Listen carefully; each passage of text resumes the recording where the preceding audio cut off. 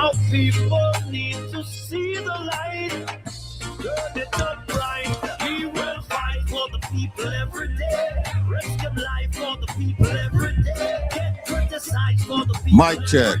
All right. All right. We're here now. They can't hear me? Yeah, man. Loud and clear. Loud and clear. Yeah. All right. Have a little glitch every now and then. Hold on there. People politicians spread lies on him, but we know the bug of them not wise like him. Them not ties on him. Them know that the people rely on him. You know that them bring out them Christ through him. That's why all the people them respect him. Just like Selassie and Marcus Garvey, rock you all the order of the Trinity. A real strong soldier in a army. No simple tongue can disarm you. Yes, my people. Yes. Can you hear me? Doc, Loud yeah. and clear. All right. Good. Folks, listen.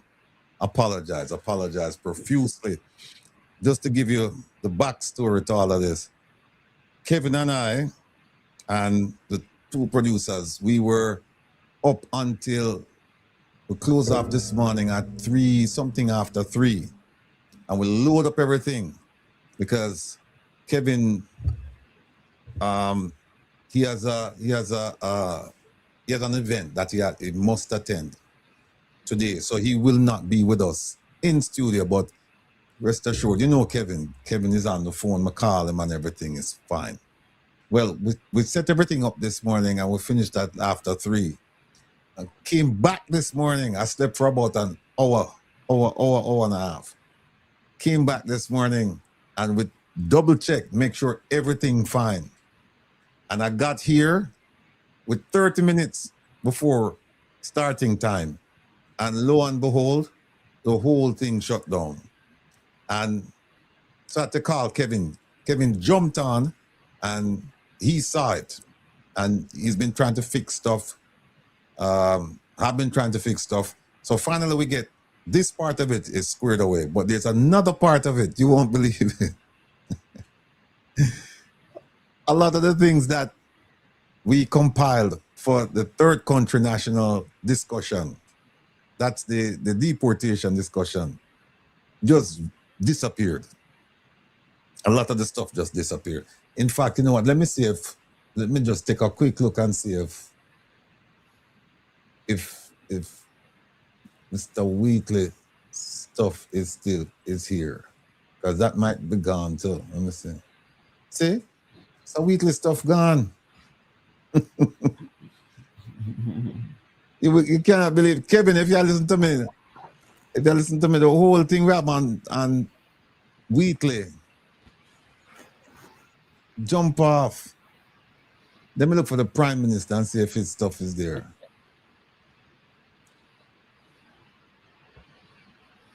Some of his, yeah, but hold on a second. PM, I see.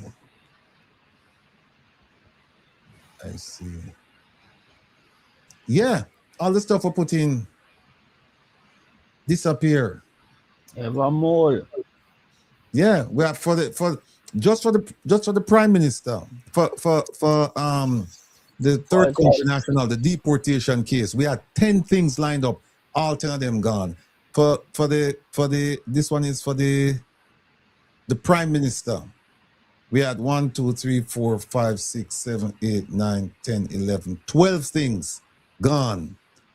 For MP Wheatley, we had, where is he? Wheatley.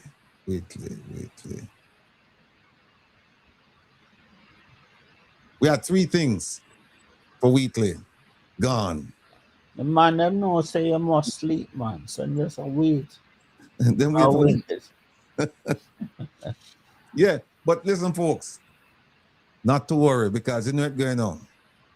We have some brilliant people around here. So we have a plan A and we have a plan B. So although those things are gone, show must go on. And believe me, you are going to hear some things today from Dr. Hunter. You're going to hear some things from us as well that will frighten the hell out of you. And should. Let me just look and see if there's. Nope. Hold on. Let me see something.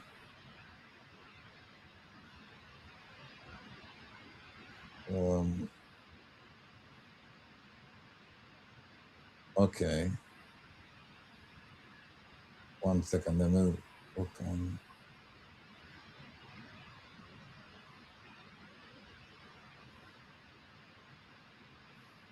Yeah. Here's the thing. All of the stuff gone. I want to. Yeah, everything's gone. Well, me have it in my head. Yeah, everything. You can't wipe my AI. Everything is gone. But here's what happened. My AI is in the brain, is in the head. And this is weird. This is weird because it is not like I said, a we're surprise. up until about 3:15 or so this morning. And then I came back. We came back and we double checked. Man, you know you're in the middle of a war. Yeah. Oh, you can walk there without protection vest. No, we have some things. We have some in the middle of a war. No, we have some a things. diaspora conference where the other hold on a and draw Mark Golden. No, hold on a second. And then you have your own thing. Them don't want to hear yours. Them want to hear theirs. Right. So it's not a surprise that something has happened with your system. No, we have no. Hold on. Oh man, this is not a play thing, man. Hold on. Don't understand it. All right. We now play butter pancake around here. So here's what happened now. Them can't stop them, man. Them can't stop them, man. Them cannot stop us. Here's what we're going to do today now. Ready. First of all, want to thank each and every one of you for making the choice to be with us today. That's number one. We sincerely appreciate your effort and your time and your interest. Hold on. Second thing is, hold on 1 second, the people. Look like them done with all this stuff. Hold on there. Okay, so in the middle of a war. Hold on. Although they call it war games, it's not a game. No, hold on. No, there's something you have to get. Let me just pull it up. Okay, here it is. I don't know why you go drop asleep for. No, we not sleep for 1 hour, man. At that time, the rat them come in. Or the post. What should I say? And just wait till him drop asleep. Have some young people that watch you. I know them can go without sleep. Hold on. And now let's try one thing. Hold on. Them just wake up to this. Them now stop with them now. Stop with, you know, trust me. You cannot.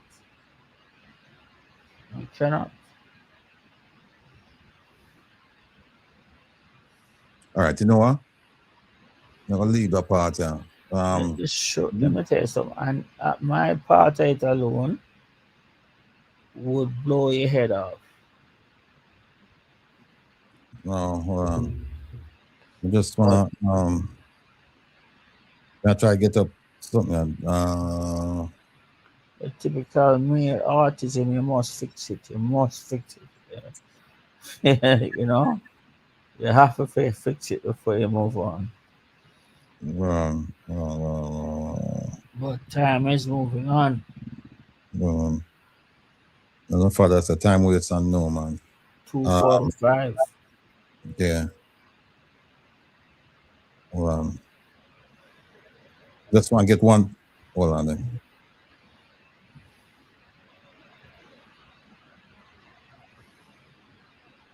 before it's gone again.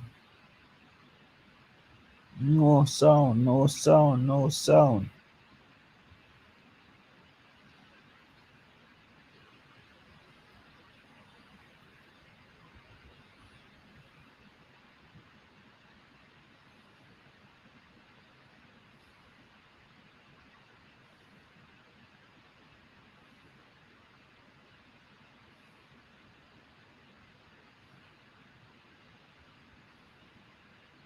All right, folks. I was just talking to Kevin. He's coming on. There's something else that needs to be up, and I don't want to mess it up. All right, so that's one. Two is that Kevin will not. I see him just jump on. Kevin will not be in studio with us, but he's still assisting. There he is. He's still assisting. Three, Kevin will not be on tonight.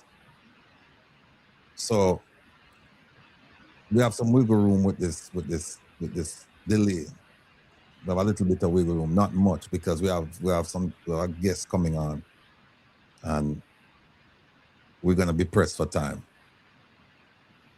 So that's three. Four, we have three topics today. We have NaRRA, and I had put for the title, we had put corruption or resilience. It actually should say everything, and that's the original title, everything you wanted to know about NaRRA and didn't. Because we're going to have JEANETTE CALDER from JAMP, and she has done she did a wonderful presentation at the Kiwanis Club, and we have this slide where she went into detail regarding NaRRA, and also Jamaicans for Justice, and there's another group. They did it's not exactly a critique, but they wrote a letter to the Senate saying that certain things that they thought would be included by the House and were assured would be included, upon review, they were excluded. So they were asking the Senate to put those provisions back, send it to the House.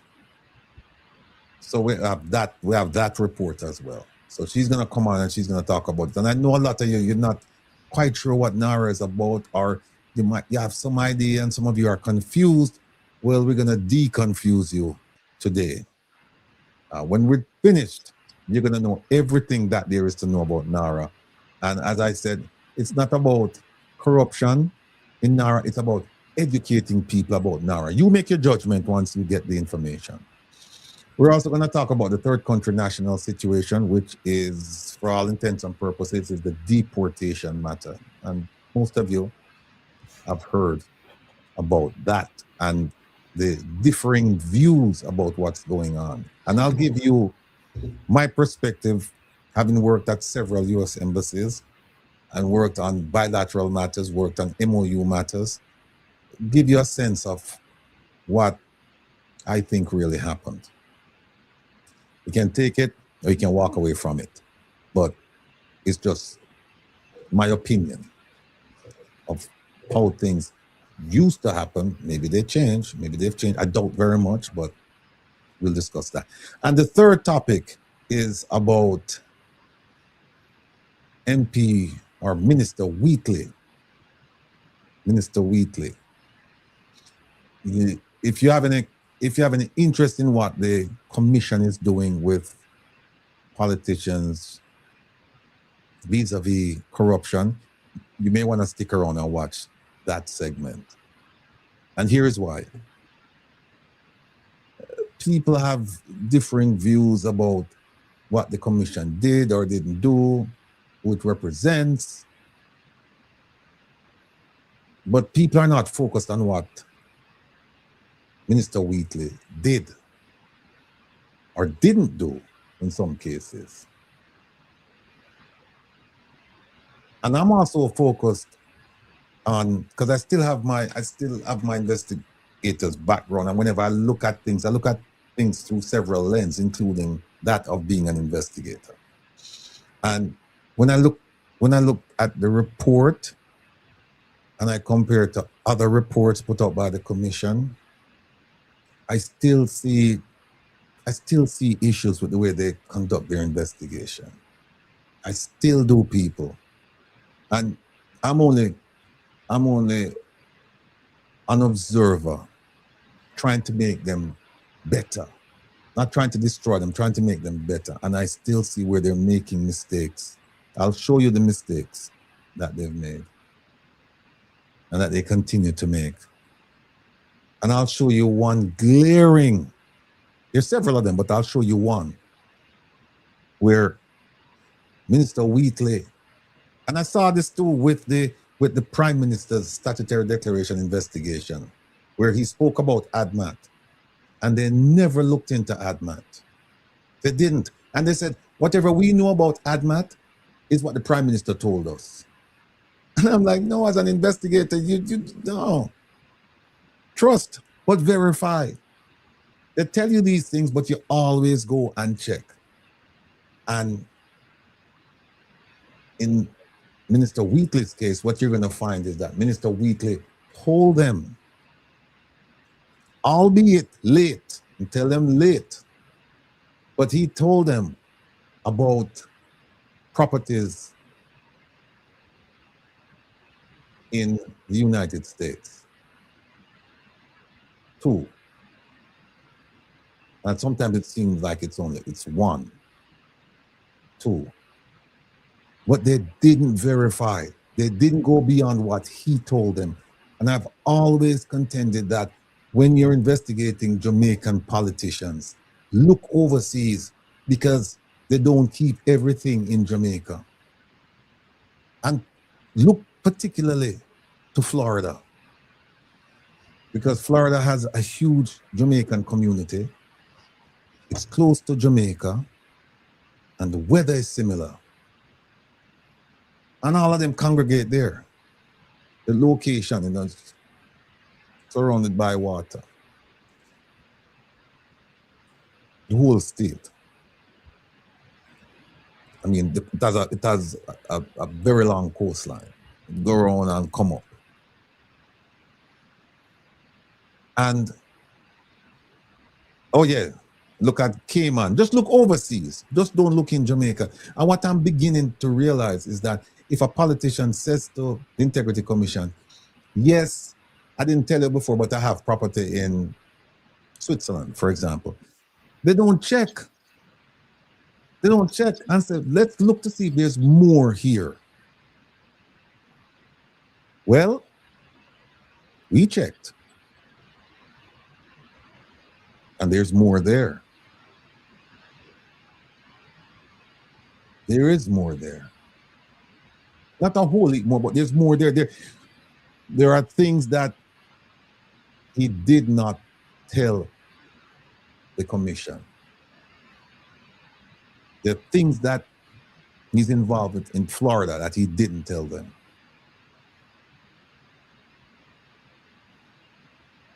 And then we're going to compare and contrast Mr. Wheatley's case with the Prime Minister's case.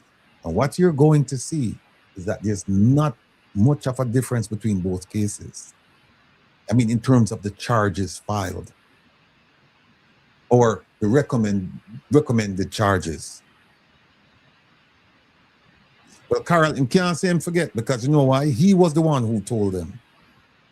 He was the one who told. So that's what we're going today. So we're going to be with you for quite a while. So get some food, get some, real food or snacks, cock up your foot and just kick back, relax, because tonight we're not playing any music. We're not playing music tonight. We're going to focus on the issues only. All right? So, having said that, and I think I have a reporting. And with Minister Wheatley, what we're going to do with him, we're not going to accuse him. We're not going to accuse him. We're just going to ask questions. We're just going to pretend as if we don't have the information. And so we're asking him, is it true that? And one of the things that we're not going to do, because we have all of this information, we're not going to name his associates as family members, because we don't believe that they're involved in any of this. We don't see any independent evidence. So we're not going to get people, family members involved if they're not involved. And we don't believe that they're involved. But we're going to ask questions, right? We're just going to say, is it true that? And I hope the Integrity Commission, I hope those folks are watching, because they might have to do better than this, man. Come now. They're getting tons of money from England. They get money from the Jamaican taxpayers. And if this is the best you can do, the best is not good enough. It's not good enough. I've seen some improvement, people. Believe me, I've seen some improvement. But it's not, I don't see the overall improvement that I'm looking for. And when I look at this, I see gaps. I won't say what the gaps are, because some of you tell me, don't tell them anything. But there are gaps there. There are gaps. And I've always said that if I represented some of these ministers, they would never be found guilty. Never. They would have to file a no submission case, because there are so many mistakes made. But all right. So we have Dr. Hunter here with us this afternoon. And Dr. Hunter, we wanted to have him on during our conference to talk about the status of the health system in Jamaica. But we didn't have enough time for him to come on and explain, because you know, Dr. Hunter is a man, once him start, him just talk up the things. And what we're going to do today, I'm just going to ask him one question, and I'm just going to kick back and let the man speak. But before he does that, though, he warned me. He said, listen, now come call name, And I said to him, do whatever you want to call name, do whatever you want to. And the producer, them grabbed me. And the Reggae Global people grabbed me and them said, listen, here's what you do. Put out your disclaimer. We want him to come on and speak his mind, but we don't want to be liable for things that he's saying. And we know that he's a courageous, he's a brave man, and he can defend himself. But we need to protect ourselves. So they said, listen, there's a disclaimer, and it says that the views you hear today, and this is not only for Dr. Hunter, this is also for second guest. The views you hear today are entirely the views of our guests. And neither Reggae Global nor Wilfred Rattigan support the views. We can't say we support the views. In fact, we're saying we don't support the views. We don't even know what he's going to say. He says he's going to call names and he's going to talk out the things. So we're saying... Yeah. So you can't say you don't support the views if you don't hear what me have to say first. Yeah, but here's the thing. No, but the moment you said me going to call names, the moment you say that, them say, well, wait a minute now. If I'm going to call names, then we don't know. And here's the thing now. Them say, well, the other thing is that you need to say it before. You can't make him talk first and then you come after and say, oh, Ratted. And say some things where we can't verify it, so we don't know. So what we're doing, we're providing a platform, because this man is a brilliant surgeon. He has a lot of things to say. He's been involved in controversy, not of his own making, but because he's been put there, placed there. Some of those controversies have been resolved in his favor, but there are some additional things out there, and we want to hear. But at the same time, Doc, I hope you understand, we have to protect the radio station and everything. Yeah. You have to keep the diaspora movement going. Right. Movements, from London to Australia, wherever it grows. You have to protect the diaspora movement. Yeah. And by the way, today, here's what we're not gonna do. Here's what we're not going to do today. We're not going to be distracted. So what we are doing, I'm gonna be helping the our monitor, and I'm gonna pay close attention to the chat. And anything I see I don't like, I'm going to be a dictator today. Anything. What's this? Okay. Anything I say I don't like, I don't care who you are. You could be the most ardent supporter. If I see something I don't like, the hell with you. You're gone. It's that simple. We're not going to be distracted today. All right? Yeah. Right. I'll put up with a lot of things, but then there's a limit. There's a limit, and we reach the limit. So there you go. Boom. So I have one question to ask you, Doc. What is the state of health? Well, first of all, is there a health crisis in Jamaica? That's the easiest question Okay. any Jamaican can get asked. That's the easiest question any Jamaican can get asked. Who live in Jamaica? Who visit Jamaica? Who spend time and go back and forth from Jamaica? That's the easiest question they can get asked in an exam. Okay. Of course, we're in a crisis. Well, And not only that, what's the crisis? the Describe the crisis. Minister of Health admits that there is a crisis. Do you remember?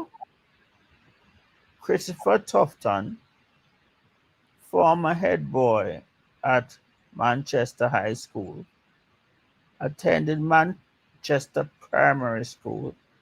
I treated his teacher who used to teach him. And so we're in a crisis. We're in a crisis. Your zinc fence background is emblematic of the problem, right? To be honest, the main problem, I have to be fair, I think the main crisis problem extends from slavery. I think so. Mm-hmm. It extends from slavery days. Right? If you extract free labor for 300 years, you throw dead mothers with live children into the ground and show dirt on them. That's an unspeakable. These are just unspeakable. Unspeakable. Hospitals does not appear in our constitution because hospitals were for the poor, not for the rich. For the poor. What would happen is that Dr. So-and-so will come to your house, the rich people, and treat you at your home. We have lost the skill of home treatment. I personally have experience with home treatment. Surgery, you name it. And it's important to have a way out. Because sometimes the hospitals flood out, collapse, not functional. And a good example is Cornwall Regional. When trouble take them, pick the shirt, fit them. There's this neurosurgeon, Ren Holness, who called around the doctors in the West and said, don't refer nobody to Dr. Hunter. Because if anything happened, I'm not taking them to the glorious Cornwall Regional Hospital. 2 years after him said that, the hospital shut down. I never see a man with a goat mouth like that, man. Plus, he's a racist. He's an outright plain racist. There is no other way to describe him. He's not fully white. He have a lot of fairness in him. But he is a racist. In November 22nd, November 2022, he saw a younger neurosurgeon of East Indian extract, South India, punch a black neurosurgeon from Africa, splitting his lip whilst the patient was on the operating table. Franz Pencil split the lip of Pressy Hamilton. The police immediately arrested him afterwards. And once he finished the so-called neck operation. But guess what? The patient had to be rushed back into hospital because instead of concentrating on surgery, Yeah, we just start. instead of concentrating on surgery, he might concentrate on bad mind. Maybe 4:45. Yeah. Yeah. He concentrating on bad mind. I don't know how much I can listen in, but just make sure you keep him on track. Okay. Come no on, problem. it's in the Falmouth courthouse. He got 15 months sentence. It was not the first time he was attacking somebody. He attacked a patient, punched the patient down about 10 years before that, and got 2 months suspension off the job. Why am I saying that? You have a racist, Ren Osmond Holness, a blatant racist who regrettably went to Jamaica College. Regrettably. And that racist, instead of holding on to the young neurosurgeon and said, no, brother, you can't do that. You saw them they shackle the Rastas at King's House the other day. And Soup come and said, take the shackle off them. You know what this quasi-white Jamaican said? You know what he said? No, After the man lip get bust, these are all doctors, you know. Whispered under and said he deserved lashes. wow. Think about it. Just stop for a minute and think about it. He deserved lashes. Those are slavery talk. We never say you should beat him up some more. So not only is he a violence inciter, he is a racist. And he's married to a Cuban woman named Casa Major. Right? We should boycott them. I'm calling on all Jamaicans to boycott Ren Holness and his wife. Ren Holness is 84, by the way. Well, But come back to the central issue. all right. That's what I want to stick on. Yeah. I want to stick to the central issue, the health crisis. You see, a lot is blamed on the minister, and rightly so. But I'm not gonna blame everything on the minister. Doctors behave badly, and Carl Bruce is a classic example. So Carl Bruce example that he set for Franz Pencil, you know, has ended up in Franz Pencil. He's not registered on the Jamaica Medical Council, yet he's still practicing medicine. I don't know how that is possible. Yet he's still writing a prescription. I don't know how that is possible. He doesn't have a registration. When he went overseas for a little over a year, They never allowed him to sit the Canadian exams. So what I noticed in my mind was Carl Bruce was metastasizing, spreading. His culture was spreading to young ones under him, to fight, to punch people in the mouth, to do all sorts of things. I won't tell you what he's done to me because I'm sub judice. But I said, no boy, once I see that, come rain, come shine, come hurricane, I went and made a police report. And coming out of that police report, he has been arrested for the past 1 year and 2 months.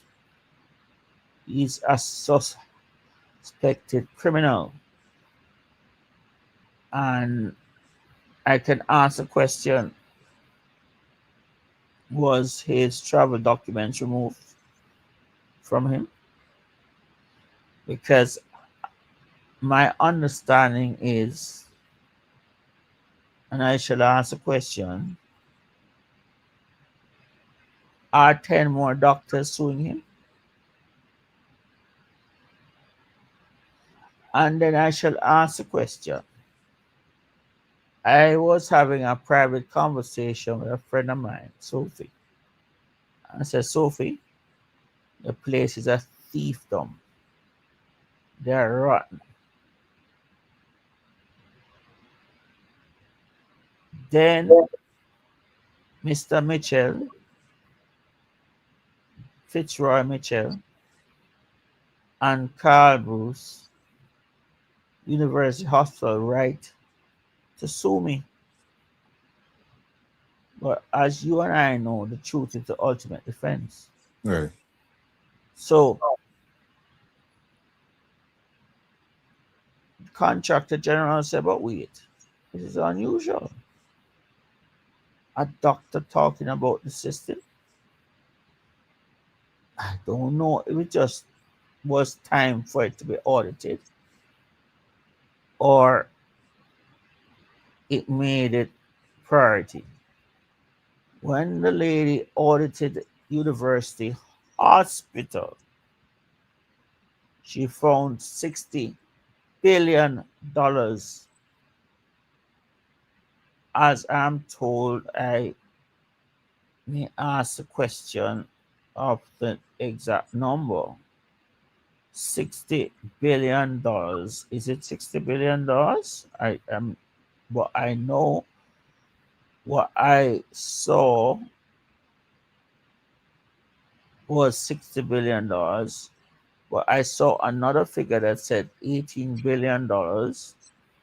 And I saw a figure that says the rest were in taxes, not taxes, what do you call it? Penalties and fees. But if they had collected everything on time and all of that, it would have been $60 billion the hustler would have paid over to the government of Jamaica naturally. $60 billion. That's like 2 Cornwall regionals. Now, when you go to University Hospital, West Indies, it is disgraceful to look at because of the condition of the patients. Wheelchairs, the famous wheelchairs. The only thing that's missing from there, unlike Spanish Town, is a piece of cardboard to sleep on. These people have no conscience and they have no love for the poor, no love for the middle class, whatever is left, no love for the rich, only love himself. And it is alleged that this week it came out that he was extracting as much, alleged, as much as $20 billion $20 million a week. I wonder if Messi gets so much pay. Seeing that we in football season. Eh? $20 million a week. Now, there's something that's quite, It's alleged, right? Am I correct? yes, Okay. it was said to have been alleged. But when I said I was thieving, I never use the word alleged. So all know I'm looking for lawsuits and I can't find them. Like one for Ivor Crandon, the Guyanese, was fired from Georgetown University Hospital in Ghana because of his work.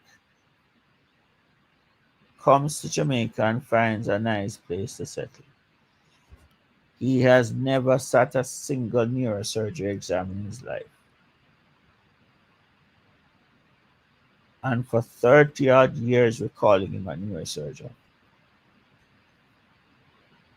His classmate, Enid Donaldson's daughter, A Real Taste of Jamaica. That book, her daughter, she power on.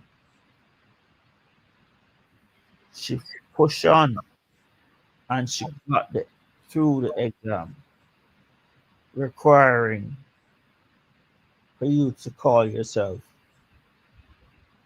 a completed neurosurgeon. Ivor Crandon had none. My father is almost 100 next year. And to think that you have people coming to Jamaica from other places without any bona fides within a specific neurosurgery is troubling. What is further troubling was the administration led by then Seal Williams, SIL, put forward to the fraud squad that Ivor Crandon graduated from neurosurgery with a DM in 1995. Now that's what we call a blatant lie. I have a copy of it. The fraud squad has it. I have a copy of it. Anybody driving down Hope Road at the intersection with Hillcrest, you'll see this Professor Ivor Crandon without a single neurosurgery bona fides. Not one. He likes to say, oh, he trained so on. Listen, my training in neurosurgery was 99.99% in England. I have never seen any neurosurgeon in England behave like how the neurosurgeons behave in Jamaica.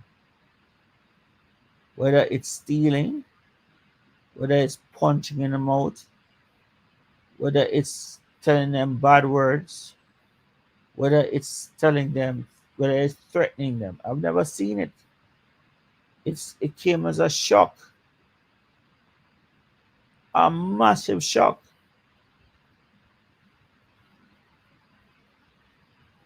So back to the issue of the $60 billion. This could build up Bustamante, build up KPH, build up Cornwall Regional, and build up University Hospital. Let me take a little break because it's a lot. Mm-hmm. Do you remember me from COVID?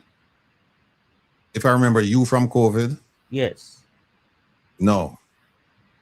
I had my own streaming platform, just like this. A YouTube streaming platform with all 100,000 followers. Because the government wanted to convince all of Jamaica that this vaccine come from God. And this vaccine, when the vaccine comes, that will be the end of the virus. Well, it sent a lot of people to their graves, that's for sure. It sent a lot of people to the graves. I was a doctor who did not support that vaccine because I know that those viruses always mutate, always mutate. So you cannot make an effective vaccine for a virus that mutates so rapidly. And South Africa said the Omicron was a mild version. The whole world and little Jamaica locked down from South Africa. South Africa is, you probably can call it a first world country. See them around other black people out of South Africa, which is so sad. Alright? Look, but them have money. But the fact is, I stood my ground. I heard the medical council wanted to censor me from then. And what occurred to me is that they did not learn their virology well. Because Professor Sadie King taught the virology of the 1918 pandemic. And it was not the virus that killed you, but the secondary bacteria that killed you. And it wasn't in Spain, it was in Pennsylvania. This time around, similar parallel. It's not the COVID virus that kills you. It's a secondary bacterial infection that kills you. So to isolate and wait, it's to send you to your death grave. Waiting is not a good idea. So that is where I and government, no, let me not say government, Christopher Tufton took a disliking for me, even though I spoke the truth. And you have the little man from St. Elizabeth, the short, the MP man, what's your name? You can get married, not Floyd Green. Not Floyd Green? Floyd Green. Shower. Oh, let me say, shower labor right. In September, the Prime Minister stripped him, knowing fully well he was going to give him back his job. And by February, them there at party with Shensi.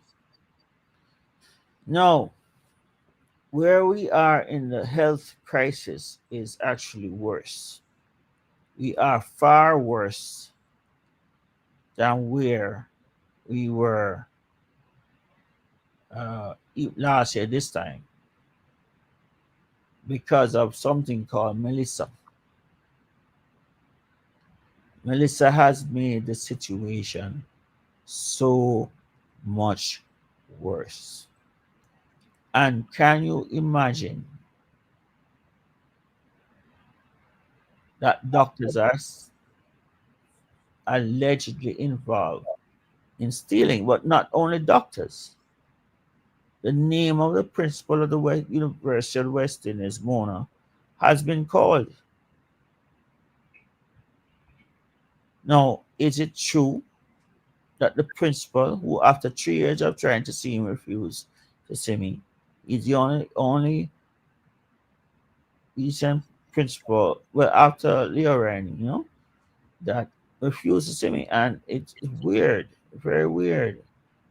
And I asked myself, why would this principal refuse to see me?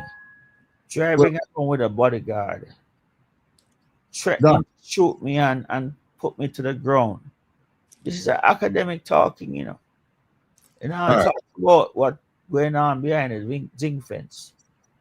I talk about that, man. Let me ask you something, Doc. Let me ask you something. To the average person in the street, average person in the street, looking at the healthcare sector. They know.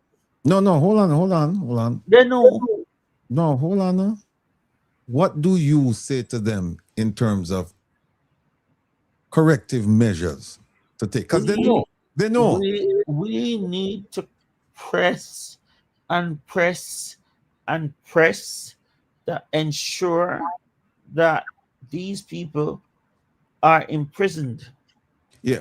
Well, hold on. What hold on. are the people I'm talking about? Hold on a second. The ones who steal the $60 billion. Hold on a second.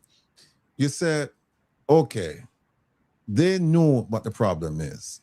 Yeah, because they're the ones going to the hospitals and they're not getting the service that they deserve or that they require.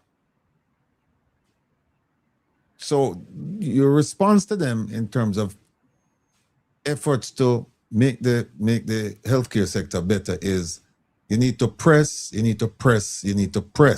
get rid of these people, right? What does that press? What does it look like to you? Describe that to me. What the people said, them a thief thing, them a thief. Them a rob and thief the place. Yeah, but that won't get it done. You and I know that. No, what has happened is a lot since I've last spoken to you. The constituted authorities have done their work. Christopher Chofton was the first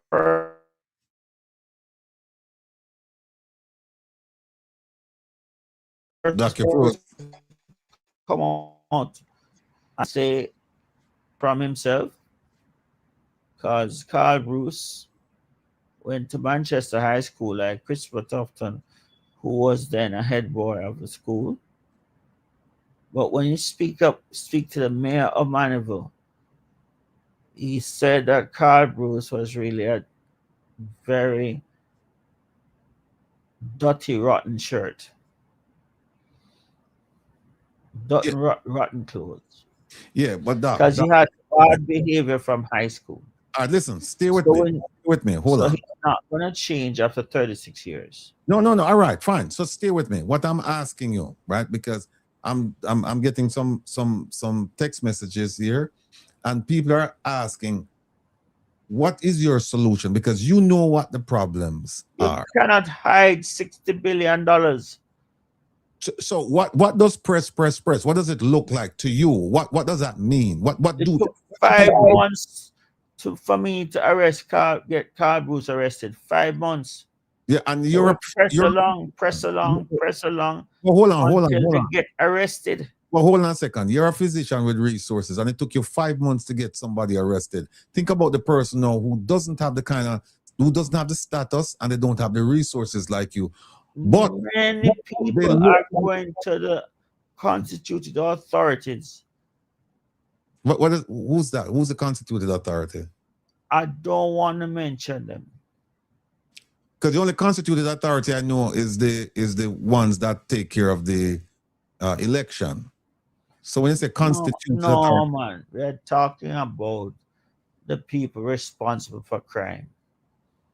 Yeah, but tell the people what they need to do. That's what I'm saying to you. Tell them what they need to do to address. Go to the police. Go to the fraud squad. Go to Integrity Commission. Go to the Chief Justice. Yeah, but listen, Doc. And that's what they have been doing. Oh, people have been doing that? Yes. And what have we seen in terms of results so far? Carl Bruce has been asked to remove. He has removed all his patients from. But that's a result of what you did, though, right? Huh? That's a result of your efforts, correct? I cannot say yes or no. Well, you were instrumental. Possibly. It's possible. I don't run the place. Right. Let me just say this. I am the most qualified specialist in the entire Jamaica. There is no specialist in Jamaica that is as qualified as I am. I tell it to you, to your face, not behind your back. There is none There's no neurosurgeon in Jamaica that has worked as a consultant in London who lives in Jamaica. None. There is But here's no the thing. neurosurgeon that has worked as a consultant, worked as a lecturer, and then did a spinal fellowship in one of the most renowned centers in the world, the Walton Center in Liverpool, and OJLDF for children. None. Carl Again, Bruce did not do a fellowship. He did hold a on, hold rotation. on. Here's the thing, Doc. Here's the thing. Carl Bruce, while Carl Bruce is an interesting figure, he is not the person I'm focused on. I'm focused on the person who cannot get adequate medical attention. And I'm asking, some of these The people, they don't know where to police turn. They don't know where needs all right, to can they lock up who can they need to lock up to send a strong, firm message to stop steal the money. Remember Fitzgerald Mitchell, the CEO of University Hospital, write me and faced a letter last year threatened to sue me, and how Carl Bruce's reputation is a international nonsense. He failed so many exams that it's a disgrace but for Doc, Jamaica. When Doc, you lock them up, go ahead. all right? You ever hear any more farm work stealing happen? No, no. What we haven't heard is any more farm workers, any more politicians being prosecuted for that. That's why we have not. It didn't mean that they stopped stealing. Just meant that we didn't see any more prosecution. So I'm asking you now. Well, no, you're that's highly speculative. You're highly speculative. What you have just said on both sides, the bureaucratic side and the political side, but it clearly had an impact. Locking up Jack Smith Jr. Definitely had an impact on how the farm work program operated To this day. All right. I can tell there you. was some outcry with respect to bad treatment, and they went up and so they set up liaison officers, and they agreed with them and said they were getting a little slack, and so they tightened it back up now. Right. But they weren't stealing their money. The complaint was not about their money. The complaint was about the conditions of sleeping, working, etc. But those conditions exist today. They exist today in the farm work program. They do. Yes, they do, but they get the money. Well, here's the thing. I'm hearing some different things. It might be anecdotal, but what I'm saying to you is this, right? The ordinary person. What I'm trying to narrow the focus on the issues.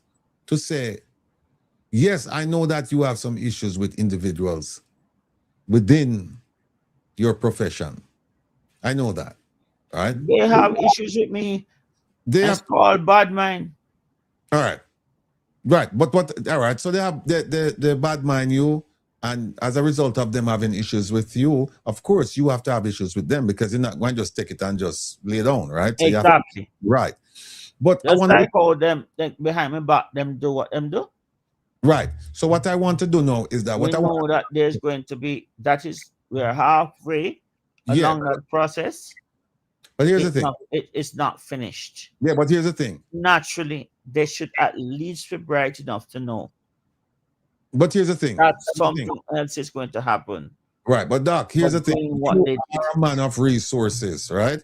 You're a man of resources compared to most people in Jamaica.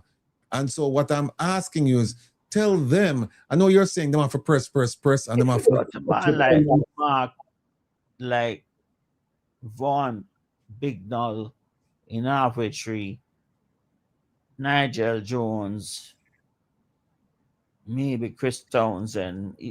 There are lawyers who work on contingencies. All right. There are doctors who work on contingency.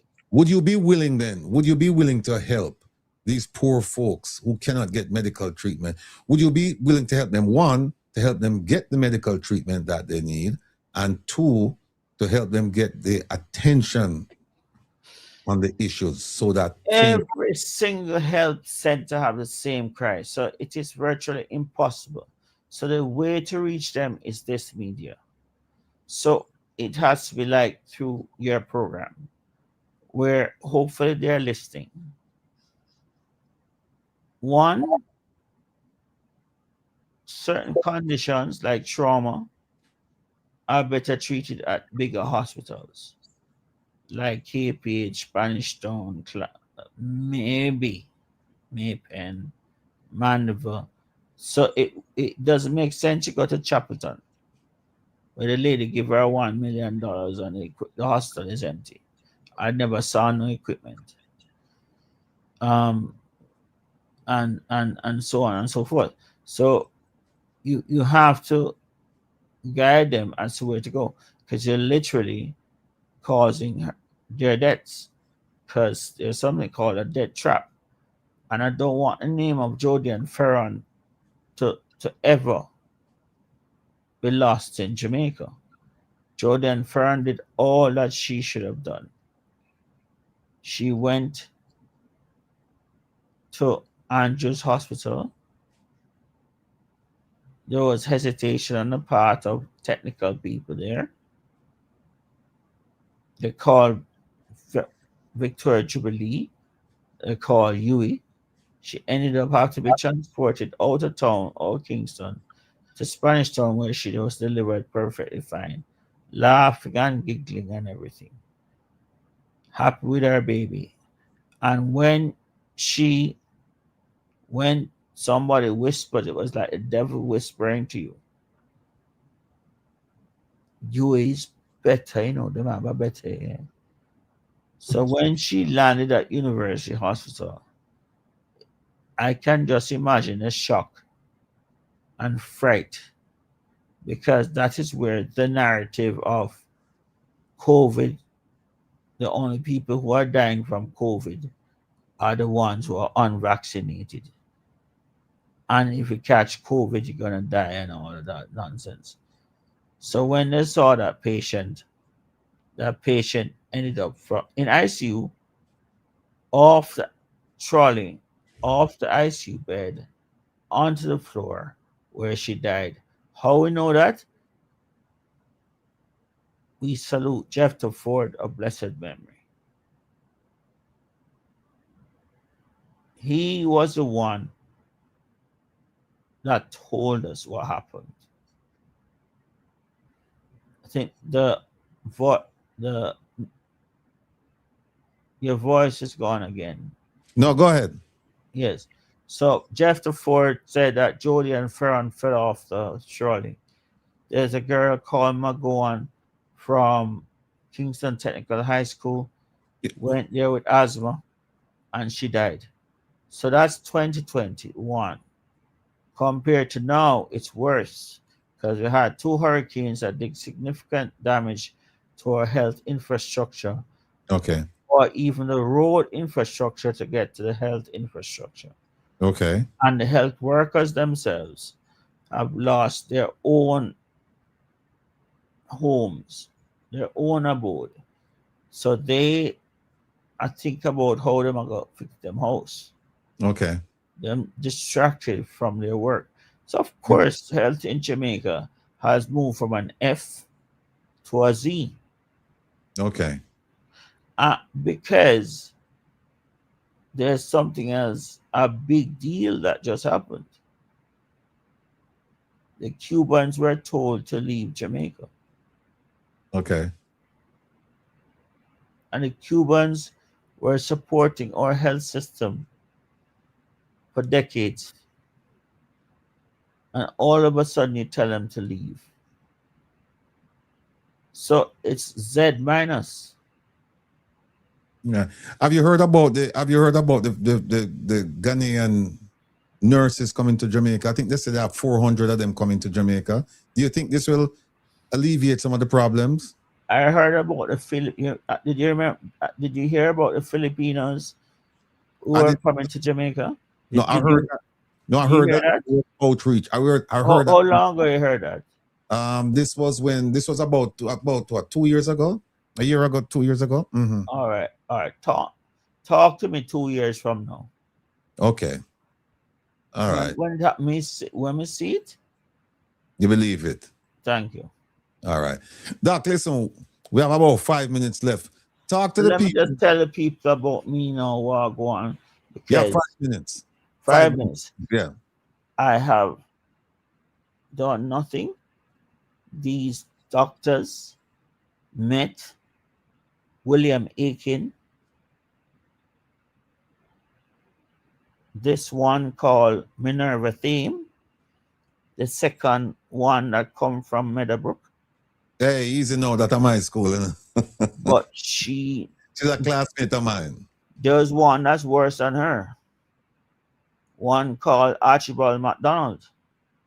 When that man open his mouth, you have to close your ears. Right? Him is way ahead of her. Right? These people, despicable, took away your rights to a fair hearing. Magna Carta was dishonored. An 800-year-old document. When I asked the chairman what's the Magna Carta, he didn't know. Anyway, we're at my note. My number is 876-361-2686. 876-361-2686. And where's the location? Where's your location? Wait, let me just say that's available on WhatsApp. I deal with the head, the spine. I know a little about the tummy, but that's not my primary area of interest. I had a ruptured appendix, went to Jackson's, and I tell them if they think they're going to open this belly, they made a sad mistake. So they just push a needle in and put a tube and I walk out the hospital with you. So, and I kept saying, doctor kept dictating his care. I crossed it out until doctor kept participating in his care. Okay. When you treat doctors and nurses, you're not treating people without lay people. You're treating people who know. So my practice is a Barbican Convalescent Center, yeah, Montego Bay Hospital, also soon Hargreaves Hospital, as soon as they can remove someone called Mark Taylor, who it is alleged lost his license in the United States. I don't know how somebody can lose a license in the United States and get a letter of good standing to practice in Jamaica. I don't know how that's possible, but he will soon be saying bye-bye to Hargreaves, because I started modern neurosurgery at Hargreaves. I did a 92-year-old lady at Hargreaves. 92-year-old lady at Hargreaves. 17-hour surgery. 3 hours afterwards, she walking. Okay. Bigger people like Winfield Boban, Medtronic, who flew down. And at that time, Meditech, I didn't realize what that's another discussion. Drill. That's another exactly. Right. And that lady at 92, after Ivor Crandon had operated on her at 83, and 1 year later, she was bent over in pain in a wheelchair. All right. So the fact is, at Hargreaves, we did that complex operation, the first of its kind in Jamaica, and she had no more back pain and went to Lord Jesus at 101 years old. All right. I have another patient. We have to leave it there. Has COVID. Finish up. She's 104 in COVID. She's 109 and 4 months. In other words, she's inching towards the world record. All right. We're going to leave it right. Can be found on that phone. You can find me on my LinkedIn. You can find me on my Instagram. You can find me on my Facebook. You can find me on Google. It's easy to find me. All And right. the next day we have in court with Sir Carl Bruce. It's the 2nd of July. I hope some way, somehow, one of your operatives can attend court that day. All right. We're going to announce As it. I understand it, it is alleged that he's hiding from the police. All right. again. We're going to leave it right there, so Dr. Hunter. But here's what happened. We're going to have you back soon because there's a subject I want to touch with you concerning the Governor General, but we don't have time for I that. told you. I know you That- told me. You I see know the you. man there? I walk with stick. Mm. You know All where right. he is now? We'll talk Florida. about that. So look, One, you know, I am a complex spinal surgeon. all right. Carl Bruce is not a complex Listen. spinal surgeon. That. We're going to leave it right there, so, but we're going to call it later. We have a lot to I talk. understand that topic is a bigger topic. All right. So listen, we want to thank you for sharing your time with us and sharing your knowledge, your experience. And we look forward to seeing you real soon. Take care of yourself, my brother. All right. My You're- brother, thank you very much. Listen, let me not forget your team who worked so hard. I remember in COVID, I had work, and you can go on YouTube and see my programs, All early right. home base YouTube conference. But I want to thank your team because it's hard work. It What is you hard do work. is hard work. Yeah. I never slept. And don't go I nowhere. never slept. I want you, even though we're going to cut off now, I want you to watch this program. You're going to find the rest of it just as interesting as the first part with you. All right? Yes, So we'll man. talk soon. She's always highlighting problems with governance and integrity. And I think that's important. All right. What that lady, JEANETTE CALDER, is She's doing. coming on later on. Yeah. We'll talk soon, Doc. Big up yourself. Big up your family.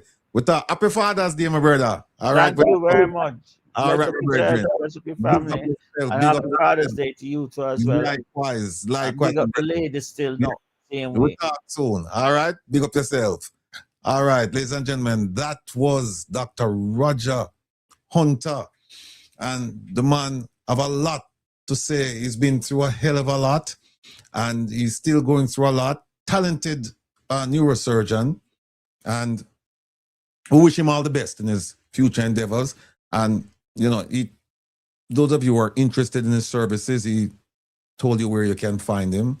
And we'll just wish him all the best and hope to see him real soon. Doc, big up yourself, big up yourself. All right.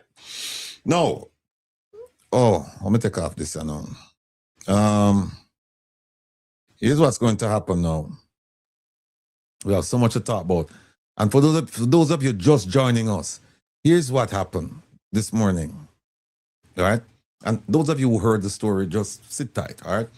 We had everything planned. We had stuff for the TC and the deportee cases that we're expecting or anticipating in Jamaica. We had everything lined up for that. We had everything lined up for Dr. Wheatley and the Prime Minister. And we had everything lined up for NaRRA. Don't know what happened, but we worked until about 3:15, 3:20, somewhere around there this morning, putting everything up because Kevin will not be with us today. At least not on the program. He will join should there be a problem. But he's doing some other things right now. And we came back we came back later. I was gonna say this morning, but 3 o'clock this morning anyway. So we came back and made sure everything was fine. Made sure. This was like about 2 hours before. This was about 1 o'clock, 1 o'clock, somewhere around there. I got here 30 minutes early, which is unusual for me. Because when Kevin is here, I usually get here like around, 5-10 minutes. Sometimes I'm late. But I got here 30 minutes early and everything just disappeared. Everything. So we're trying to recreate all of that now, but it's not going to stop the story because I'm looking at something. I just found a document here that the Integrity Commission or the Commission would be interested to get this document to speak to several people. So we're going to move forward with with the stories. But some of you had asked a while back, I think about maybe 2 weeks ago, there was an attorney who spoke to the issue of traveling to Jamaica with and having on your person more than 100, well, not necessarily your person, could be in your suitcase, but more than 100,000 Jamaican dollars, and that there were some provisions in the regulation that said that it had to be seized until you can prove that the money came from a legitimate source. And some of you asked to say, hey, is this true? Well, I found a video with that attorney, and I'm going to play it so that if you can understand where she's coming from. It's not my expertise. Somebody sent me the video and asked me to just kind of play it for public awareness, and which I did, and then questions came up that I couldn't answer, or at least not to everyone's satisfaction.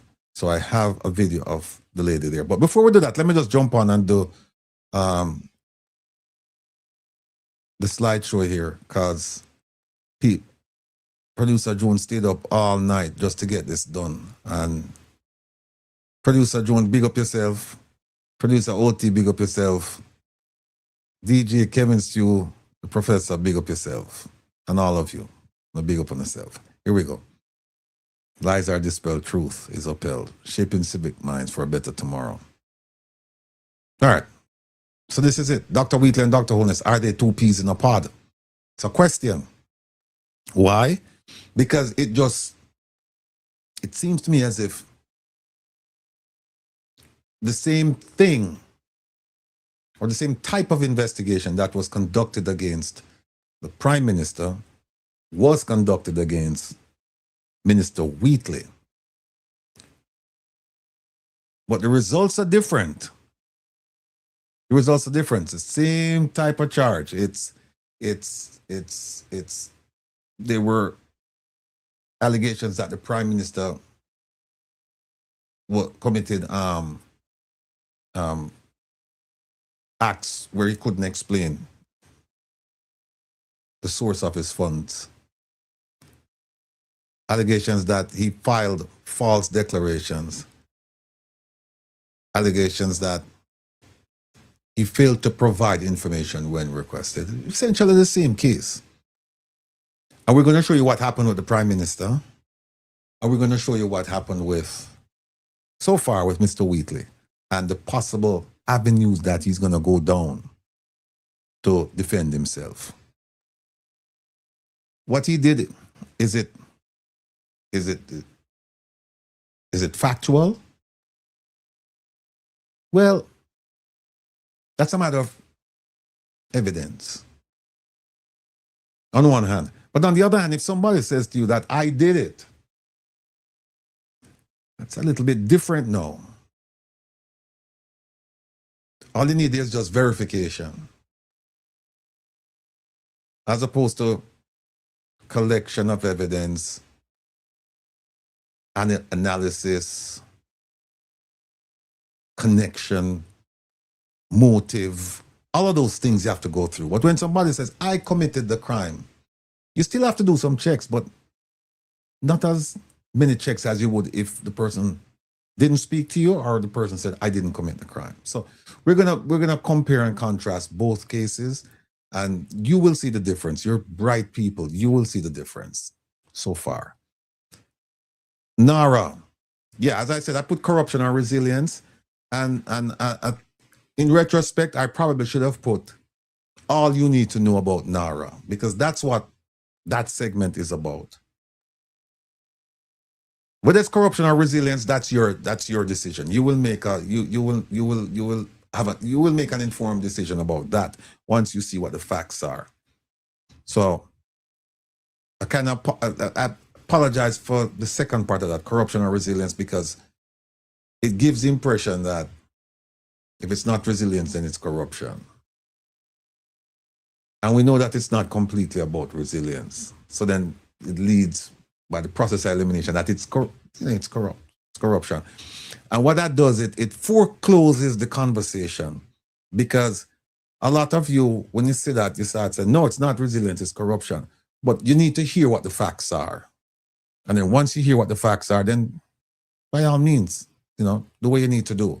But that's what we preach around here, that you listen first, then you analyze, then you decide. And that's what we're going to ask you to do. The third one, Minister Chang, have you been truthful about the MOU and US deportees? People, it's not only Minister Chang, it's Minister of Education and, I guess, Information, Dana Morris Dixon.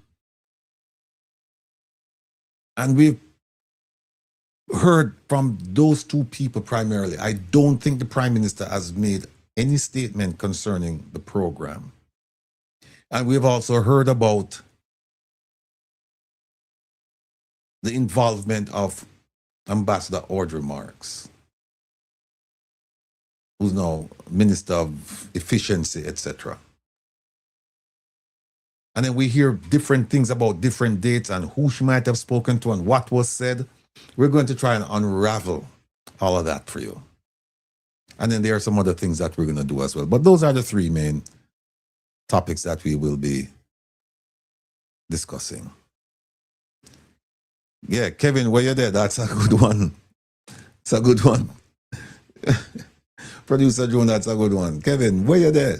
I have to ask that because Kevin, they're all over the place. JEANETTE CALDER, she's in charge of JAMP. That's the Jamaica Accountability Meter Portal. And you should visit their site, people, because it's a very informative site. Anything you, well, shouldn't say anything, but a lot of things that you would like to know about your politician, you can go to JAMP's website and find out. Things that you want to find out about government, you can find out. You can find out about the contracts. You can find out the types of contracts. You can find out who received the contracts. You can find out about your politician and their attendance. Lots of things. Very informative. Check it out if you have the chance. And of course, we just heard from Dr. Roger Hunter. Engagement norms. Be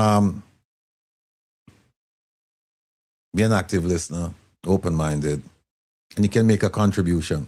But if I see anybody inside of the chat start get out of line and start trying to distract us, no parados, no blah, you're gone. It's that simple. I have no time for that. All right. New members, whoever you are, I don't see any names.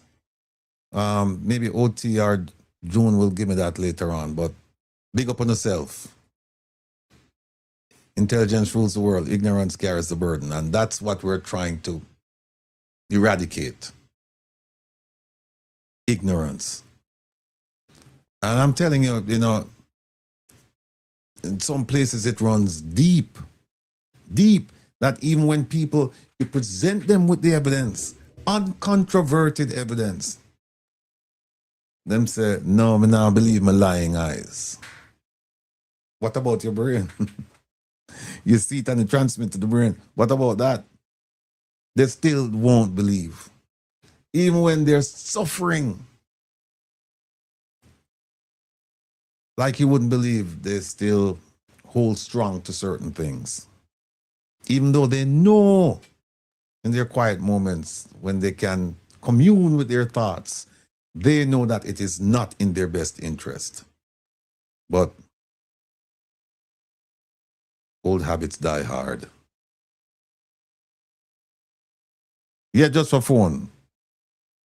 All about NaRRA. Yeah. So, let me see what else we have here. We had this one before too. Great leaders don't set out to be a leader. They set out to make a difference. It's never about the role, always about the goal. And you see what that says? They set out to make a difference. It doesn't say, they say that they're going to set out to make a difference, because that's what we hear from the politicians. That's what we hear. And of course, Wednesday night, check me out. And DJ Kevin Stew won't be on tonight, but normally he comes on from 8 to 10. And then he has a program. He's on Monday, Tuesday, Wednesday. I think he has like 2 or 1 or 2 recorded programs, but check him out. He comes on late at night. Very interesting topics. Very, very interesting topics. Check him out. And see there, Relax with the Rebel. That's supposed to be tonight, but next week we're going to play some African music.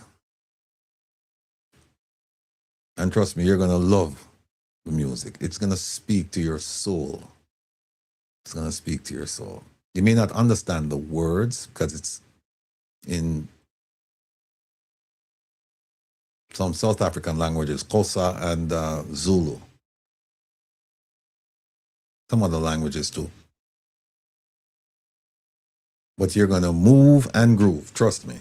All right, we'll talk more about that later. Final exam June 13th. We did that already. Summer school July 4th. So we're on a break right now. All right. Let me remove this. All right. Let's play the video with the attorney who's explaining for all of you traveling to Jamaica and you're concerned about how much money you can actually enter the country without being hassled or without reporting to customs. We know that if you're leaving the United States and you're leaving with $10,000 or more, you must declare it. That's if you're leaving the United States. What we didn't know is that you have to declare monies when you get to Jamaica.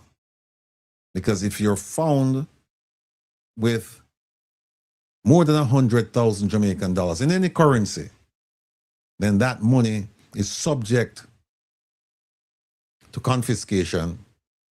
And then you'd have to get a lawyer, or maybe you could go by yourself. Go to the Ministry of Finance, I believe, and try to recover your funds. Here she is. Attorney featured in a viral video celebrating the return of money seized from her client by the Jamaica Customs Agency is defending her position after the agency said it has never seized 100,000 Jamaican dollars from any traveler at the country's ports of entry. Dion Mailer, who says the video was intended to raise public awareness, told TVJ News that under the Proceeds of Crime Act, cash can be seized from travelers even when the amount is less than $10,000. Jamila Maitland explains. And that is the law.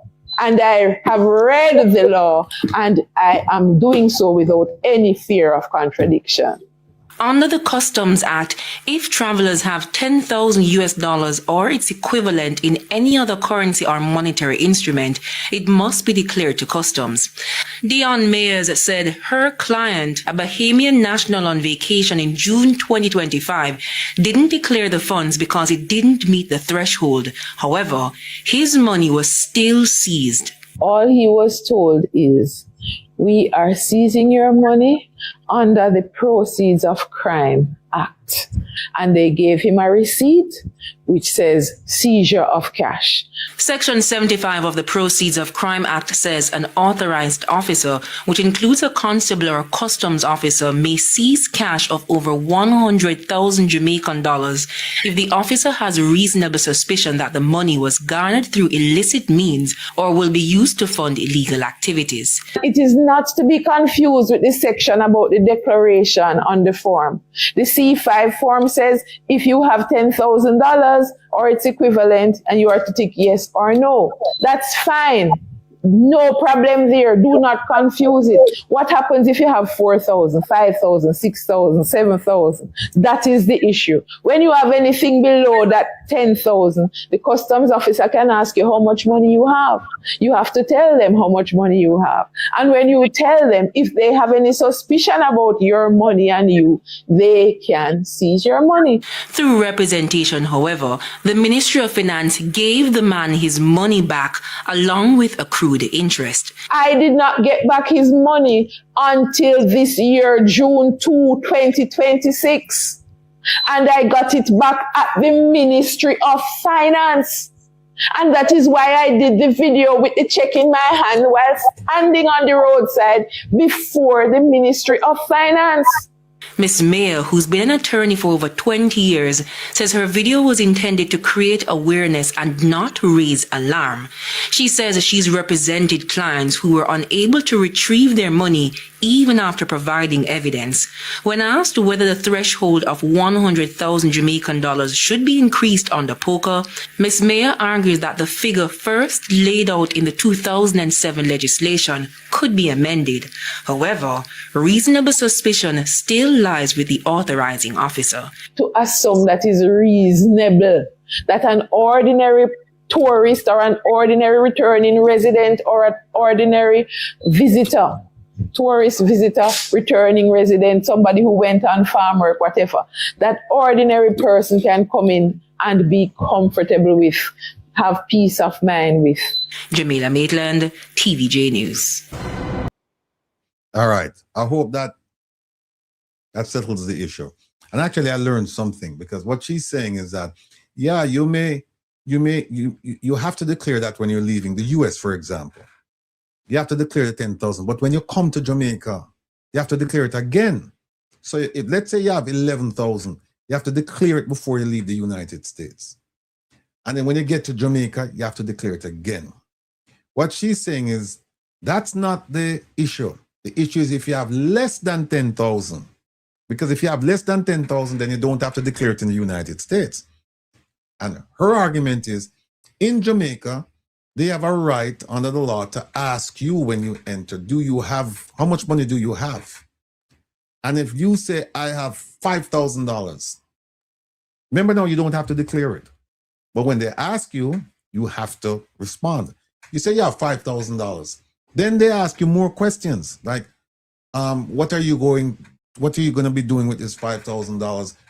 Where do you work overseas? And they ask you a range of questions. And if they reasonably believe, and that's a subjective term to reasonable, but if they reasonably believe that this money might be tied to some nefarious purposes, they can seize your $5,000 and then have you come and prove that the money was not for nefarious purposes and was legitimately in your possession. Had nothing to do with drugs or anything like that. You're a hard-working person. You save your money and you want to go home to Jamaica and spend your money with your family members and your friends and have a good time. If you convince them of that, then they release the funds to you, and then you have to, but they don't. The ones they seize it, you have to go to the Ministry of Finance, and you see how inconveniencing that could be. Especially, let's say you go to Jamaica and you just want to have a blast for the weekend, and you got there Friday, and you're planning to leave Monday. You see what could happen if they took your money on the Friday evening. They're closed on Saturday, they're closed on Sunday, and then you're leaving on Monday. Ruin your trip completely. So I hope that settles that video settles the issue. And like she said, it's two different things. One is the declaration that you're required to declare 10,000, the equivalent 10,000 US dollars are its equivalent in the currency coming into Jamaica. That's one thing. You're required to do that. The second one is, what if you have less than 10,000? She's saying there's a different section of the law. And it says if they reasonably believe that this money came from nefarious sources for nefarious purposes, they can seize the funds, and then the onus is on you to prove that it's not, in order to get your money back. So I hope that settles that. All right. We can move on. Let's take a look at this. Many of you saw this 2 weeks ago, and I played it, was it last week, Wednesday or so, and said to me, you need to play this video every time you have a program so that people will see it for what it is, and they will understand the message, and they will take it to heart, and it will spur discussions in order to effect change. I agree with them. Here's the video. Fellow animals, If you vote for me, once I'm elected, I will become a vegetarian. Wait, what? Did the lion just say vegetarian? I think he hit his head. No more hunting! No more chasing! No more running for your lives when you see me! Free bananas for every monkey! Free carrots for every rabbit! President Lion! President Lion! My fellow animals, today I make another promise. If I become president, I will make sure all animals become vegetarians. Mr. Lion. Yes? If you become vegetarian, what exactly will you eat? Grass. You've never eaten grass. I'll learn. And the other carnivores? They'll learn too. That doesn't sound realistic. My friend, that's why it's called a vision.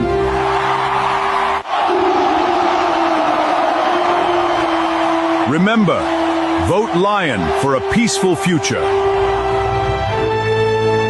What happens when you become president? There will be opportunities for everyone in this room. Power. I like money. Then we're all going to get along very well.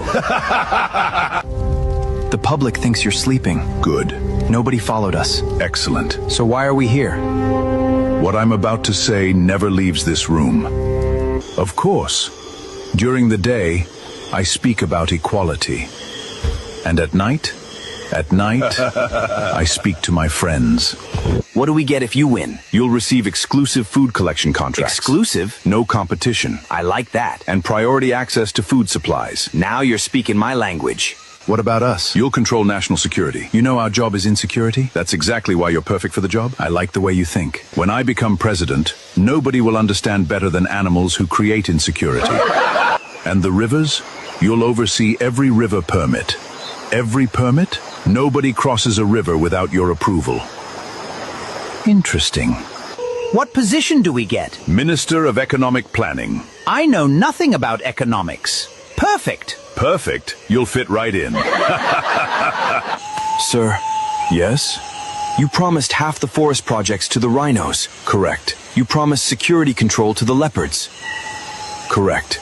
You promised river control to the crocodiles. Correct. You promised exclusive food contracts to the hyenas. Correct. Correct. And a ministry to the vultures. Correct. Can you actually do all that? That's tomorrow's problem. What happens if they compare notes? They won't. And if they do, by then, the election will be over. That's your plan? That's politics. The election is already won.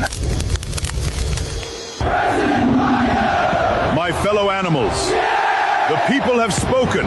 We did it! We did it! Nobody will go hungry. I hope you're right. Congratulations, Mr. President. Let's get to work. Oil price adjustment. How much? 30%. Will anyone complain? For a few days. And then? They'll get used to it. Excellent. Effective immediately? Immediately. Should I prepare a public explanation? No need. Why did the fare double? Fuel prices. Already?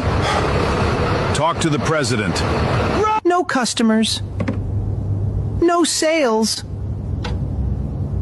At this rate, I'll be closed by next month. Mr. President? Yes? The people are struggling. Food prices are rising. Transport costs are rising. Families are suffering. They struggled before me. Yes, but They'll struggle after me. then what changed? The president. Mom, can I have more? Not today. Why? We have to make it last. What's this? Our future. That's huge. Private roads? Marble floors? Private swimming pools? Only the best. For who? For us. Transport costs went up? How much is the bread? Yesterday it was 5, and today 10. 10! Mr. President! Yes? The people say they can no longer afford food. Prices are rising everywhere. What do you say to them? What do you say to them?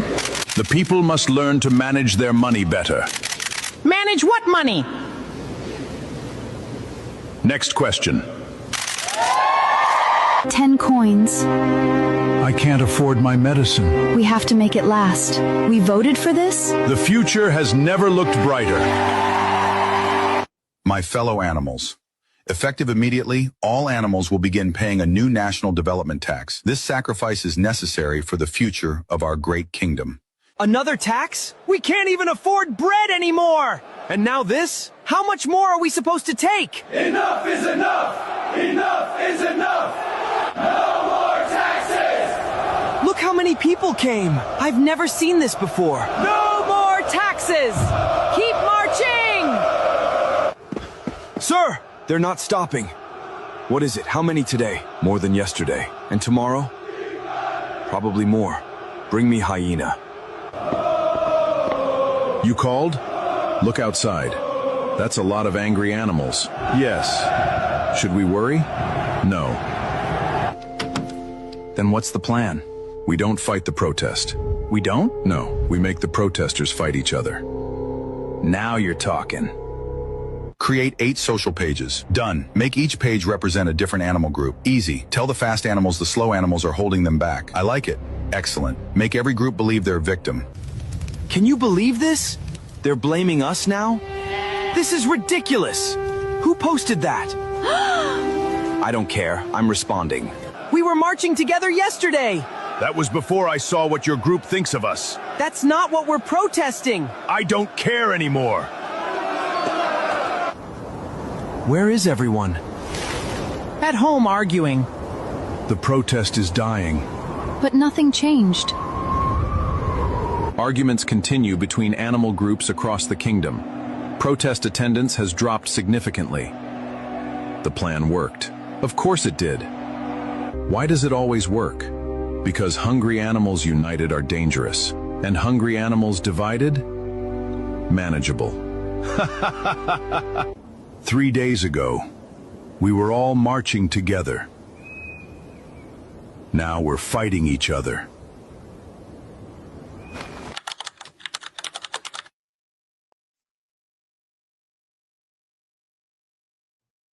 Wow, wow, wow, wow.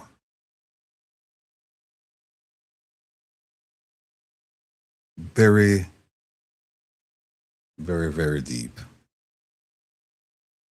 Very deep. And I use that video, and I've sent it to some of you. Use that video to illustrate exactly what is going on. And you know, people say it happens in different countries. Big up yourself, Bonnie Drum. Big up yourself, my brother. People say it happens everywhere. Yeah. But we're talking about Jamaica. We're not talking about everywhere. You see that? They make all kinds of promises. And by the way, some people say, oh, but, you know, Imal is a talk about the government. Who else should I talk about? It's the government. Because under the bastardized Westminster system that we have, the first across the line, you control the funds. You control taxpayers' money. You control expenditures. So I have to focus on you, because guess what? When Melissa came, did people look to the opposition party for help? Very few, if any. In fact, what they did, they looked to the opposition to assist with the complaints about what the government was doing to get help. But you don't look to the opposition party when there's a catastrophe or when something needs to be done in the country. No, you look to the government. That's why we focus on the government. And we don't care who is sitting in the seat. We are going to hold government accountable. And as a result of that, you get branded, because people say, oh, I'm a PNP because I'm a top of the JLP. And people don't think. They don't think and say, but wait a minute. It is the JLP government that is spending money. PNP is not in government. And if we had people who would think like that and say, well, let's hold whoever's spending our money accountable. will be a good thing. But you hear all of the promises. One of the promises you heard was that people are going to get job letters. Job letters will specify what they're supposed to do. In fact, I think this is it.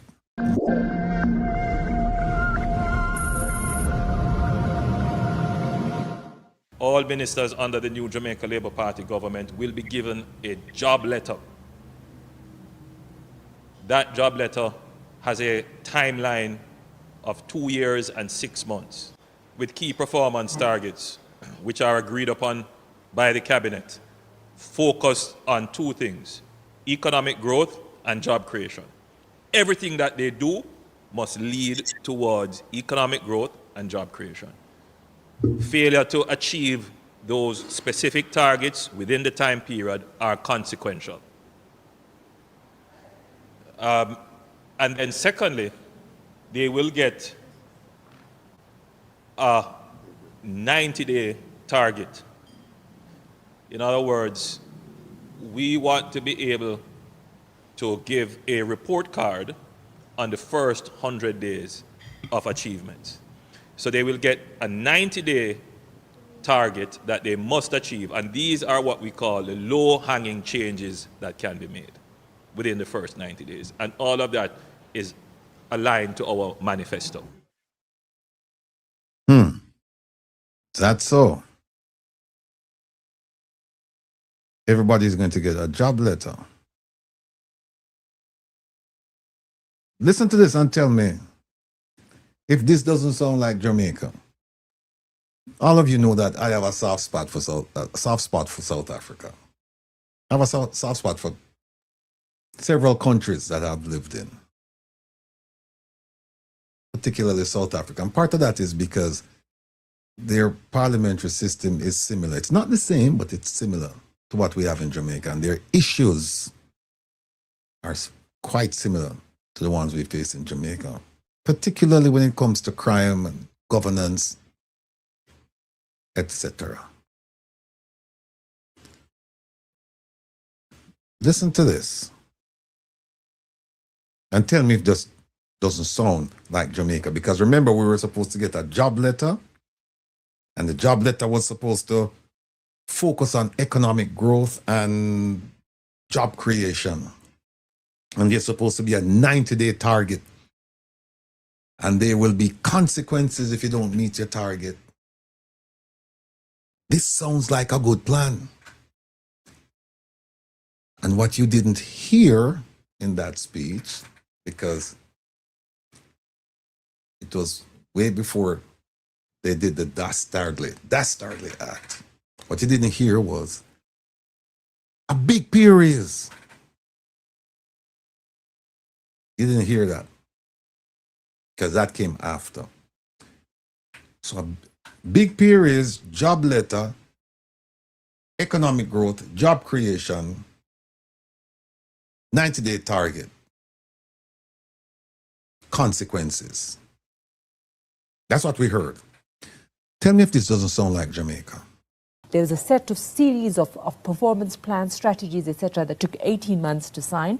And thereafter, this will then be presented to ministers with the minister, with the president, deputy president, and her department present in January. And these agreements will then, this review process will begin with ministers. So basically, it took more than 1 year, or to be exact, 18 months, which is nearly 2 years for the president of the nation, Cyril Ramaphosa, to come up with a way to measure the ministers on their performance.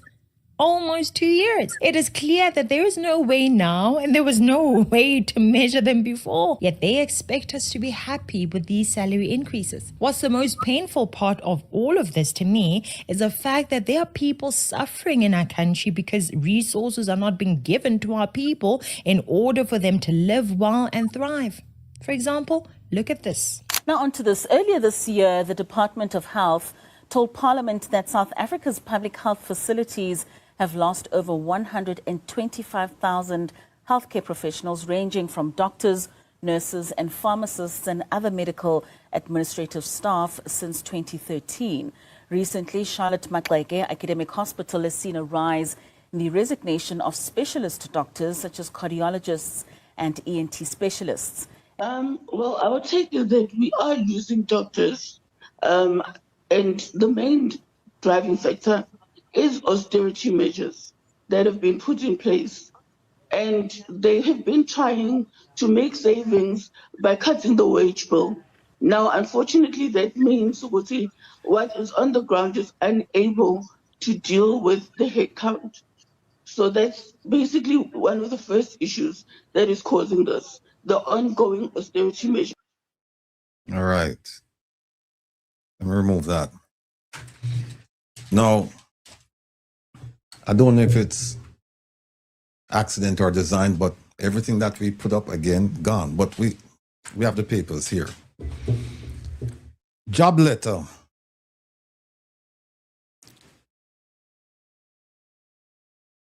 Job description. If you can give somebody a job letter concerning performance, then it would be unwise not to tell them what's expected of them. How would you know what to do as a minister if you haven't been counseled? It's not enough to say, when I get there, I'm going to do this. That's puffing.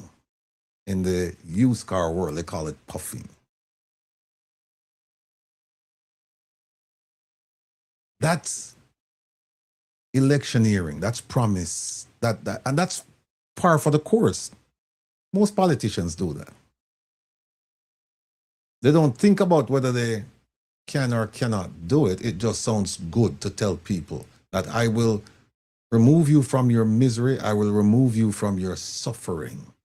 Just vote for me and Shangri-La, everything will be perfect. Paradise.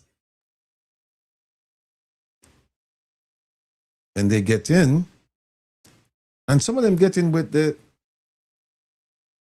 noblest of feelings and ideas. They say, yes, we want to go in, and some of them, very few. And they realize how hard it is to make that sausage, because being a parliamentarian, making laws, it's like making a sausage. And I remember somebody said one time, they said, two things you really don't want to see being made. You don't want to see sausages being made, and you don't want to see laws being made. But what I have here, after the Prime Minister spoke, I have here a job description for ministers of government, and I have another one, a job description for members of parliament. And the Prime Minister signed off on these on June 20, 2023. 3 years ago.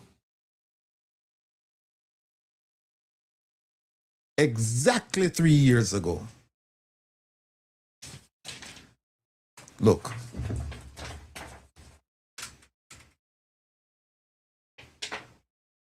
See that? Come back with, but you see, June 20, 2023. He signed off on them.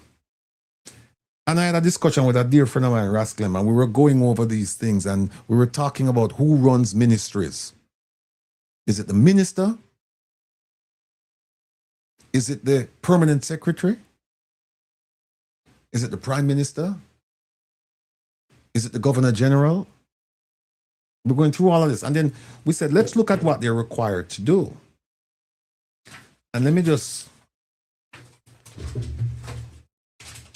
like I said, forgive me, because we had it up and disappeared, but we always keep hard copies.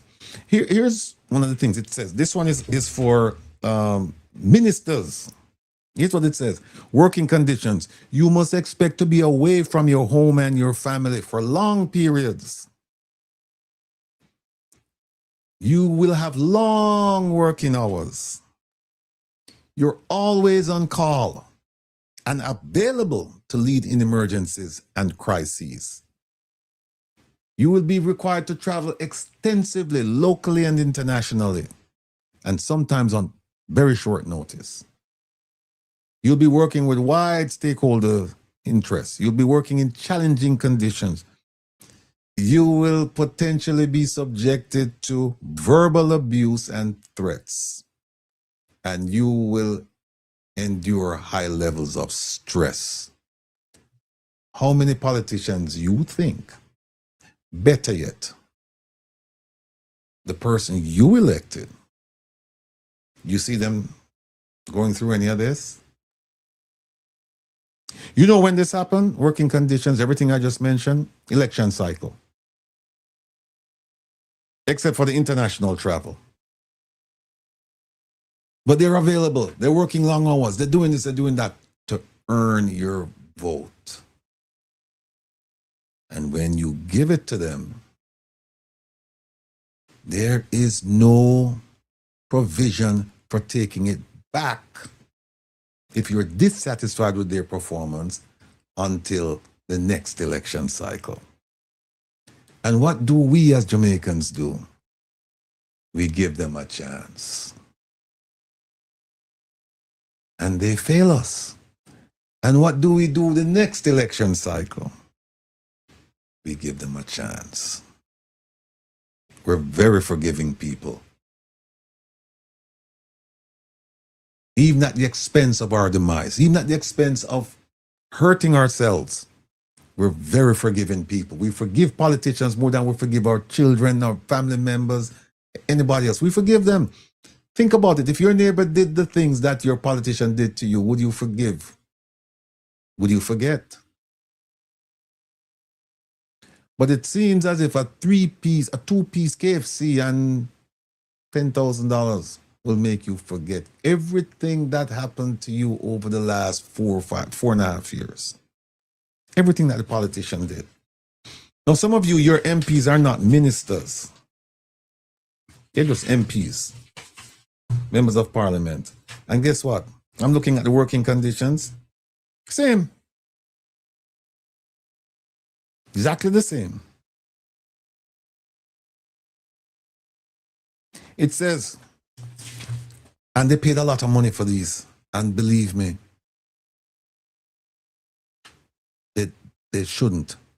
They did, but they shouldn't have.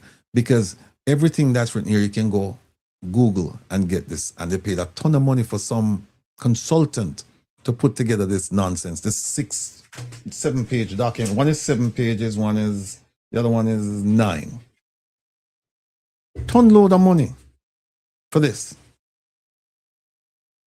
Now here are some of the competencies, and the competencies are for both MPs and ministers. It says, you must have a general proficiency in communicating with people. You must understand the machinery of government.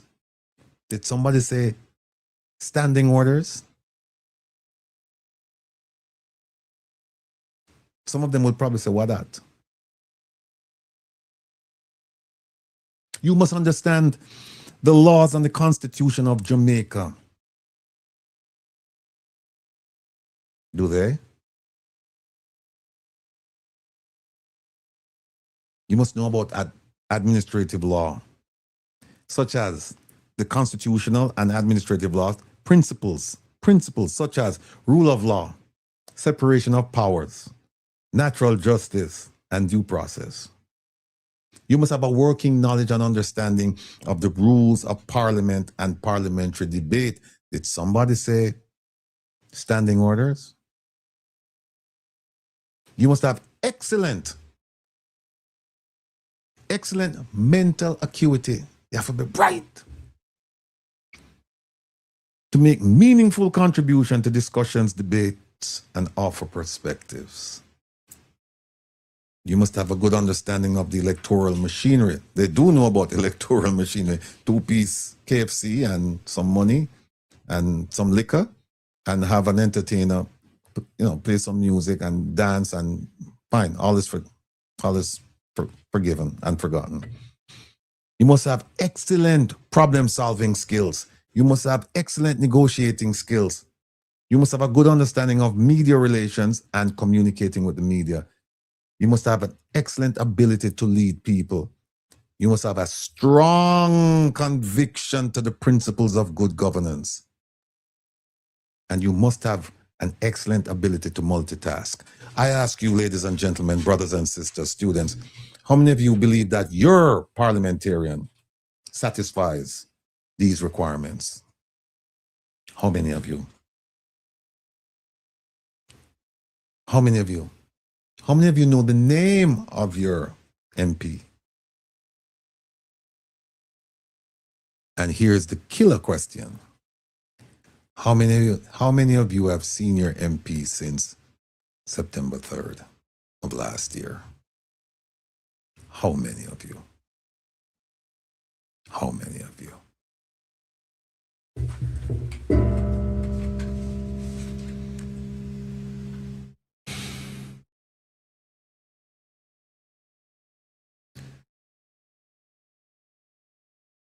We talk about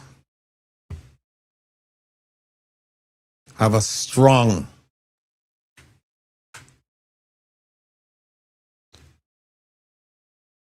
knowledge or have a strong understanding of how Parliament works, about the Constitution, about constitutional and administrative principles, rule of law, natural justice, due process. You must know about that Bible of Parliament called standing orders. And what I have come to realize, ladies and gentlemen, is that there is a huge deficit in the Parliament as far as people knowing what they need to do concerning the day-to-day activities of Parliament by using that book. The book is less than 100 pages. And most of it is easy reading. You have charged your representative with the responsibility of knowing what's in that book to adequately and competently represent not only him or herself, but you in Parliament. And they have been dismal failures. And there is enough sin to go around. Start with the Speaker. I'm going to play a video now. And I purposely told my producers, don't cut this video. Let it run so I can do a commentary alongside it. And this has to do with the deportation issue, third country nationals. But the issues bled over into administrative and procedural issues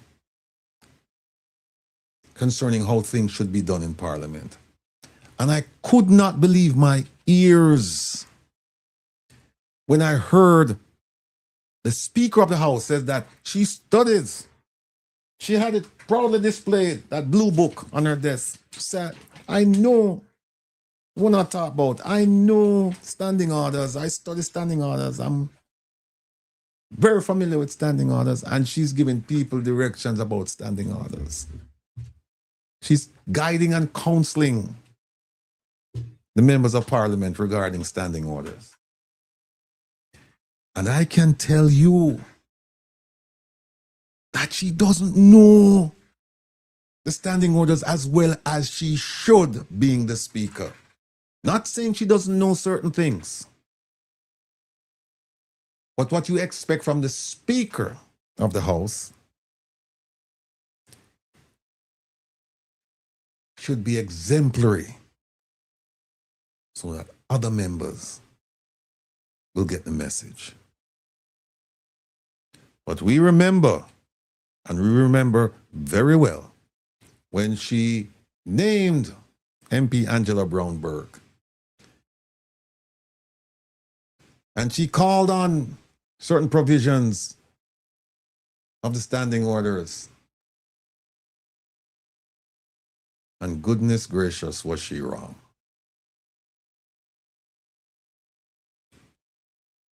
Goodness gracious, was she wrong. And if she, being the speaker, is dumb and dumbfounded about the rules, then what do you expect from a backbencher? These people are lazy. They're getting a huge salary for part-time work to just read that one little book. I think it's like 80 something pages. We have it here. And they cannot get it. And they cannot get it right.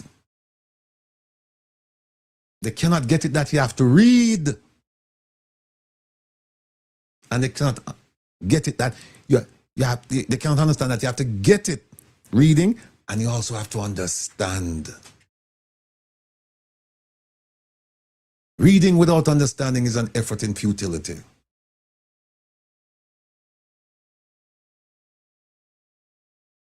It's not helping you, it's not helping the entity, Parliament, it's not helping your constituency members. It's a waste of time.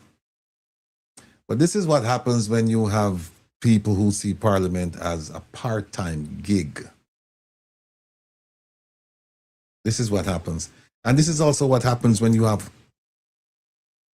parliamentarians who don't live in the communities where they represent people. I'm a firm advocate that people must live in the communities where they serve or where they claim to serve, because you know why? Then you'll see some service. Then you'll see accountability. Will it be perfect? No, but it will be much better than what we have now. We don't want to parachute people in.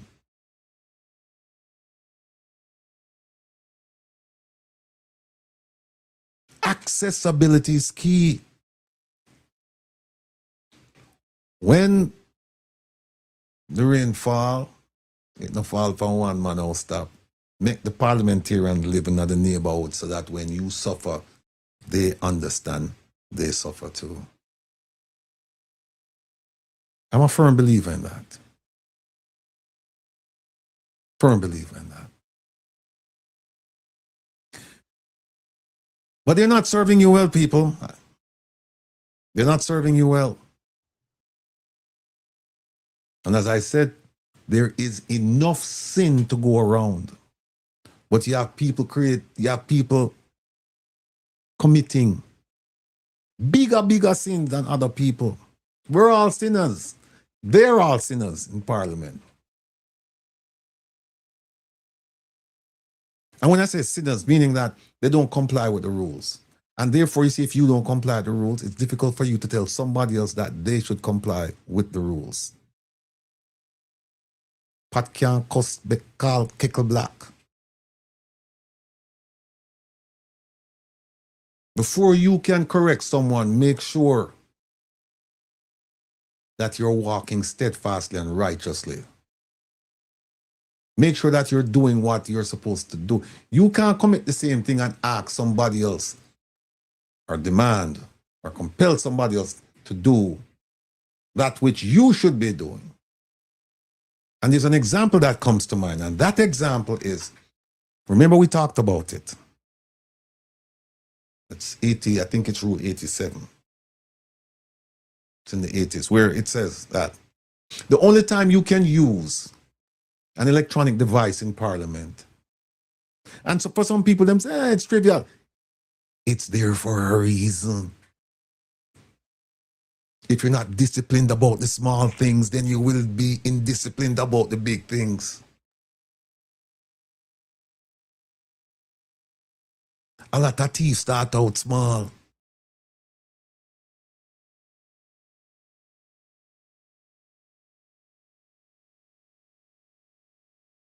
So when you tell somebody that they can't use, they're in violation of the standing orders by using their phone, their electronic device in Parliament, then you need to take stock of everyone who's doing that. You cannot have Minister Tufton. They're on him phone. You cannot have all the others. Mr. Wheatley, MP Wheatley, they're on them phone and them a text and all of that. And then you turn on and tell MP Burchell, you call her out. Tell her that she'll take pictures or something like that in the Parliament. Well, good for the goose, good for the gander. The rule says you cannot use an electronic device except 2 reasons. 2 exceptions. 1, to do research. And 2, to take notes. It says specifically you cannot use it to correspond with somebody. Meaning you can't text, you can't talk. You cannot. So these are the things that bother me. Because the unfairness of it. If you're going to hold Nikisha Burchell accountable for violating the standing orders, then do so if you must. But you cannot do it and ignore that other people are doing it and you don't call them out. No Sanky, no sing. So the Prime Minister himself, yes, Elaine, you're right. I've seen the Prime Minister upon him phone and text and them a carry on. And again, some people might say, well, I don't know. Well, if it's, as them say, if I know nothing, then why is it you even use it then for something else? Don't use it at all. But that's it. We don't have any discipline. Don't have any discipline. We don't. You know, speaking of discipline, I have a video here I want to show you. Let me see if I can find it. Maybe I won't be able to find it. Discipline, where is it?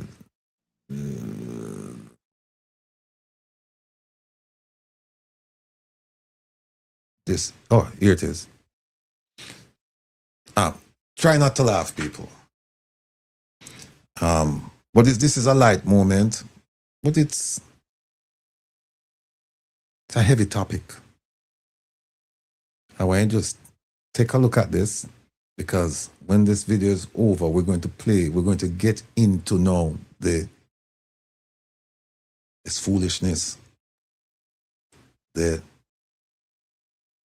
distractions, the lies, outright lies about the deportation issue.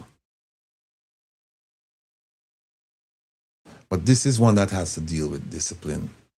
But try not to laugh. Contain yourselves. All right? Here we go.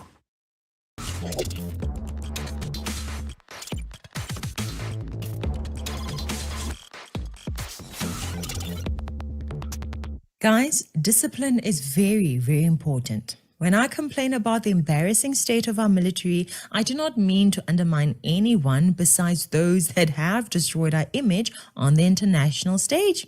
Take a look at this. In a foreign land and are returning home to be laid to rest. We gather here.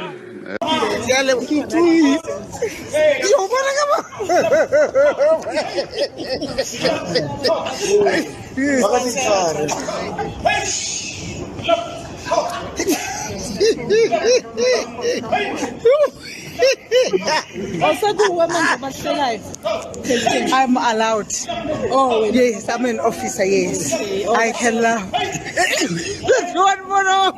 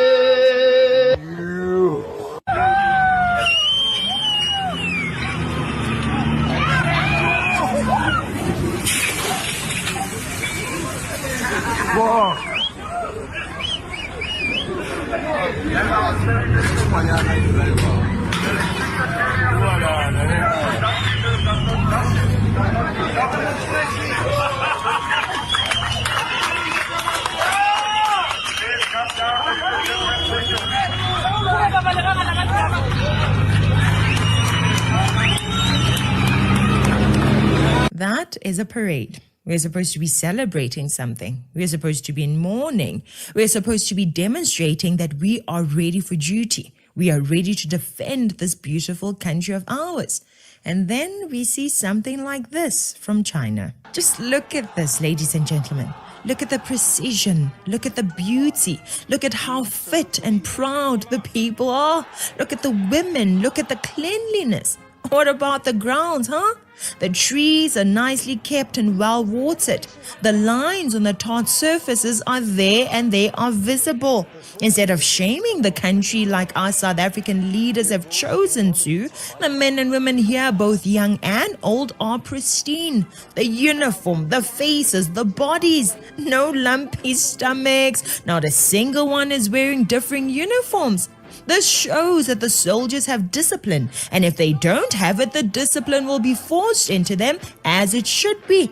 The soldiers are ready to fight and to protect their nation. The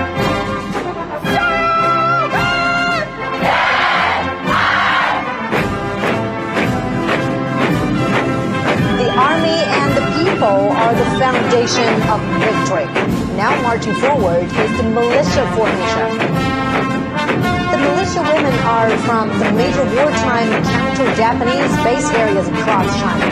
During the war of resistance, Chinese people, regardless of their gender or ages, acted as one in safeguarding their homes. The red genes have passed on from one generation to another. Now compare all of that to South Africa. Under the current leadership, unfortunately, our country is like a sitting lame duck, ripe for the taking. If we were living 500 years ago, this would have been the right time to attack South Africa. I mean, South Africa has porous borders where drug dealers, hijackers, human traffickers, and other criminals smuggle drugs, vehicles, people, and more as they please. A border that's barely there.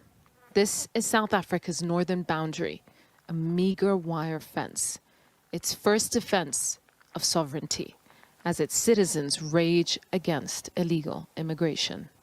So this is the border fence, and this is no man's land, dividing South Africa from Zimbabwe, and people are clearly moving between the two very easily. How are you? I'm fine. Are you coming from Zim? Yes.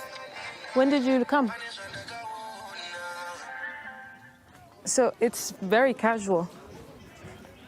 People just seem to be coming and going as they please.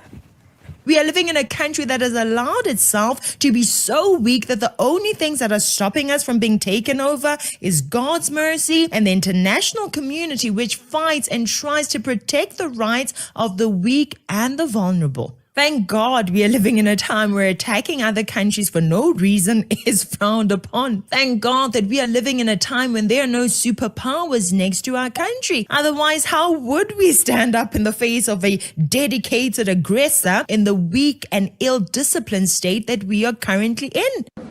Army band ready! Army band ready! Yeah, guys. Thank God, sir.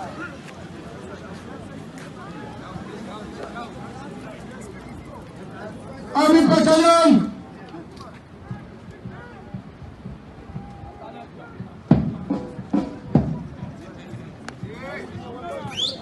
Army battalion, attention!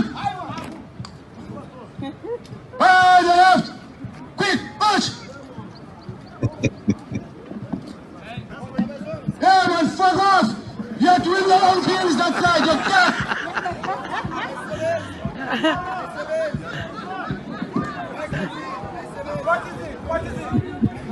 I want you to remember that this was not the case just a few decades ago.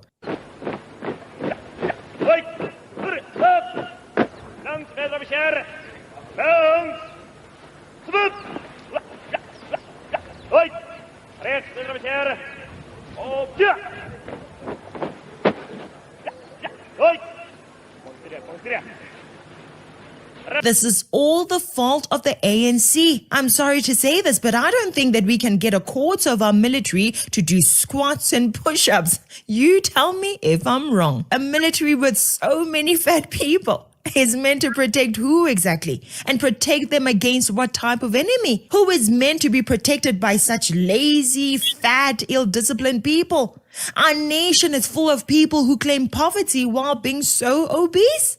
Fellow South Africans, we need to stop being a nation of drunkards, dirty dancers, and ill-disciplined people. We need to stop raising children who are not disciplined or well-advised in the home.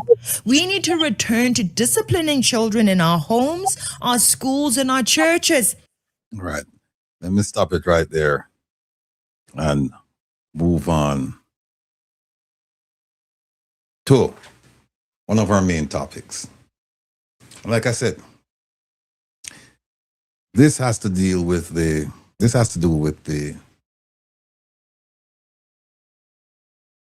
immigration issue, third country national issue. But it has to deal with the context of which the issue is discussed. Now, I want you to pay close attention. I want you to pay close attention to the Minister of National Security and Peace, Minister Horace Chang. And I want you to listen to the Minister of Education, Dana Morris Dixon, with their side comments. And then we're going to talk. I will go through some of it, I'll make some commentary while we're going along, but I want you to pay attention to what's being said, because we're going to play some videos. And it will be abundantly clear to anyone, to everyone, that the information that they're feeding us is false. All of the stories, you know, they said two things can be true at the same time. All of these stories can't be true, cannot be true. Here we go. As you asked them. Okay?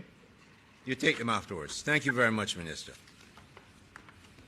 All right. Thank you very much, Minister Hills. You've heard it. We deliberated this at Cabinet quite a bit, and Minister Hill and his team did a lot of work on this. And so the key thing to remember is that he's dealing with the shortage that we have seen, and he has given more allocations for importers to bring in cement, obviously high quality cement, and he'll be monitoring that. And so it's very good to have a minister who's that responsive to the needs of the business community and also households that are rebuilding. So thank you, Minister Hill, and thanks to your team. I want to acknowledge your permanent secretary who is here, Sansia Bennett. You know, the more I listen to this lady, the more I think that she should be like a game show hostess. She shouldn't be a politician. Listen to her, with people, when they deal with serious topics, very giddy. Yeah. I mean,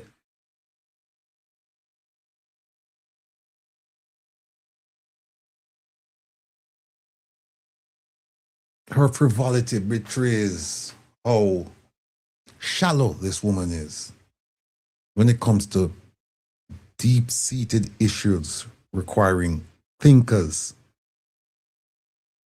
She's nowhere near that. Nowhere.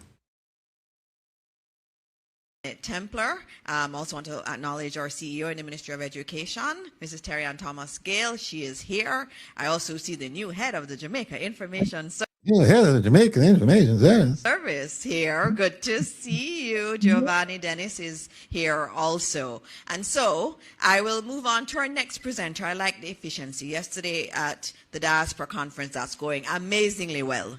Please stop the lying. Stop the lying. Don't let me show the videos and don't let me show the pictures about going amazingly well. It was a flop. It was a major flop. you at the ministry, particularly those at the Ministry of Foreign Affairs and Foreign Trade, you're licking your wounds right now because the people listened to what we had to say. And many of them decided not to go. Many of them decided to invest the 3 hours per night and listen to what we had to say. And what did we talk about? We talked about education. We talked about economics. We talk about land rights, beach rights. What else did we talk about? I have the list right there, so. National security. These are the things we spoke about. They spoke about, hey, how can we pool our resources and make some money off of these people? How can we continue to trick them and fleece them? There was no fleecing going on with our conference. And our conference, by the way, averaged more than 2,000. More than 2,000 devices per night. So you're talking like maybe 3,000 people watching. So get that in your brain. Come talk about amazingly well. The PM spoke about efficiency, and we need to not drag out things longer than they need to be. So, by the way, this is the same Prime Minister who was talking about efficiency in 2016 in the manifesto. And he's still talking about efficiency. And he put an inefficient person in charge of that ministry, that entity that they just created. An inefficient person by the name of Audrey Marks. We'll get to her. we're going very quick this morning. And so today we have with us our Deputy Prime Minister and Minister of National Security and Peace, coming to give you an update on a matter that's been in the public domain since yesterday, and we want to clarify everything for you. That's why we're here. And so please welcome our Deputy Prime Minister, the Honorable Dr. Horace Chang. Thank you much, colleague, Minister Dina Morris-Dixon, and good morning to the teams here. I think been recognized by both this moderator and my predecessor, Minister Hill. It's my privilege to join my colleague this morning at this press briefing. As I said, there seemed to be a very great turnout, so there might be some expectations. I don't know how much I can satisfy that. But there have been issues in the news recently. Appropriately, I should be speaking to the trans-TCN, third country nationals that are passed through Jamaica, but it has been headlined a number of other features which I need to clarify before I speak, and I have to do the clarification and take the questions. First of all, Jamaica is not receiving any deportees from the United States, except Jamaicans. May I repeat that? We are not we have no agreement, no understanding to accept deportees from the United States. We accept every month 100 Jamaican deportees. And we have the expertise and the staff to manage their entry into Jamaica. That arrangement was negotiated by professionals so that they can come in a structured, organized manner and be resettled in Jamaica. Stop it right here. What's the difference between a third country national and a deportee from the American perspective? What's the difference, Mr. Chang? What is the difference? You said we're not accepting deportees, we're accepting third country nationals. That's a euphemistic term for deportees, sir. Those third country nationals have been deported from the United States. Wherever they're going, Eswatini, Mexico, El Salvador, wherever they're going, they have been deported. Or you can use a nicer word, they've been removed. Because that's a term now, removal. It's not deportation. But it's the same thing. So don't come here and try and think that you have a bunch of idiots you're talking to. You can just use a different term and suddenly it means something else. It means that America is excluding those people, they're removing them, they're deporting them. One and the same. Homeland. The cost of that is all Jamaican. We are receiving, and we have no agreement to, or understanding, the MOUs, to receive convicts from the United States. How do you know that? How do you know that? Mr. Chang, how do you know that? That you will not be receiving convicts from the United States? Unless, of course, any Jamaicans are deported, which we have agreements, because America is our primary ally and primary partner in trade and in security. What does that mean? What's the connection between that and what you said just before that? What's the connection, Mr. Chang?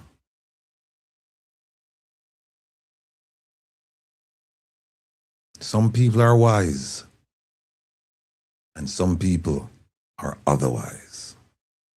And we do have deportees from Jamaica to the United States from time to time, or we have occasionally from the United States convicts. But we have no agreement, no understanding, and there are no discussions to accept convicts from the United States. In fact, anyone coming from the United States is reviewed by the NIB before I indicate that they can land in the country. They're reviewed by the NIB using what information? Does the NIB have access to information about these people in the United States? What do you mean they're going to be reviewed by the NIB? Mr. Chang, some people are wise and some people are otherwise. There is no discussion, review, or understand to accept 10,000 illegal immigrants from the United States. Again, the only illegal immigrants we take from the United States are the Jamaicans who are there. And those conditions are negotiated by professionals from the Ministry of National Security and the Ministry of Foreign Affairs. We have signed, after extensive negotiation by the relevant professionals, again, mainly from the Ministry of Foreign Affairs, the Ministry of National Security, Office of the Prime Minister, and of course the lawyers from the Attorney General's office. An agreement to transition to Jamaica some third country nationals from the United States. The number is 25. Mr. Chang, let me ask you a question. Transition through.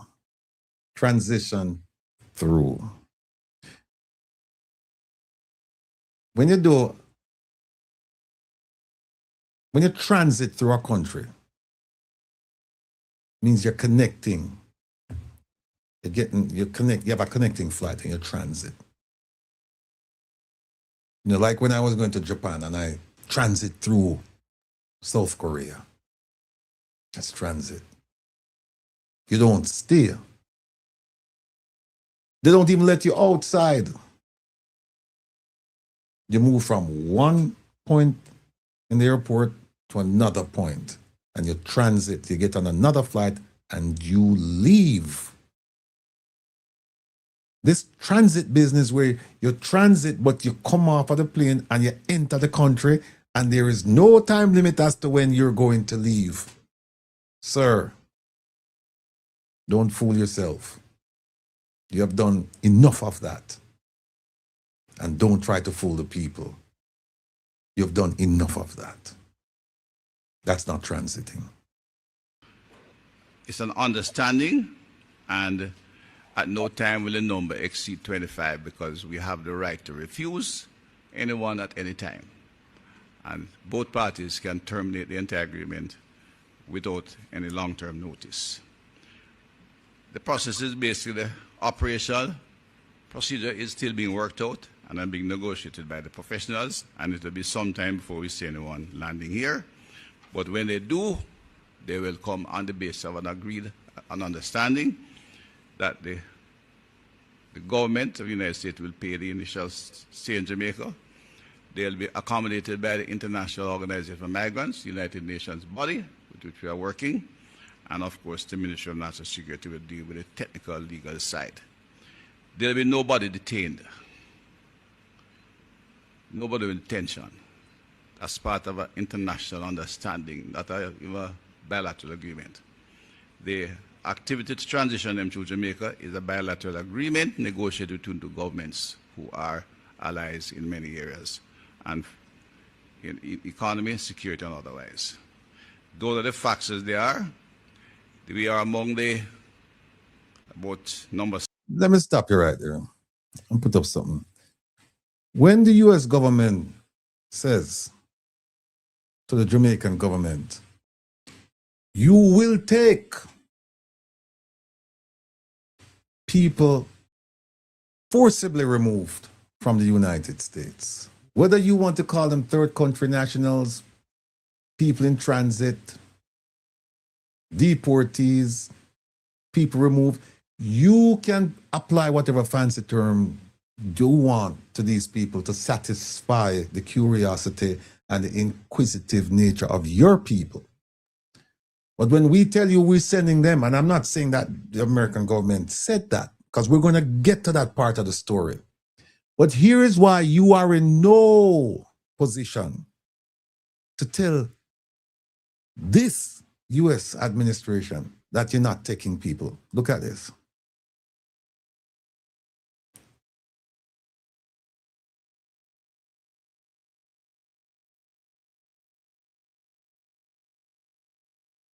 See this?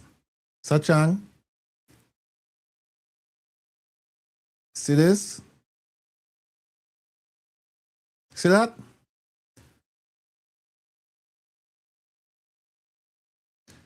See that? The top 5 import trading partners. Number 1, United States. $2.8 billion worth of goods that Jamaica imports from the United States. Number 1. Look at where you sell your goods, Mr. Chang. Look at where Jamaica sells its goods. United States, number 1. 667 million. Go to the left side again. Top 5 import trading partners. China, 878 million. Look at the right side. Do you see China on that side where we export to China? No. No. The Chinese are not buying from us.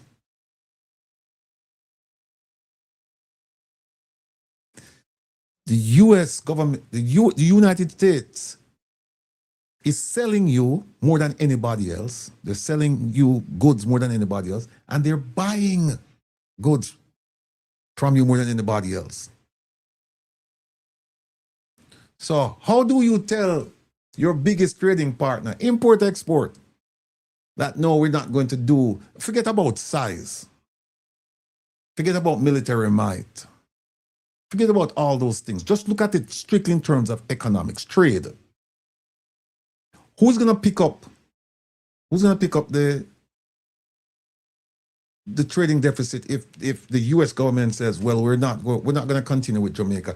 And what if they say we're going to increase the travel advisory? We're going to make it so that the biggest market for you for tourism is closed. What do you do then?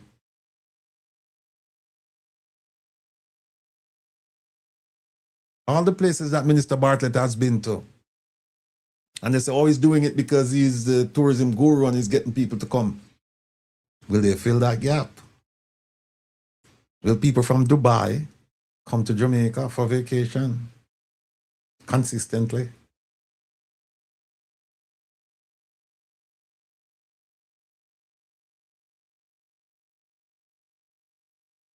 So I just wanted to show you folks that just trade alone, the U.S. government can bring Jamaica to its knees. So this idea that, and whether you agree with it or not, that's not the issue. That's a separate issue. The issue is, these are the facts. And if they say you will do this, then you must do it. So when you talk about, oh, we sat here and we negotiated, there's no negotiation. When them say, listen, this is what you're going to do, and I'll tell you people how this sausage gets made in an embassy. Well, let's continue.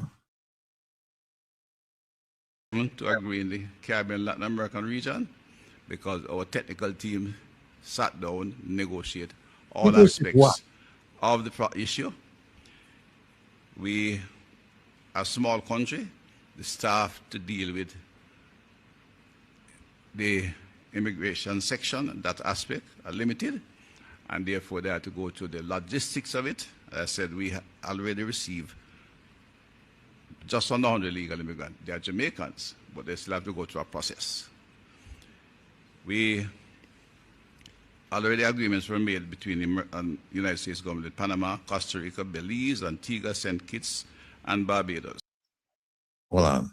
So if that is the case, why is it the U.S. government never go to Antigua, St. Kitts, Panama, Barbados, why they never go to them and say, listen, take 25, because 25 is a small number. Why didn't they go to all of those countries and say, all right, take 5 or 2. Why did Jamaica get involved in this deal? Why? The U.S. government, based on your own statement, Mr. Chang, they already have these agreements with all of these countries, and these countries are within our hemisphere. So why didn't say, look, Panama, instead of sending you 50, we're going to send you 52. And the other countries, instead of sending you X, we're going to send you X plus 2. Why? And they're discussing with other teams, which they expect to conclude in due course. We have concluded ours, but we don't expect any visitors until, I said, we set off on the operational details, which are not yet settled. And that's a matter that professionals will negotiate and settle that we can handle them. Any questions? Those are the facts. Now, people, you believe that? This is a matter of national importance. And we have the Minister of National Security and Peace get up there and say all of this foolishness. And then say, those are the facts that I'm waiting for you to ask questions. And remember, it wasn't the government that announced this to the people and say, hey, in cabinet we discussed this and blah, blah, blah, blah, blah, and, and explain to the people. No, this came as a result of a leak. So, what would have happened if we didn't have the leak? You just see a whole bunch of people are walking in Jamaica with, probably not looking like us, probably speaking English as a second language, and then, them not talk part one. You see them just a walk around and you wonder what's going on. That's no way to run a country. If you're going to do it, and again, I don't take a side as to whether you should or shouldn't, right? That's not my point right now. My point is that you need to let the people know. You don't represent yourselves, you represent people. You let the people know that, hey, listen, this is what's going on. This is what we're planning to do. Not that you're asking for permission, but at least inform the people. Inform the people. This came as a result of a leak. Let's listen to one of my not so favorite ministers now come up and make a fool of herself. Thank you, DPM. So we're being efficient again, and we've given you the details. You would have seen the press. You're not being efficient. You just don't have anything to say. He hasn't said anything, because he cannot come out and tell people the truth. And the fact is that it came as a result of a leak. So of course there has to be an economy of words. He has to be as you say, efficient. Release that was done yesterday. It gave a lot of information in there, and the reason a lot of information was given was because we wanted to say to the public, look, this is it. We've laid everything out. This is what is there. It's not finalized. There's some operational details to be finalized, but we gave a lot of details. And so we're here this morning ready to take your questions. Remember, Minister Hill is also here on the issue of cement, which has been in the public domain a lot. He can take questions there also. So let's go straight to the questions this morning. Morning, everyone. Mahiri Stewart, Nationwide News here. Question for Dr. Chang. Who initiated the MOU and when was it signed? No, MOU between countries are not a matter of initiating that. The Americans have which is a... Stop lying. Stop the lying. The simple question is, who initiated it? And him start waffle. Somebody has to initiate it. Somebody has to first utter the words. They didn't both speak at the same time. I said, we want to do an MOU. No. Somebody spoke and somebody responded. The country, the immigrants have an issue that they're trying to settle, and we are one of their allies in the Caribbean, and we had discussion, we initiated. We had discussion which had been prolonged, and we came to an agreement. The agreement was when? No, still answer the question. Who initiated the agreement? A few days back, I signed it. I think today is Tuesday. No, few days back you signed it. When was the agreement presented? Not when you signed. When did you discuss this agreement? Wednesday or Thursday. First of all, he said we don't have any agreement. And you hear him say, there's no agreement. Then all of a sudden now we signed an agreement. Thursday of last week. So remember, Mahiri, that the U.S. government has these agreements with several other countries. So this is something initiated, an initiative. Besides the Sierra Leone Minister, the Americans are our primary trading partner, primary security partner. We have bilateral relation in the United States, and what we call the ABC countries are very established. Oh, so you hear him say? Them asking the question who initiated and when and all of that. It sounds like he must say, it sounds like we must say no. It sounds like what he's saying is this. You hear him say? They are our allies and our trading partner. Is this? Is this him talk about? We'll look at export. You think Russia, if the U.S. government says, all right, we're going to cut our purchase from Jamaica in half, you think Russia going to pick up half of what the U.S. government or what the U.S. is purchasing right now? No. And they can't. They're involved in a war. They have other things to think about.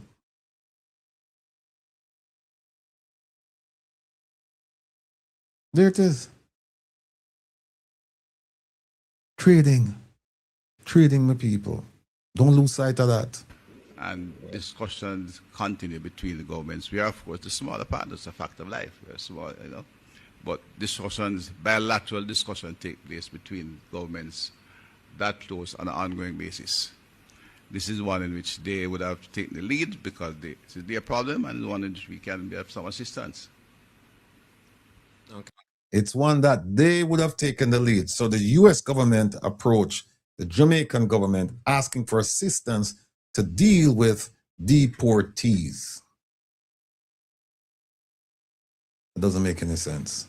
Okay, the second question would be, obviously we're having this discussion now due to the fact that this information was leaked, but had it not been, when would we have... The information leaked is different from what I'm talking about. And that's the problem we have. You're conflating two things. Some information was leaked suggesting that we were in the process of negotiating the reception of 10,000 illegal immigrants. There is no such discussion, and that leak has nothing to do with this morning. It became part of a discussion because it is known that we were discussing the third country nationals through Jamaica, because there are several other countries in the Caribbean. We signed on Wednesday and we decided we'd make a statement on it, and I reserved that statement for the diaspora event in Montego Bay yesterday, and we would have sent the press release out as normal. Okay, well... Nonsense. For Jamaicans who are deported, are they or have Jamaicans ever been part of a TCN program from other countries? What Jamaicans? For Jamaicans who would have probably been deported from I'm not. For Jamaicans who are deported? From other countries. Has there been an issue where Jamaicans have been a part of TCN? No, if Jamaicans have been deported to Jamaica, there's no issue. We receive them. The American... That is not what I want to ask you. That is not, we understand that the Jamaicans coming to Jamaica, they won't be a part of the TCN program because they're coming home. They're not transiting. We know that. Stop being a jackass and just answer the question, man. Because the United States of America have the vast majority of illegal migrants from Jamaica, from of our illegal migrants, and we have an understanding between those. So they send us about 100 every month. I think they are looking at maybe sending back to Jamaica with over 3,000 Jamaicans. If we didn't have an understanding on how to handle it, negotiated by the professionals who have to do the work, all I do is set the policy. I was talking to a Aboriginal man today, and I mentioned this on this station, that ministers don't run ministries day to day. They don't. They set policies. And you hear him just say it. His job is just to set the policy. The policy is, hey, we're going to take in the TCNs. And then it's the bureaucrats and the civil servants and the other people. They're the ones who are supposed to make it happen. There's no policy on that. Once a Jamaican is deported to Jamaica, we must receive them. What has happened, because we are friends, we work out a structured arrangement which allows us to manage it in an effective and efficient manner. And therefore, we take 100 a month, roughly. 2 shipments, 2 aircraft. Sometime 100, sometime less than 100. And could you elaborate more on the accommodation for the third country nationals? All right, that's your last question, For who? Mahiri. There are other reporters Accommodation here. for? The third country nationals. No, well, that's one of the issues that has been worked out. We'll have to work with the International Organization for Migration to find the appropriate accommodation for them. So you hear that? They don't have accommodations for them. And they will soon be arriving. Until that is done, we can't receive any. Morning, Kimon Francis from the Gleaner. Just to clarify, the Gleaner at no point reported that 10,000 TCN illegal immigrants were coming to Jamaica. No. Not TCN, at no point. Deportees. At no point. Question. No, don't confuse those, 10,000 deportees is different from 10,000 TCNs. They are not MOU deportees, they are not being detained, they are being transitioned to Jamaica, and they have to put in a comfortable place to stay. The MOU we were privy to that came from the US's embassy classified them as deportees. Right. Question. She shut him up. She said the document we received from the U.S. Embassy classified them as deportees. So we don't care what you want to call them. Whatever euphemistic term you want to use and nice it up or whatever, they're being deported from the United States. It's that simple. Seeking clarity, did the U.S. initiate contact with Jamaica regarding the TCN arrangement, or did a senior government official first communicate that Jamaica is amenable to such an agreement? No, TCN is an American request. They have done so with several allies across the region and throughout the world. So it's their challenge that they're trying to resolve in a human way. So we never suggested it. That no, we would couldn't suggest that. We'd have a problem. You see, he's not answering the question. Now, let me tell you how this works now, people. See, with the MOU, this kind of this type of agreement, lots of people would be involved. It would be special, and it depends on where it's being worked out. Is it being worked out in Washington or is it being worked out in Jamaica? Either way, you would have more than just the State Department involved in it. I know the State Department, they run the embassies, right? But this would be something that would go back to, if she had it with, let's say, Department of Justice officials, this would go back to the mothership, whether it's FBI, whatever the agency is, and it would get discussed there. Then it would filter through Department of State. It wouldn't, something like this wouldn't just come directly. And if it's something that was done in Jamaica, believe me, it came to Washington. This discussion did not start and end in Jamaica. You know, that's what I said. You know, that use a conjunction, and. Did not start and end in Jamaica. Didn't. And you see, right away, sometimes we have to slow down these things and listen to them carefully, because if you listen to this in real time, you would miss a lot of the things that he's saying. You would miss it. But you see, clearly, he's very uncomfortable with the questions. He cannot answer the questions. And that's because it is something that he wasn't prepared for, because they were not prepared to inform the public about this. They were not. So now they're talking about conflation of issues, conflation of, and you'll hear him talk, you'll hear about it with Ambassador Audrey Marks talking about helping the unemployment situation or the employment situation in Jamaica by having people come and work 6 months a year and go back to the United States. And all of this is just gobbledygook. And the more they try to explain it, the more entangled they become in this web of deceit. Almost every day there's a different version of this. I even heard one where they say, oh, I think it was on another, it was on a radio station where they said Ambassador Audrey Marks did this in late 2025 into 2026. Audrey Marks demitted her post in March of 2025. They're saying that she did it when she was in Washington as an ambassador. That's impossible. Impossible. She had a meeting in Florida, and we'll show you the document, in March of this year, where she went, she had no business being there. This was outside her scope, beyond her ken of understanding. Fish out of water type of deal. No clue. But she went. The Minister of National Security didn't go. Prime Minister didn't go. She went. The deputy, the junior minister in the Ministry of National Security didn't go. The Minister of Foreign Affairs didn't go. The junior Minister of Foreign Affairs didn't go. She went. She, meaning Ambassador Marks, the efficiency guru. Let's continue. That's what we suggest. Okay. I mean, we don't have a problem. On this occasion, they are friends and they're seeking our assistance to resolve the problem. Hold on. Normally, here's another thing that I was privy to this. If you're going to introduce something like this, who do you start with? You start with a country where you have this trade imbalance. You start with a country where the leaders are corrupt and you have the information on them. And you start with that because once you have that, and remember, Jamaica is the third largest country in the Caribbean, right?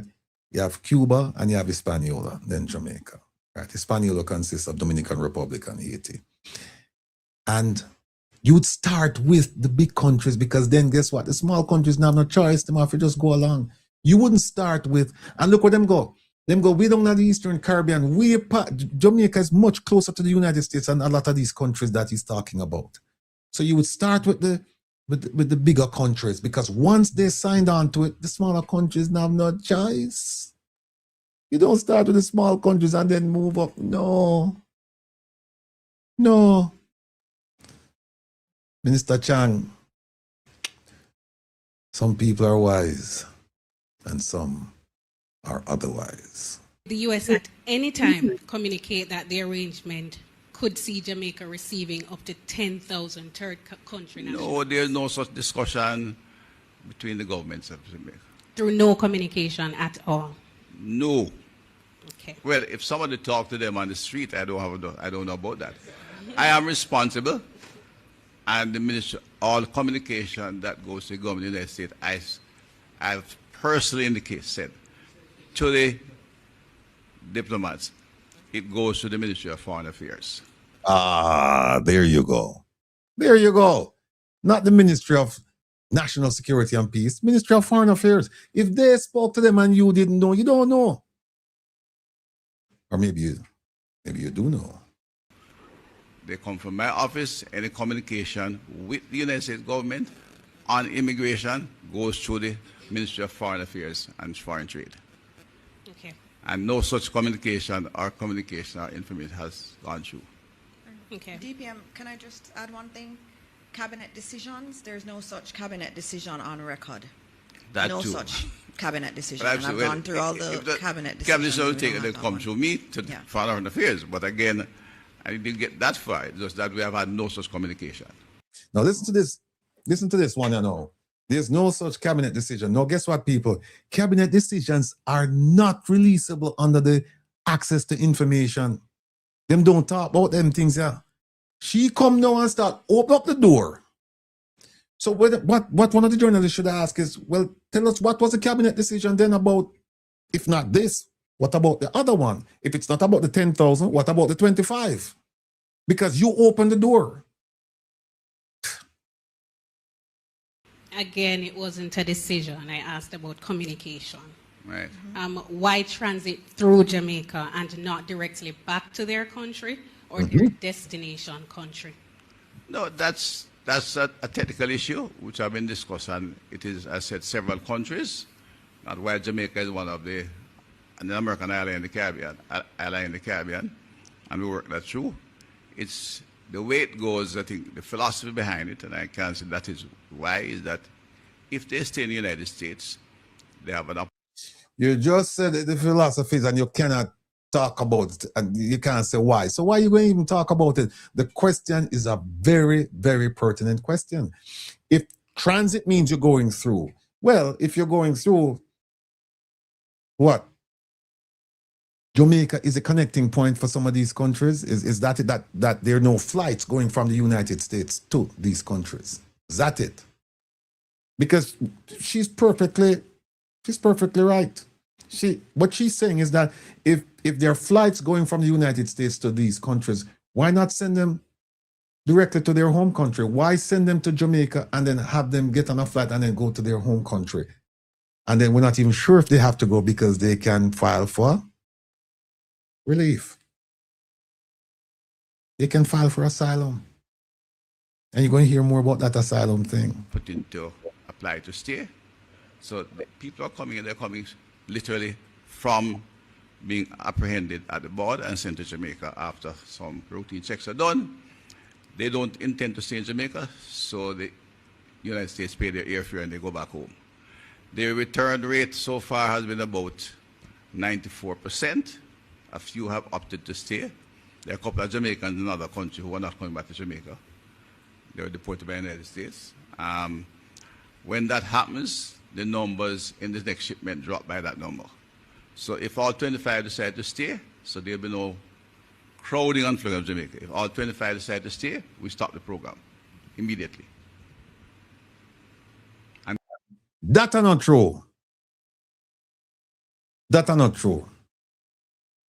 That is not true. Listen further. That's in the document. I don't know if you saw that part of it. That's in the. I don't report. You said you have a document, and I'm saying I don't know if you saw that. All right, let's go to the.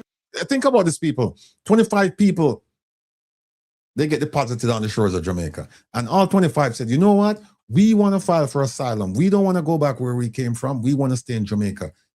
That's the end of the program.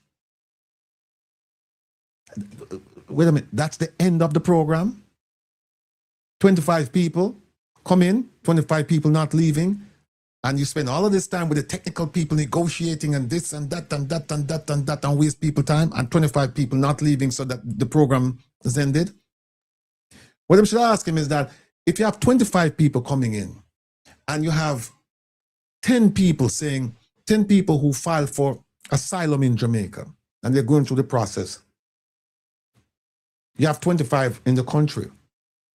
Are you counting those 10? Do we get another 10 to replace the 10 that are going through the process? Or we say, no, we have 25 physically on the ground. And even though they're involved in a process that could result in them staying in Jamaica permanently, we're not going to take any more. We're finished with 25. Sure. Next question. Zara Burton, 18 Degrees North. Good morning. For how long will the MOU last?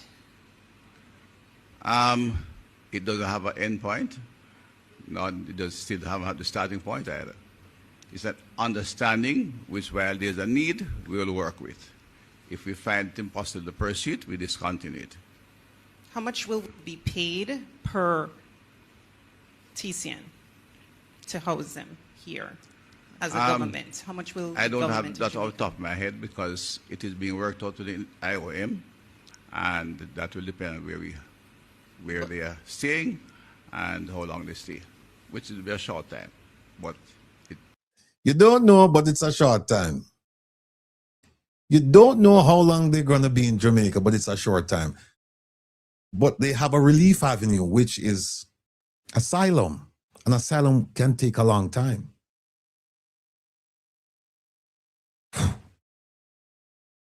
that cost is being worked out, and the United States has a bulk sum that they will pay the fees from. It will vary from individual to individual for different reasons. And is it a situation where whatever we get to house each one of the TCNs is, let us say, additionally there will be some cushion in terms of revenue that we will be getting as a society? And also, what will we be getting in addition to this money in return for doing this to help out our ally? First of all, the initial bill will be paid by our IOM, so there's no revenue to come to Jamaica. The idea of what we get out of it is not a relevant question. Tio. When did this become irrelevant? People coming into your country.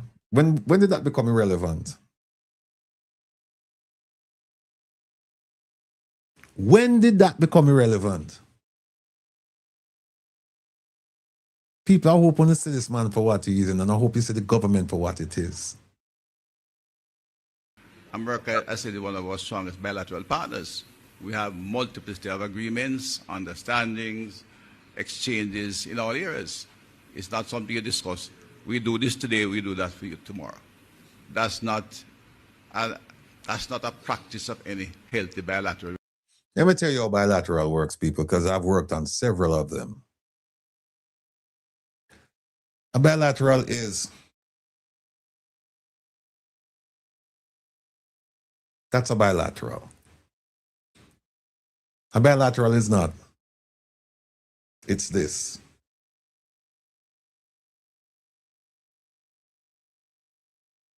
One hand washes the other, and they both wash the face where there is common interest. They both wash the face of common interest. There is no free lunch. No such thing with State Department. Whenever you are getting something, you better rest assured that there are conditions and provisions with that. You may not even realize it, because if you're stupid, you don't even realize what you're signing. You and your technical team. But there is no such thing as a free lunch, my friend. There's no such thing as, we'll do for you now, but we don't want anything. By the way, Minister Chang, weren't you mentioned in the WikiLeaks cable? I believe you were. I believe you were. Relationship. Is there any, or was there any pressure to Jamaica to engage? I know you said it was an American request, but was there any pressure in addition to the request for any other reason on us? Did they threaten to cut visas, or did they allow us to maybe have a revamp or reconsideration of processing of immigrant visas or something? You're a long-standing journalist and an intelligent one. And no international discussion proceeds along those lines. We're not at war with anybody. Iran and America at war, they discuss Strait of Hormuz and bombing about his, but that's a war. We are two friendly countries, we have bilateral discussion daily. That kind of discussion doesn't take place in a healthy bilateral relationship. Reuters had this question: where from will the TCNs come? There are people who have been found in the United States illegally. What national? Do you have a cutoff on certain kinds of nationals or all kinds of nationals? One of the operational features for some of the Caribbean islands, just smaller than ours, is that they are Caribbean nationals. But Initial discussion, we're looking what that they speak English. They speak English. That's the criteria. Initially, that's not settled it in the operation, but that's only that's our primary demand at this point. I think there's a question in front of you. I saw her hand go up first, and then we'll go back. And just confirming, it's a cabinet decision, you said, right, Minister? Which, the TCN? You said there was no cabinet decision. No, there was no cabinet decision on what was asked previously about the 10,000, 10,000. right, but I'm saying it was a cabinet decision in order to engage in this MOU? On TCN, and that No, would have been all discussed. the MOUs we have to inform cabinet. Yes. Right, so it was a cabinet decision ultimately, Yes. even though you, Minister, signed. Yes. Okay. You see what Zara just did. It's what she just did. And remember, I was telling you that when she talked about the cabinet decision, she opened the floodgates. You can ask any question now about the cabinet decision, and she can't close it because she opened it. She should have never said that. But these are them think them smarter than everybody else. And the key point to note there is that the cabinet approved it. So it wasn't just this man you're looking at on the stage. It wasn't him alone. It was him. It was the lady next to him. It was the rest of them, including the Prime Minister. It was a cabinet decision. I repeat, don't lose sight of it, because there is a tendency to just look at the messenger and blame the messenger for everything. Even though look at the messenger as a participant, one of the participants. It's not just him alone. It is a cabinet decision, people. The whole government. The people who are responsible for the care and the protection of the country. They're the ones who did this. And who said it? You heard it from both of them. Yes, it's a cabinet decision. Somebody must come tell me, say, me make it up, a lie, me a lie. That's how MOUs work. You have to take them to cabinet. I'm a creature of cabinet. Yeah. So anything I do on behalf of the government have to be approved by cabinet. As well as a creature of instruction that has to come from cabinet and the Prime Minister. Good morning, Adira Truth from Roots 96.1 FM. Hold on a second then. Everything you do come through cabinet. So when it was reported that Ambassador Audrey Marks had this discussion in Florida in March of this year, was she approved by cabinet to have that discussion? Did she go rogue and did it on her own? Or was there a cabal? Was there a few people, influential people in the government who said, when you go, this is what we want you to talk to them about? People, that's why I'm constantly telling you to just slow down and listen. Don't be emotional and just jump at things. Just kick back, sit back. It will come to you. Trust me. It will come to you. Just sit back and listen to what they're saying. And when you do that, you will hear what they're not saying. They say things and they want you to jump at it and shiny objects. No.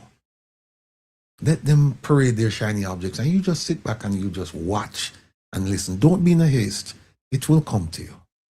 It will. My question is actually to Senator Hill. The question, yes. Thank you very much for that. No problem. Yeah. You can come here. Yeah. You know, like this. The question that I have is... And when you have a small country, when you build, you have a truck. On the possibility of about $30 billion. Yeah. Okay. Hi, good morning, everyone. Good morning, ministers. Sashona Small from the Gleaner. I have two questions or three. All right. I want you to listen carefully to this lady here. I love this lady. Love how she presented her questions in a very unchallenging way. She's not challenging nobody or anything like that. Just watch her and listen to the questions. To Dr. Chang, will the MOU that is signed to govern how we interact with the TNCs, will that be made public? Will the MOU? Be made public. It's a public document. Yes, it will be public. Again, is it the immaturity of this man or the stupidity of this man? the MOU is a public document. What that means then is that every single MOU that the government signed is a public document. Try and get it from them, people. Try and get it from them. They're going to use the exception in the access to information which says that cabinet decisions are not releasable. And remember what them say, MOU approved by cabinet. And hear him just said, hear what the imbecile, sorry. Hear what the minister, hear the minister just said. The minister just said the MOU is a public document, so there's no reason why I can't give it to the public. Whoa, yoy. It will be available to the public. We don't normally publish them, but it's available to the public. Okay. And can you tell us what is the latest or give us timelines in place for the construction of the new modern prison? Aye.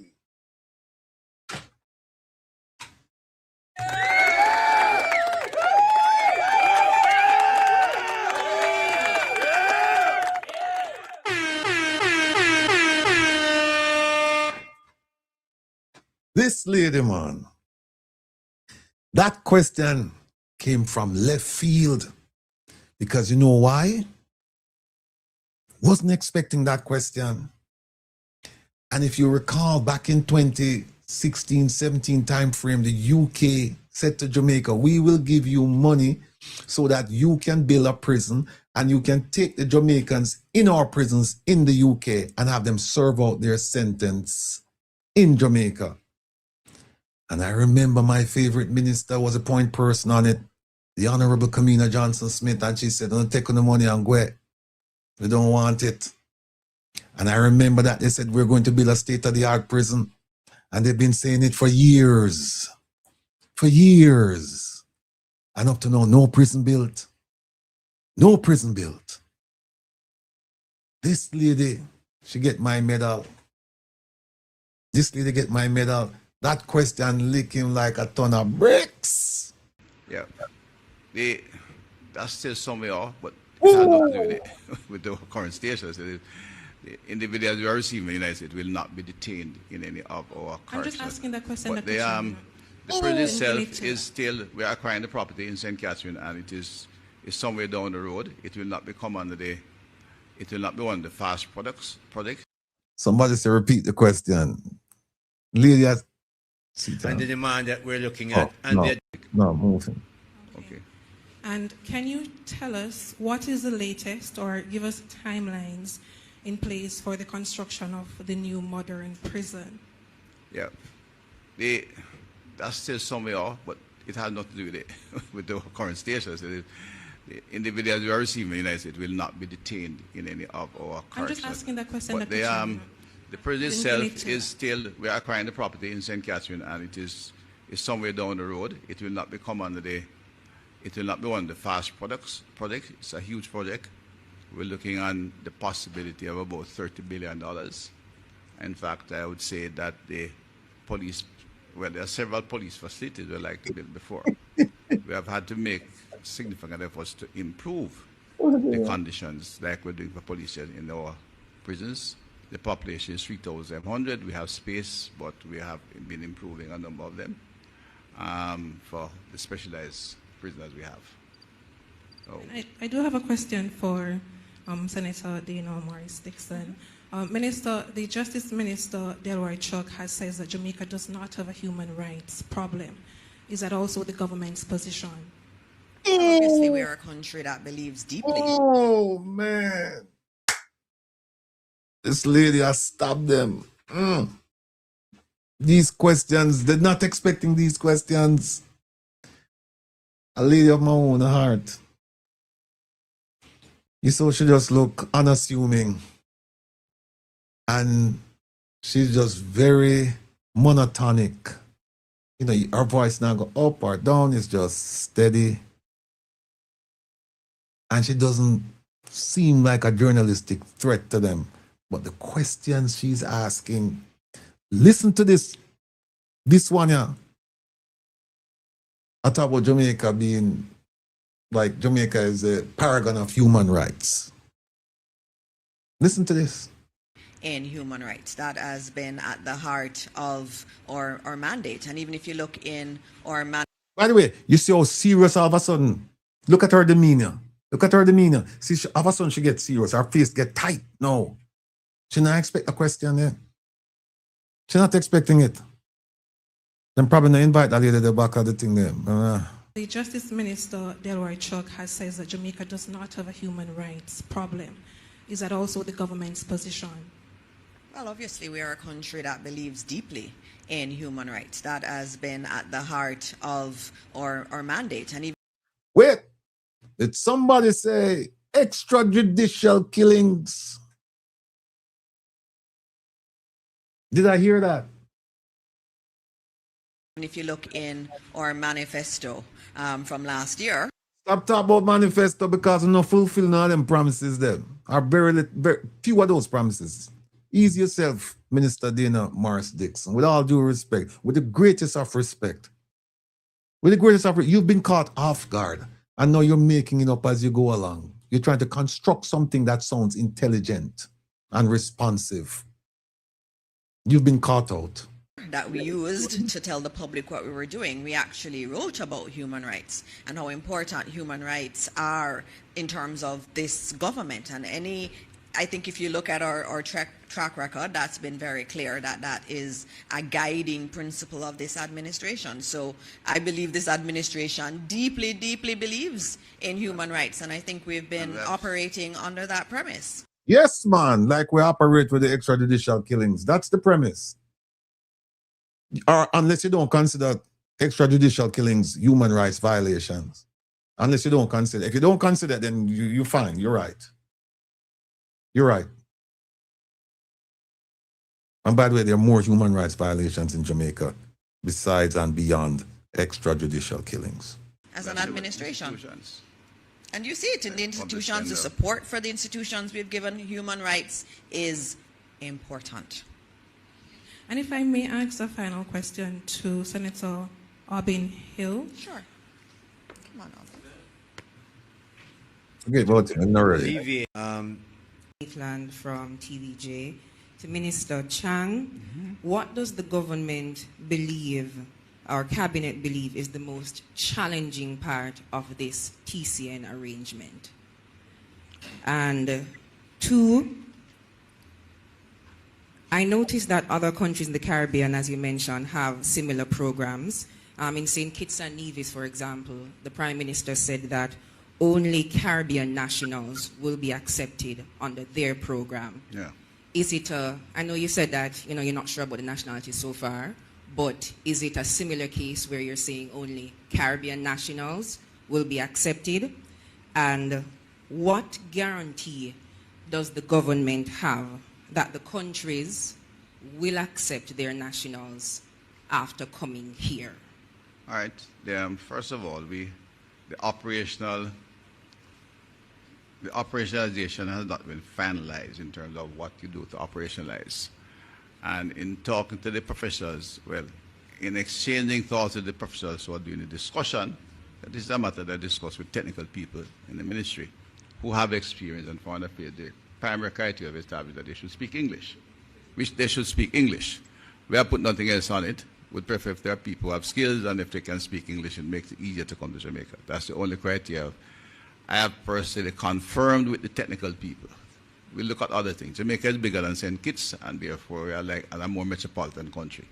We have Spanish tourists, we have German tourists, we have Japanese tourists. So the likelihood is that we'll get third country personnel from across the globe. We are seen as a possible assistant, not just to take a few for ease the pressure, but we have extended air transport out of here to Europe and elsewhere, and that's where we have been asked to assist. And so Panama don't have that. Panama don't have they're not a good transit point. Just Jamaica. How about some of the other Caribbean islands? And you hear him just don't say when she ask him about the TCNs. Him said the only requirement that them have is that them speak English. And another time you'll hear him say that there can't be any convicts. And another time you'll hear him say something else. This man is all over the show. All over the show. Somebody please stop him. Stop him, stop him, stop him. He might hurt himself, he might hurt the country. Somebody should sit down with him and have a serious talk and say, no, you shouldn't face the microphone. In fact, remember what I told you? Job description for members of parliament and job description for ministers of government, and he's a minister. Here's one of them. Where is it? Hold on. There's one of them right here about dealing with the media. There.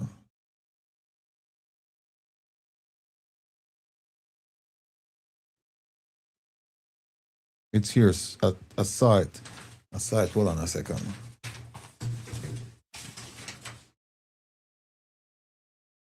A site here with media.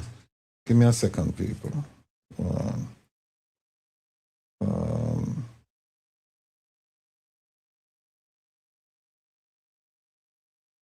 Working under the excellent. Hold on. Hold on. I have to find this because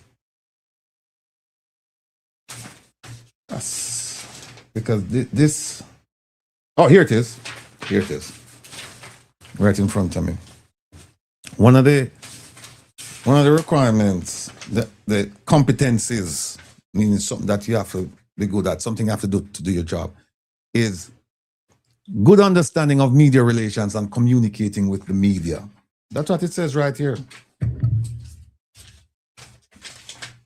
That's what it says. And we can tell, based on what is going on, what you're witnessing, that he has no idea about that competency. And for far too long, the journalists in Jamaica have allowed him to skate. But we see a new crop of journalists, primarily females. I'm so proud of them. So proud of them. Yeah, for work. Our Jamaican professionals work their counterparts to see how to operationalize when we settle the other issues like accommodation and timing and screening as is required, because we screen them coming in anyway. But we will have some indications. The NIB will look at that to ensure when we have the names, we're not getting the criminals or somebody else of ill repute. Minister Chang, you don't know this. There have been mistakes made in classifying people. You don't know this. And then your concern is about violent criminals. What about those who are expert at technology? And then they could get involved with ransomware and hacking. And they could cause far more disruption to the country of Jamaica than a violent criminal. Not saying we would accept one over the other, but you're short-sighted if you think that, okay, if the person doesn't have a criminal history, then they're fine. And then you don't even know if whatever you're getting about a criminal history, you don't know if it's accurate. If it's accurate. I can tell you right now, I have a document here, I can tell you right now that Minister Wheatley, he confessed to the Integrity Commission about owning property in the United States. And the Integrity Commission decided not to pursue it any further than his statement only. But there are Jamaicans living in the diaspora who are concerned about politicians, Jamaican politicians and their interests in the United States. And there are things that we now know about Mr. Wheatley that the Integrity Commission and the rest of Jamaica don't know. They don't. But you know, we're going to stop it right here because I have, you hear me a while ago just said to you, said that I just love the new crop of journalists, the women in particular. They're just fearless and they're not aggressive, but they're well-schooled, well-researched. and they don't appear to be controversial in the sense that, you know, when a man asks a question, you can tell, look at the body language, and you can, these women are just cool, as the phrase goes, cool, calm, and collected. And those attributes, they don't betray how skilled these women are. Keep your eyes on these women, these young women, asking the questions. I just showed you 2 of them. There are more. And I'm not saying the men don't ask questions, but I just tend to like the questions that the women ask because they're more incisive, and it shows that they've done their homework, that they're not just going by headlines. And they don't give it away either when they're asking the questions. The questions are asked in such a way that they stun you, and you're trying to figure out where did that come from, but you can't figure it out. And I'll use that to segue to this. There are some women in Jamaica that I just admire and I adore. And one of them is going to join us now. She's one of my heroines. I just love this woman to death. I've never met her in person. I hope to sometime soon when I can travel to Jamaica without fear, or maybe it's fantasy or whatever it is. But I hope to meet her. She has brought information on a level to Jamaicans that heretofore they did not enjoy. They simply did not. And she just dropped off of the call. I'll wait for her to rejoin us. In the meantime, let's continue to listen to the Minister of National Security and Peace. Him look like him need peace. Him need peace in him life. All right, here she is. She's coming back on. Ah, there she is. Ladies and gentlemen, without further ado, I present to you my friend, my heroine, Miss JEANETTE CALDER. I tell you, no wonder my camera and everything went, because my ear said, no, sir, that's too much big up for one somebody. So the technical thing on this side just went berserk, and rightly so. Hello, Will. But it's true. It's true. Ladies and gentlemen, you know you love her. You know it. You talk truth, people. I don't know it. This is a lady. She is the, I think that is executive director. She runs JAMP. Put it that way then. She runs JAMP, right? Remember I told you earlier, people, that you should go and visit JAMP's website whenever you get an opportunity, because they have so much information there to share with you as a Jamaican, as a consumer of information concerning what parliamentarians are doing. If you want to know about contracts, what type of contracts, who get the contracts, when them get the contracts, you need to go to JAMP's website. If you want to find ATIs, you need to go to JAMP. And in fact, it's much easier to do it there than anywhere else. If you want to find out if your parliamentarian is working or not working, or a school, you need to go to JAMP's website. And there's so much more. This lady you see in front of me here, she's truly a giant on the, and I wouldn't, not even on the political landscape, on the information landscape, in trying to get Jamaicans to understand what's going on in their country. Like she always say, we are owners, we are lawyers, and the finances. And finance. Not employees, yeah, we employ them. So listen, she's here today to talk about NaRRA, and I remember, folks, I apologize earlier. I said I'd put that it is corruption or resilience, and that was a bad title, because the title I had originally chosen was Everything You Need to Know About NaRRA. So let me make it abundantly clear. My sister is not here to talk about whether it's corruption, or she's here to talk about the legislation, just the facts. And what you take away from it, that's your business. What I take away from it, or what I tell you later on after she gone, because we're not going to put her in a position where we are going to embarrass her or anything like that. We will not do that. So if you have any embarrassing question, save them until after she gone. I can manage, Will. I Last have time had a lot thrown at me in the last 6 years. I can manage. last time somebody came here, you know, just a quick thing. The last time somebody came here and said, Yeah. "No, you can't ask me anything." The man turned on and started cussing me. You know what that was? That was the president of the Senate. Yeah. He came here and he said, "I will answer any question. I don't afraid of any question. Ask me anything." And they started asking him some personal questions. Not that they could ask you personal, but they started asking him and then get upset at me. And I said to him, look, I said to him, I wanted you here to talk about civics, and we agreed on civics. But then you come on. I said, I just wanted people to find out what's the role and responsibility of the Senate, the president, blah, blah, blah. That sounds good. I said, ask me anything. You can ask me about my clients I've represented. Ask me anything. And they did. They did.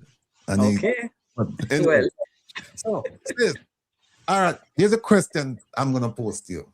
Sure. NaRRA. Wow.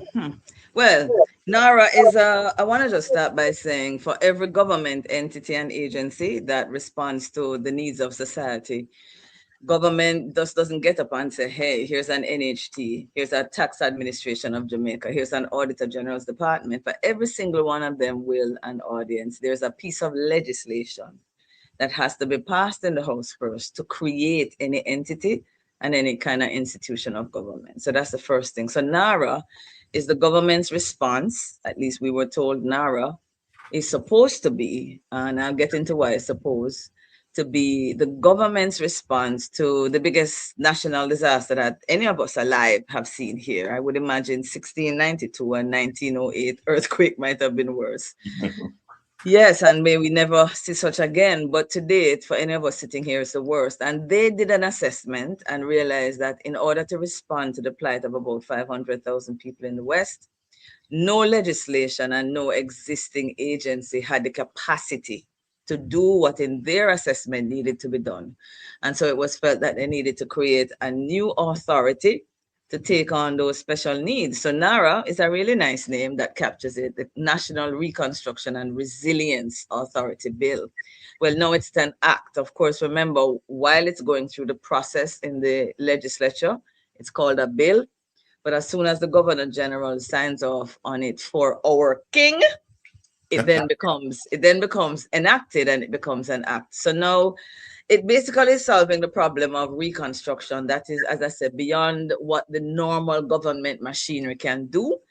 They've determined that speed is essential, that donors, communities, contractors can't wait on the usual process because that comes with some bureaucracy that we can't afford. So speed became the essential driver of the need of this authority. And they made it one single authority in order to reduce any bureaucratic red tape that they could possibly find. So remember now, $1.95 trillion is the amount of damage that hurricane did.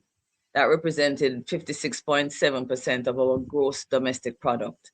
And so we want to see how quickly we can get the economy up and growing. And when sometimes you have to deal with too many agencies, it takes longer. So they created one authority and gave it some special powers to be able to help with the reconstruction and the recovery of not just the West, but the entire island, because everything happened down there did in fact affect us. So that's in essence what it is supposed to be. I will just deal with it from now quickly by saying this. To my surprise, and I would imagine most Jamaicans, because I had an accident in March, and so I have not been driving while I deal with the car. And so I've been in taxis, so I talked to the Uberman, I talked to the taximan, and Will, there's no Jamaican I have met in those circumstances that knows that the NaRRA bill, for instance, is not only dealing with the reconstruction needs, but NaRRA also will take on any project that the government considers a national strategic development project. So most Jamaicans hear NaRRA, they say, yes, man, we have to do what we have to do for help the people then. But what they also have not come to understand is that NaRRA will also take on projects that has nothing to do with, I would say, with the hurricane directly, maybe not even indirectly, but any other national strategic projects that the cabinet decides is necessary. Notice I didn't say parliament, because the law, as we will get into, doesn't require any parliamentary debate before. It will be the cabinet that decides which projects these are, maybe the extension of a port, maybe some new tourism development product, maybe a mining project, not necessarily related to what Melissa did. And that is a concern we will delve into a little bit more in the conversation. But that's basically what NaRRA is. Okay. I saw where you did a presentation at the Kiwanis Club, and I also read something put out by Jamaicans for Justice, and is it JEANETTE, Jamaican Environmental Trust? Right. Right. And I was kind of, first of all, I was amazed at the points raised. I was very amazed. And I was also surprised that the Parliament made certain, at least based on the JET and JFJ report, that they made certain assurances to them that these amendments would be in the bill. Certain amendments would be in the bill. And then I saw where they wrote to the Senate, and they were saying, hey, you know, we were under the impression that some of these things would be in the bill, but they're not in the bill. Can you please see it fit to put them in the bill when you send it back to Parliament, to the House of Representatives?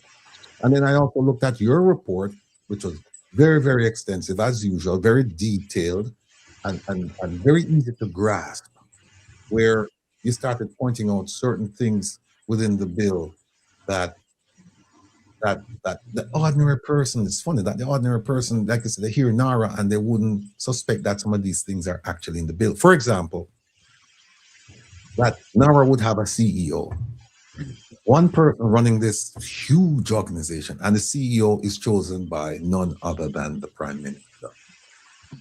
And that the Prime Minister may or may not have a board. He's not. Well, go ahead. One quick thing there, Will. I wouldn't say chosen. He will be appointed by him, but the process through which the identification of the CEO, it wasn't just a case of the Prime Minister just choosing a man.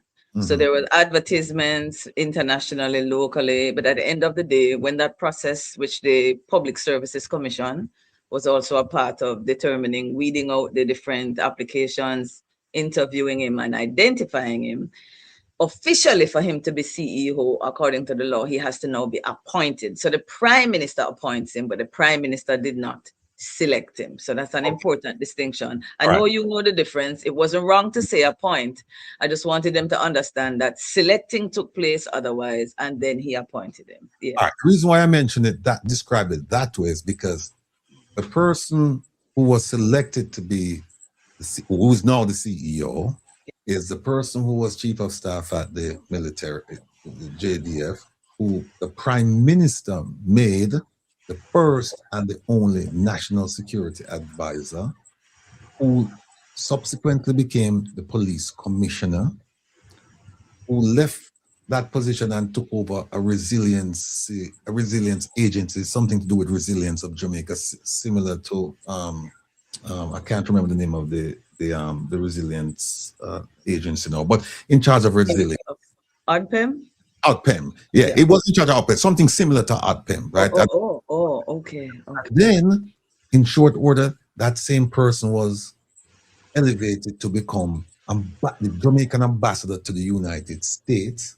The person has been here, or the person was in the United States for about a year, and now the person is the CEO of NaRRA. And so in the diaspora, people were asking me, what kind of qualifications does he have that would make him suitable for something like NaRRA? And I said, I don't know. And they were saying, but if you look at also his track record, he has a track record with the Prime Minister.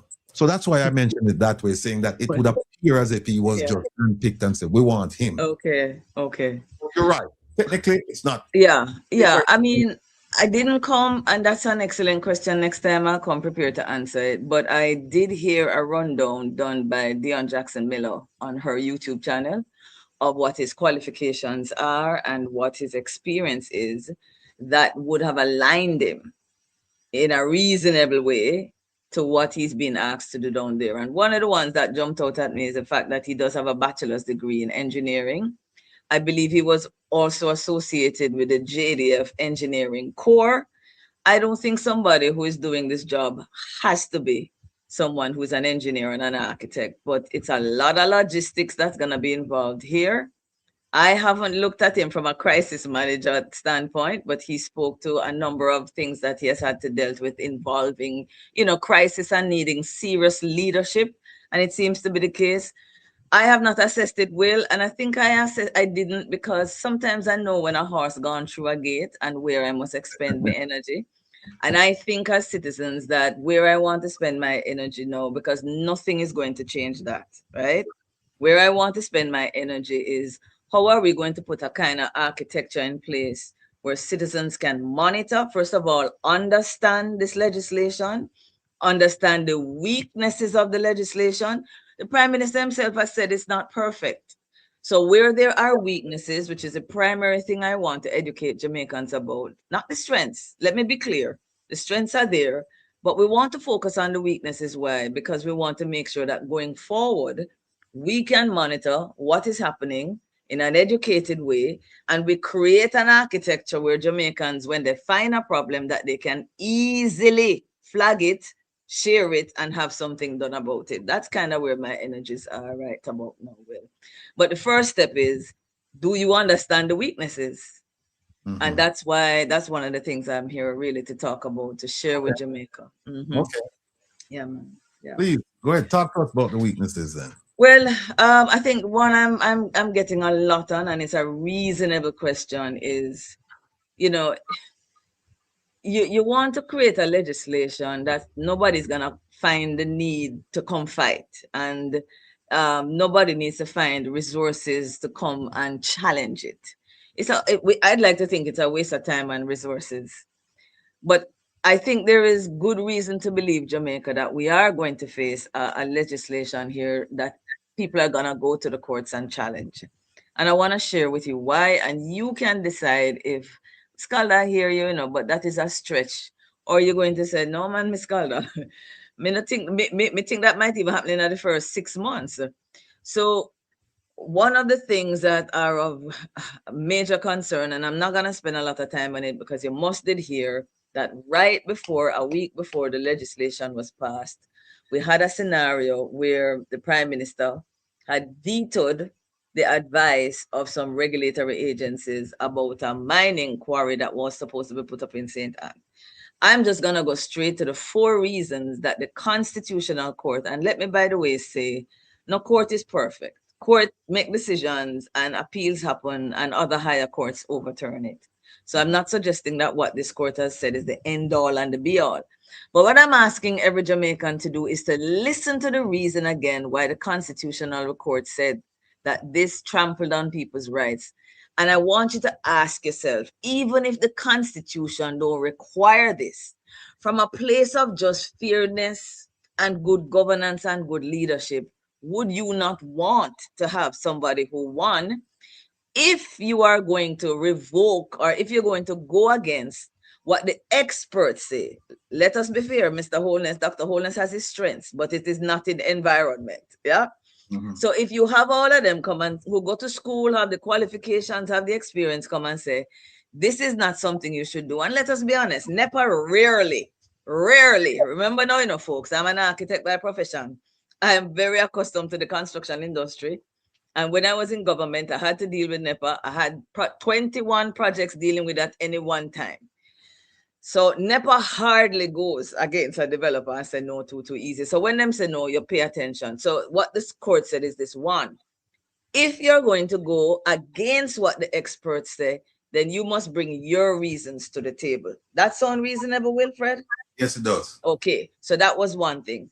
Not just bring your reason, but the court say your reason have to make sense. Mm-hmm. So you can't just pick an argument out of the air and say, this is the reason I'm going to go forward. I think everything will be okay. I think the money the country going to be making is enough. We move ahead. You have to prove what is the benefit to the nation. the cost to that community and why it justifies your going forward. Now, I have to be honest with you. I don't need a constitution, Wilfred. If people come and say, Miss Calder, this is going to affect me, you know. And I am going to say, I'm going to go against your will. If people in my office right now come and say to me, Jeanette, we have a rule. Miss J, they call me, we have a rule. And this is really affecting me. And I just decide to whether this me want. No, I'm going to sit down and say, all right, guys, let's reason this out. Let me tell you why I'm going down this road. So that did not happen. So the Constitution and the court say X.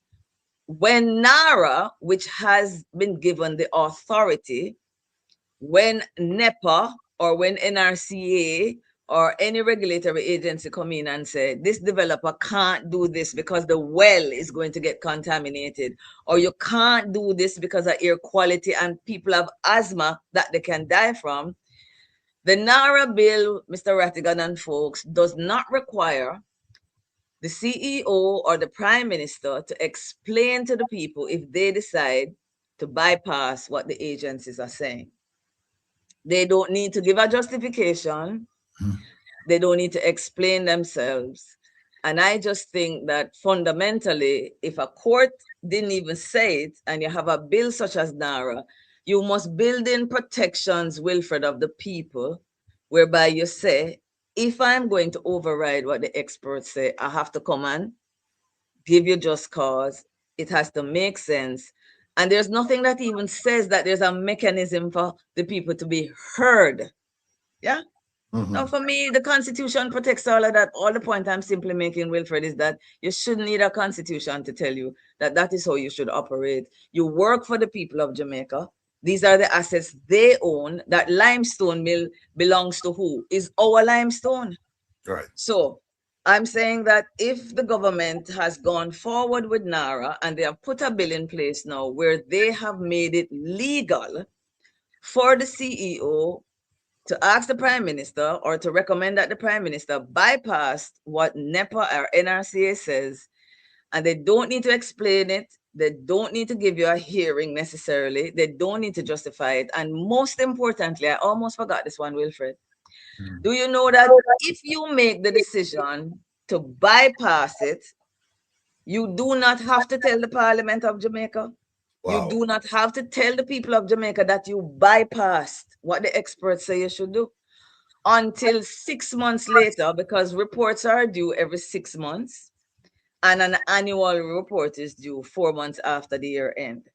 Now, the government has been comparing this NaRRA bill to a bill that was passed in New Zealand. They had an earthquake, I think, in 2010 or 2012. Yeah. And in that case, which the government is saying they're using as a model, do you know that within 6 days of that government deciding that they were going to use what you call those step-in orders, within 6 days, they had to gazette it and make it public. And everybody had to know that we are going contrary to what the experts have said. You see the comparison? So that's one place where I think we can likely expect a challenge. And you could even, if people had the money, they could even challenge the government simply because it's in the law and it probably went contrary. Anyway, let me move on to the next one. I'm only giving 2 examples, maybe 3. There is something called the Public Investment Management System that came into government in 2014. Every Jamaican listening to me can cite maybe 1 or 2 examples of something government bill and never use. That's not unique to Jamaica, by the way. That's just when it's not your money and it's public money, you make decisions in a way that, you know, you put up something and it no use. Trelawney Station, yeah. I remember another stadium was built under KD Knight in his constituency. Only pig and cow, never been used either. I don't know if you know about that one, Wilfred, but yes. Oh, yes. And then there is under this administration, I think there was a bus park downtown up to about a year ago. I don't think it was ever used. Built, nobody, never work out. Any planner could tell you it was not in the right place. So this thing called the Public Investment Management System came in. World Bank and all the donors who tend to give us money realize when they give the Jamaican government money, we end up doing projects when it makes sense sometime. And even if it makes sense, the delays, and even if we get the delays, the project money overrun. So they said, you know what, guys, we don't need to have these projects properly assessed for all of these things before you go forward. That's simple.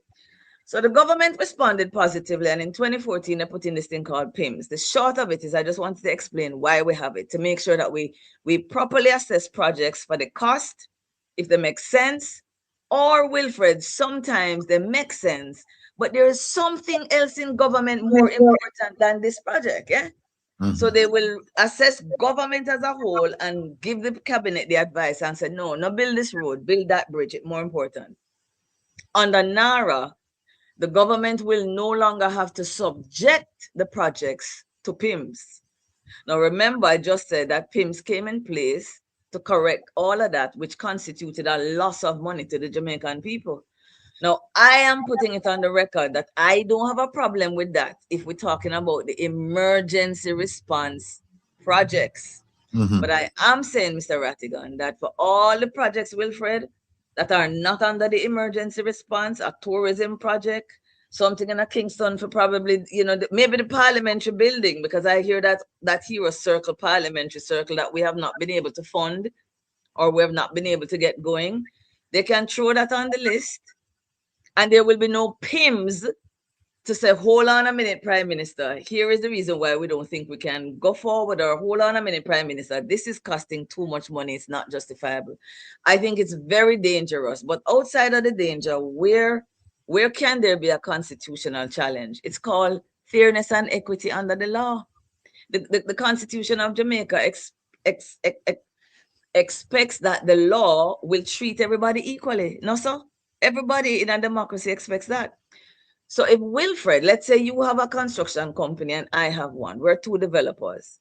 You have a project that goes over 15 million US, because they have to be over 15 million US to come under NaRRA. And the government decides to run with your project. I have a similar project for 15 million. And for reasons unknown to me, it does not become a NaRRA project. So we have two developers. Wilfred gets his project to go under NaRRA. You know what that means? It'll go start quicker than mine. It'll go cost you less, because if you can move quicker, it'll go cost you less. Yours is more competitive. Your bottom line is there. My project might not even happen, because somebody in the regulatory space said no to Miss CALDER. But see Wilfred over there with the same kind of project. I'm on the South Coast, he's on the North Coast, and he's just flying through everything because the government say NaRRA project. Are you following me, Will? I am. So that inequity is something that me as that other developer can go to court and say, this is not fair under the Constitution, and I'm going to challenge it. And the last one that I will mention has to do with land tenure. There is a serious concern under well, I don't want to say under the law. I'm not a lawyer, and somebody will have to tell me. But the bottom line is that we have had people living on the land in those parishes for a very, very long time. Decades, the families, they don't have a title. And so we are concerned that the legislation right now is not making enough provision for persons who don't have a title to be protected in the way somebody would if they had a title. What I simply mean by that is the Prime Minister says, 1 second, guys. Well, let me, yeah, just 1 second, guys.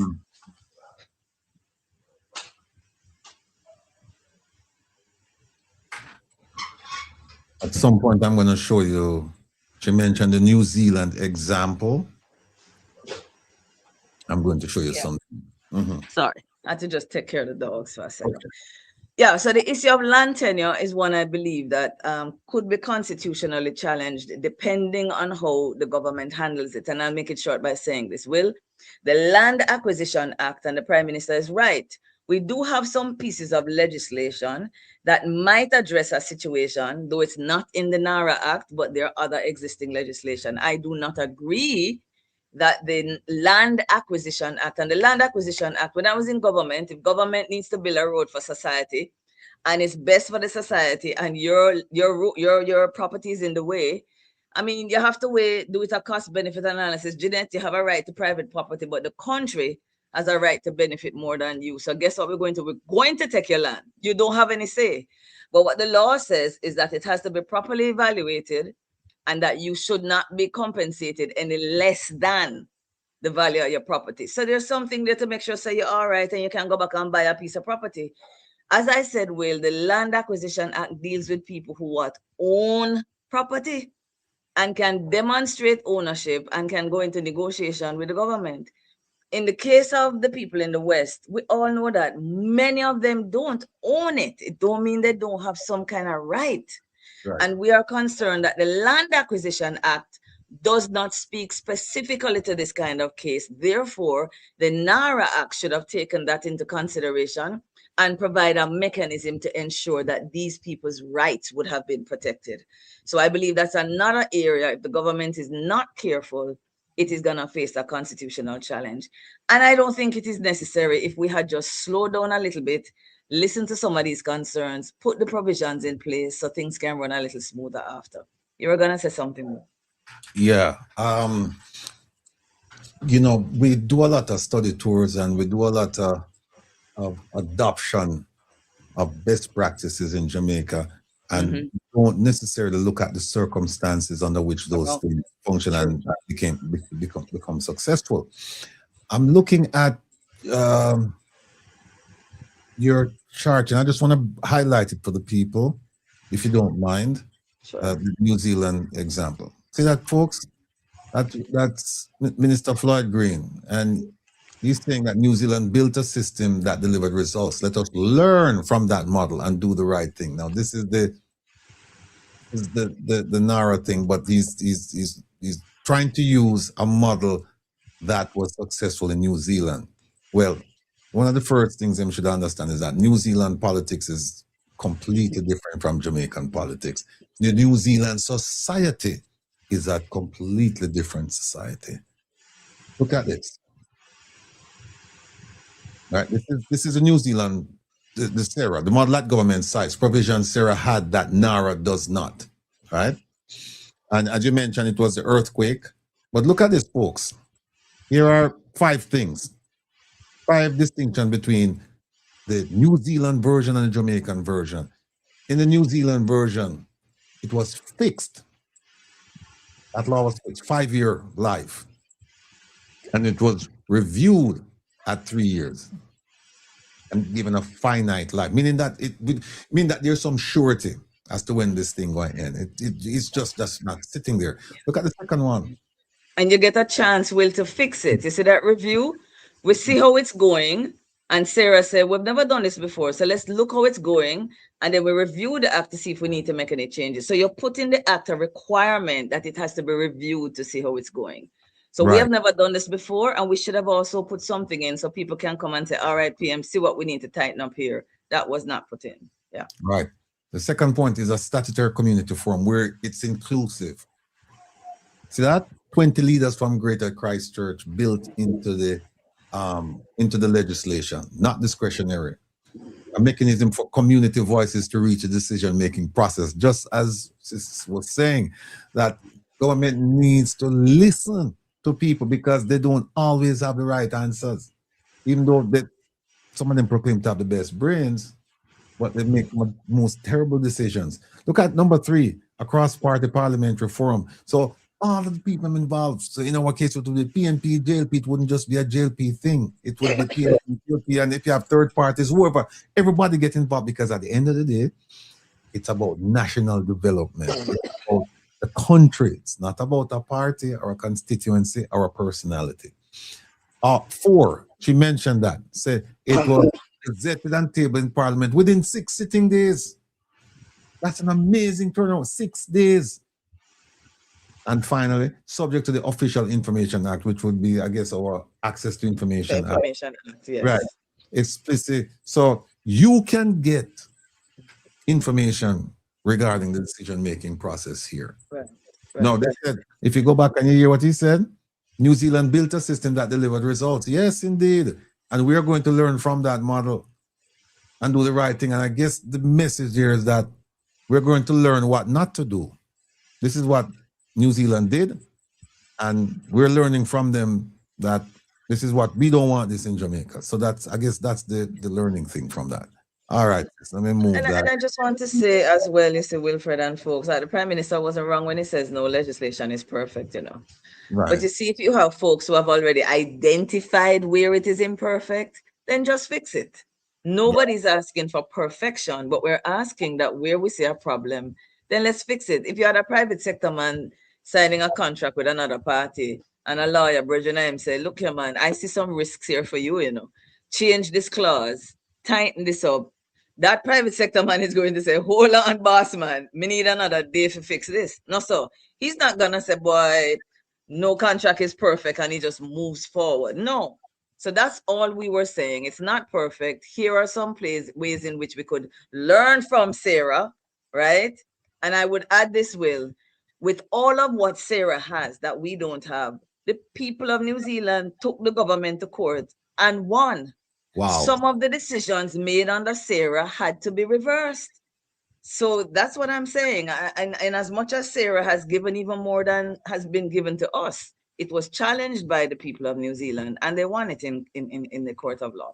Another thing, go ahead, Will. Go ahead. No, please. Well, I also just wanted to say that. Oh, you know what? Let me stop because I wanted to ask you a question. Just before you came on, I played a clip of the post-cab briefing where a young lady asked the Minister of National Security and Peace about building the state-of-the-art prison that they've been talking about for years. Would that be something that NaRRA NaRRA then could jump in and say, no, we're going to take this? 100%, provided that it meets the threshold of the 15 million US, which I think is about 2.4 billion Jamaican, which I think a prison could easily, anything that we really need easily. So thank you for telling me that. That is one to watch out for. Let me just, you mentioned something about a report, and I would be remiss if I didn't put this up, people. Yeah, man, tell me. You know, JEANETTE CALDER is a very astute person in terms of paying attention to details. Like, I tell you, she and the Auditor General, I just love these two women. I'm telling you, I wish I could them and just have them up and squeeze them, because I'm telling you, one day soon, because they're doing, I mean, tremendous job. Look at these people. When we talk about annual reports and they're talking, remember, you know, they're talking about government efficiency. Look at this. I couldn't help but look at annual reports. Look at that. Okay. Look at that. 29 years. The National Commission on Science and Technology has not provided an annual report that is required to do. Look at National Heritage Trust, 23 years. National Council on Drug Abuse, 21 years. Institute of Jamaica, 20 years. Yeah, well, I'm glad you jumped to this in a way, but the context is so important. We've had, I believe, if my memory is right, and it is, Dr. Christopher Tufton stood up during the NaRRA debate and later the Prime Minister. And part of the thrust of their argument is that Jamaica has a strong accountability framework. I have been saying that for 6 years. I mean, there's a reason why I would be crazy enough to give up a much more profitable career to come and do this, right? Why? It is because it is strong, but it is a paper tiger. What I mean by that is, unless you are prepared to enforce the institutional framework, the legislative framework that is in place, then none of it has any meaning. So the Prime Minister is right in boasting that Jamaica has things. We have must about 13 legislation dealing with corruption, you know, Wilfred. We have more institution than probably anybody in the Caribbean. Jamaicans, hear me and hear me clearly. Let this one remain. We are spending this year $14.2 billion on the top 7 accountability agencies. I didn't say all. 14.2 billion. Think about what that could do in health or education or road work or any other things we need. So we're pumping in a lot of money, Will. But when we look at that slide I did, I was pointing out that from the procurement law came into being in 2015 and it was operationalized in 2018. Every single year without fail, the Auditor General of Jamaica says to the government, the parliament, the cabinet, and the people that money is being spent in a way that breaches the procurement law. And the procurement law is there to protect the value of our money and to protect us from corruption. Yet people breach it all the time, every year. And for what? 8 years, not one public official has been brought to book I don't even think they've even lost their jobs for it. But let me drive down the road with my cell phone in my hand and see how quick the traffic court comes against me. Yeah? But you can spend, and Will, if you can scroll down, I want to make one more point. If you scroll down here. No, up. Oh, scroll up. So sorry. Scroll up. I want to make the point on the DMR. One more, a little more right here. Okay, let me. Now, we have a legislation that is in place right now that deals with disaster. ODPEM was created out of that legislation. That is the Disaster Risk Management Act. We have a council under that legislation that's supposed to sit. And it's very interesting that the Parliament passed this legislation not long ago. 2015 is not long in terms of the age of legislation. That's a young legislation. When the Parliament passed it, almost the same, or I would say many of the people who are in Parliament passing the NaRRA bill were a part of passing the Disaster Risk Management Bill. And it's interesting to note that we had 38 people sitting on a committee. That's what the Parliament said was necessary. You had to have at least 2 chartered accountants. Why? Because, Wilfred, if you have a disaster, it's billions of dollars you have to spend. Everybody know that. Right. So they were making sure that there were people sitting on this committee that had the skill sets to watch the money, raise the red flags, and know when something was off. They made sure it was bipartisan. The leader of the opposition had to have a place on that committee. And I could go on, but 38 multi-stakeholder committee. It's interesting that we are here now dealing with a similar kind of situation where we are responding to a disaster. Do you remember right after the hurricane, how we kept asking for oversight committees? Do you remember folks said we wanted to make sure that there were, not just people that the politicians pick, but we want to see what are the requirements and what it would look like. And I remember the opposition was saying, but we represent the people of Jamaica also, so we should be on it. None of them got on it. Yet I'm saying that, listen to me carefully, folks, that there is a legislation now that says if there is a disaster, this is what is supposed to happen. Nothing like that happened after Melissa. The committee that's in place and legally was supposed to deal with Melissa was ignored. The Prime Minister selected his own committees and put his own people he appointed in place. And what I would say to Wilfred, who is an attorney, is if you have legislation that says if this happens, then this should happen. And then when it happens, you don't do this, you do something else. Isn't it possible then, Wilfred, that the government is actually in breach of the Disaster Risk Management Act? Yes. I think so. I believe so. And so I wanted to point you to the fact that because there's always a lot of money passing through to respond to a disaster, the Parliament in its wisdom created a fund under disaster risk management, and they put a committee in place because you have to watch the funds in an emergency. So it's not just the council, but a committee. And the law says no money can come out of the disaster fund unless the committee has been consulted with, and then the financial secretary has to sign off on it. And this is what the Auditor General told us this year in February. $350 million was illegally withdrawn from that fund to assist with Melissa. The committee has not met in 2 years. How come the financial secretary released that money when the law is very clear? I'm just simply saying that we currently have a legislation in place that the government is not adhering to. It makes me a little bit more concerned, Wilfred, about NaRRA, which has less protections for accountability than the current legislation does. You see the point I'm trying to make? I do. All right, then that is something I just wanted to point out to the folks. And this is what I mean when I say the Prime Minister can reasonably boast about the laws we have, the institutions we have, but this is something we discovered in when? February, March, April, May, June. You see anybody being brought before the courts or tried for $350 million illegally taken under this act? No. And that is why I don't agree with the Prime Minister. And I don't agree with Dr. Tufton that we have all of these laws and institutions, so you don't have to worry about NaRRA. Everything will be okay. All the facts show us that that is not the case in Jamaica.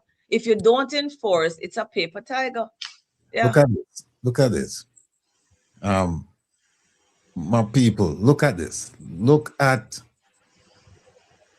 the very last.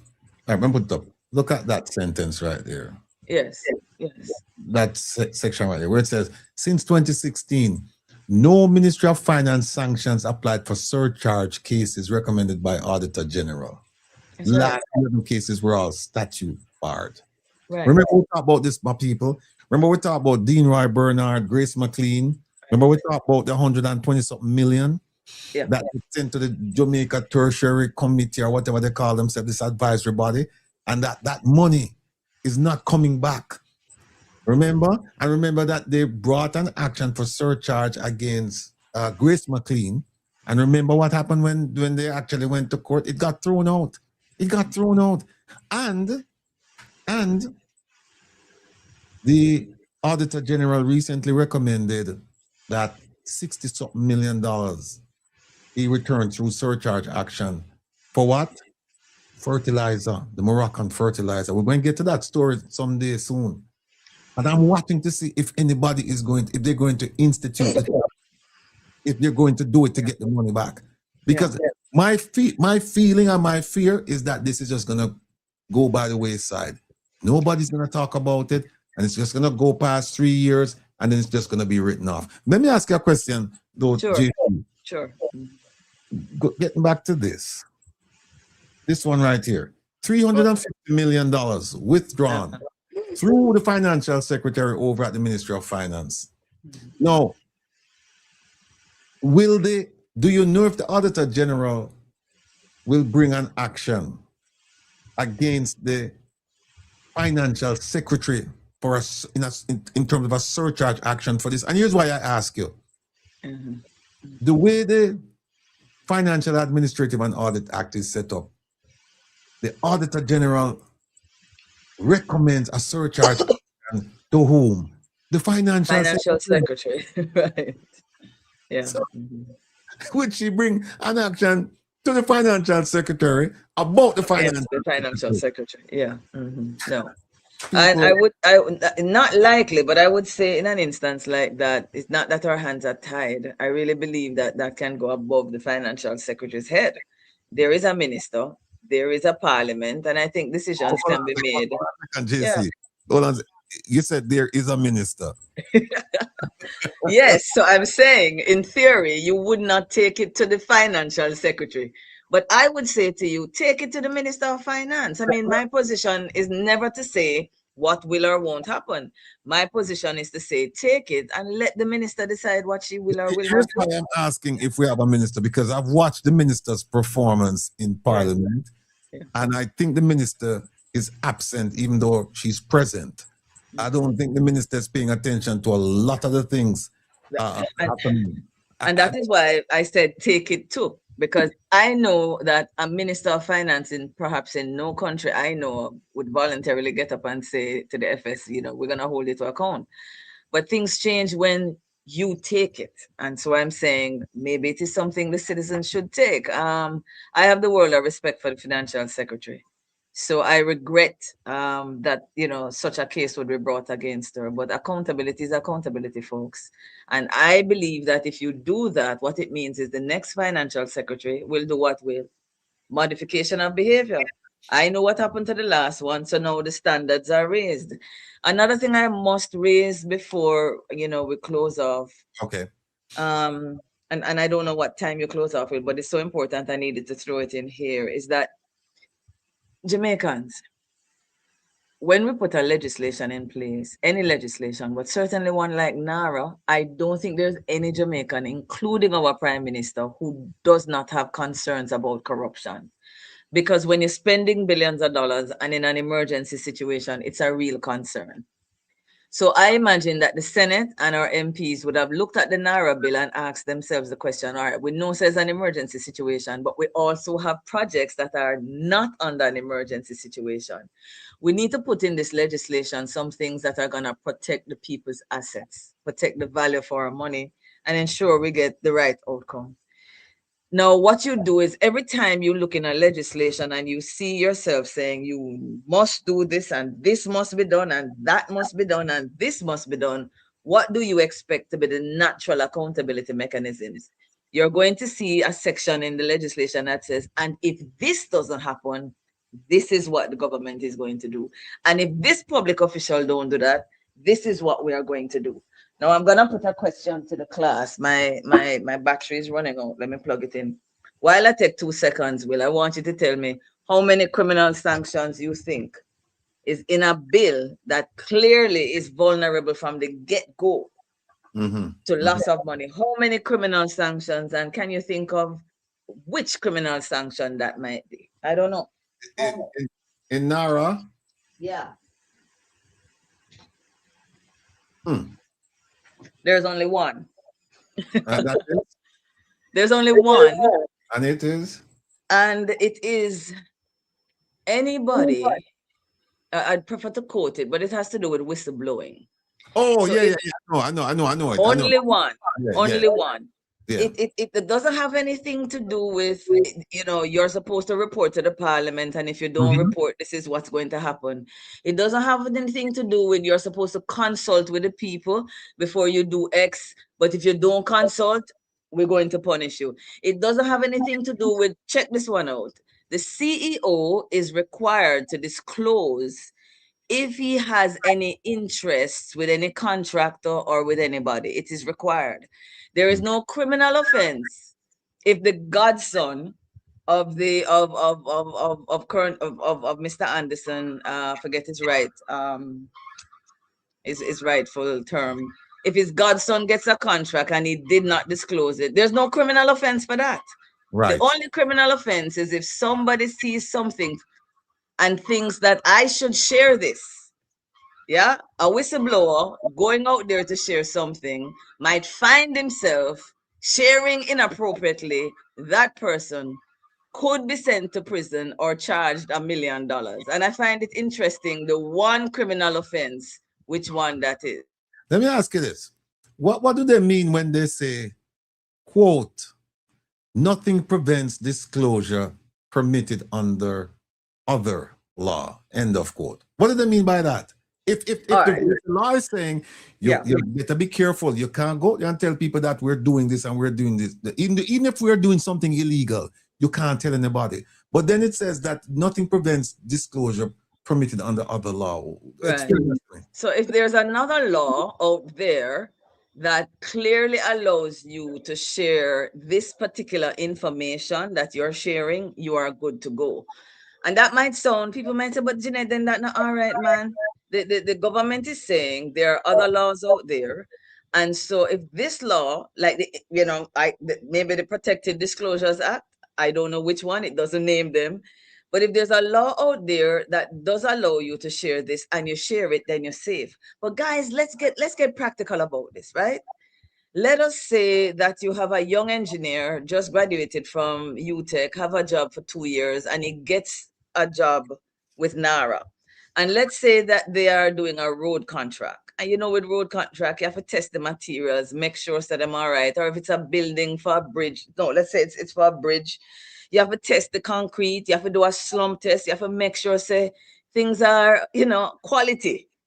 In order to protect life down the road, or in order to protect the longevity of the infrastructure. And what if this, this young engineer recognizes that, boy, man a cut corner, man a take limestone when not good enough, I should have dash way. Man a mix the wrong gravel and all of them something that they slump test them not right. And he wants to blow the whistle. And he might talk to him brethren on the site and him say, boy, I know this, they show me a school, what is them going with star? Me think this is a corruption, I'm not sure, but me think me say something. And another guy, nudge my older engineer, said, look, man, no say nothing, because me see Wilfred Rattigan talk about NaRRA, and him say, the only criminal offense if you go out, they go talk. And another one said, no, man, but remember Miss Calder did say, if another law allow you to talk about the slum test, you can talk. And this young engineer sit down and I said, but how me I go find out which law that now we go allow me? But after me I'm not a lawyer. But suppose me make a mistake and me think say that law did allow me. And next thing you know, say me go talk up things and what you know. $1 million come out of my salary. Wilfred, what I'm trying to say is this. The way in which that section was written doesn't provide enough information for most Jamaicans, most public officials who are there working on this thing to be comfortable knowing when them can talk and when they can't talk. Right. How would I have approached it? Very differently. I would know that I'm passing a NaRRA bill, and because I had to remove some of the protections, which I am not taking an issue with, but I have removed the protections because I have to move fast.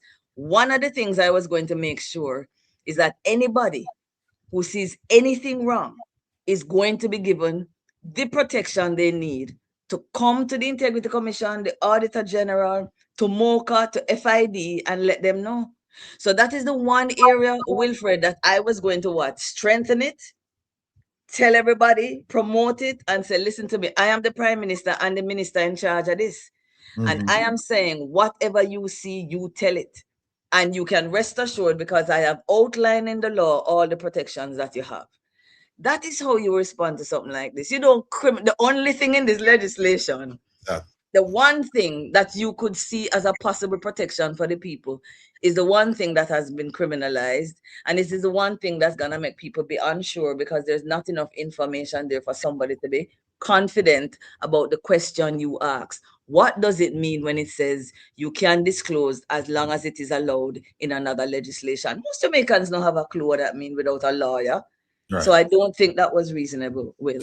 And you know what? In some state laws, but they have a provision that says that if you, it's almost if you see something, say something. If you see something going and you don't report it, and it found out that you knew and you didn't say it, that is when you are in trouble. Yeah. So, and don't forget, you know, the police in Jamaica are, it's odd. They're constantly telling citizens, we can't do this without you. If you see something, say something. And then you have a legislation that says, say something, but carefully now, only the things that another legislation say you can't talk about. Yeah, because all of us have law degrees and would know how to interpret that. I am very concerned about the fact that so many things there should be criminalized.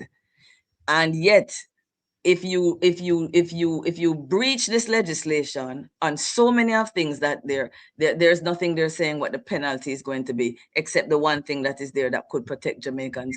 And I am saying that is very, very discomforting for me. Yeah. Right. Look, sis, I know that you've given us your time. Yeah, no problem. Just, I don't want to keep you any longer. So any parting words regarding this NaRRA? Because I tell you what, people have been writing to me and they've been asking me, what does this mean? Explain it to me. And people are in a state of confusion because, you know, they hear a lot of things about it. So I'm so happy that you're here, that you can explain these things to them. But in part, what would you say to them?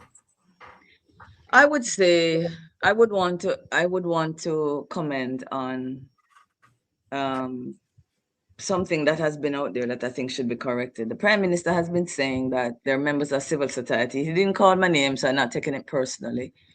But I'm a member of civil society, so I was concerned that these comments were made, and I found them very unfortunate. The Prime Minister spoke to the criticisms that the bill has received. He has spoken about people who don't mean the country, don't mean you guys any good because of the criticisms that have been leveled. I mean, him never call your name either, Will, but you're a part of the critics.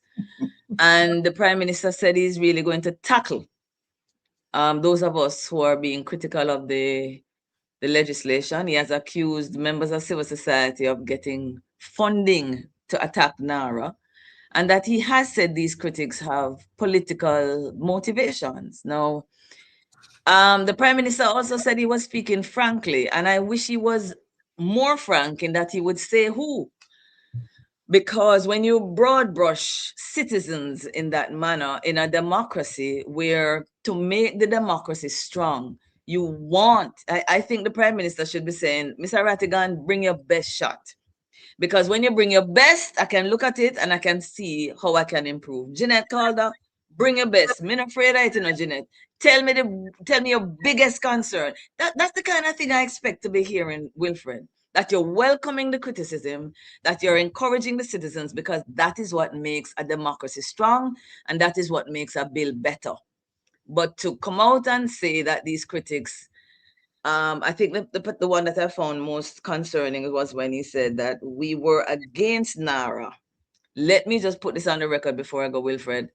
JAMP is not against it. Neither was the Jamaica Environment Trust, the National Integrity Action, neither was Jamaicans for Justice. And I don't think you are.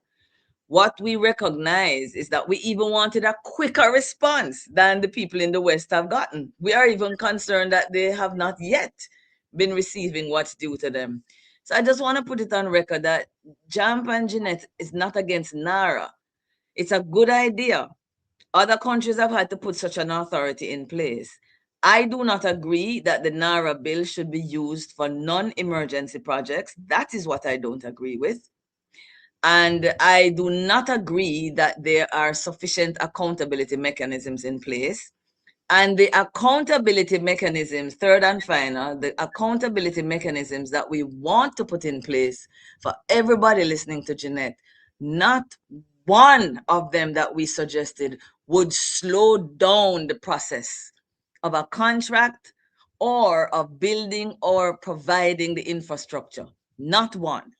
So I'm just saying to the Prime Minister and saying to the folks out there who might think that the Prime Minister is accurate in his statements, he has misguided you in terms of what my position is. And I think of most of the civil society organizations who have spoken from a place of just simply wanting to help to make it better. And that's how I would want to close, Wilfred. I think you're on mute. Yeah. Somebody just call and ask who wrote NaRRA. I mean, that's a good question. I mean, it usually originates with somebody championing a bill. I don't know who wrote it, but at the end of the day, I would say it came from the government and went to the parliament, and both of them did the debate, and now we all have to own it. But I don't know who was the author. Okay. Do remember that whoever authors it, there is a place called the Parliamentary Council where they go, all bills go to get properly drafted. So you're bringing an idea, but they have to put it together and make it legalistic. But I don't know who was the primary author of this bill, to be honest with you. I know we're going to let you go, but I want to play something for you, because now that we're talking about the Prime Minister and his criticism of civil society concerning the bill. Watch this and get a chuckle out of this. Okay. Evening. Welcome to the final of 3 general Lion Intelligence. Wait a minute. We missed the part. Giovanni Dennis, and it goes to Mr. Essentially, what the Prime Minister said is that you're not Jamaican by birth. You're Jamaican based on the choices you make for the country. So just because you're born in Jamaica, that does not make you a Jamaican.